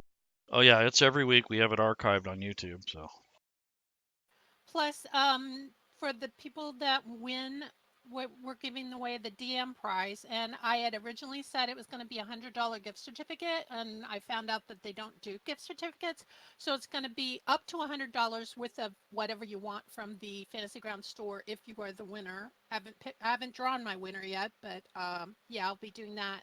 And then I have a player from each of the 3 days that will win something that I will reveal later. And yeah, you don't have to be at the All Things Fantasy Grounds stream to win. You will be notified in Discord. right. Those sound like some great prizes. Yeah, some of the prizes will be given away live, but half of them or more than that will be just given out to a user. So That's awesome, you guys. That's an amazing set of prizes. yeah, I think it's close to $1,000 worth of prizes. Yeah. Well, when I get this released, I'll give you as many copies as you want to give away. That works. All All right, I'm going to head off to bed. I just want to thank everyone who played. I want to thank you for running this. I want to thank you guys for running this weekend. It really has been a blast. I'm looking forward to playing with you all again. Awesome. You too. All right, take care, you guys. Cheers. Take care, everybody. Good night. All right. Bye. Thanks a lot. Thanks. Thank you again. You're welcome. Bye, Lord Entrails. Bye, Shawners and Lady Shell. Oh, Hey, thanks for playing, guys. It was Yep. fun. See ya. Thank you. Shell, I'll meet up with you in about an hour. Okay. or so. Talk to you later.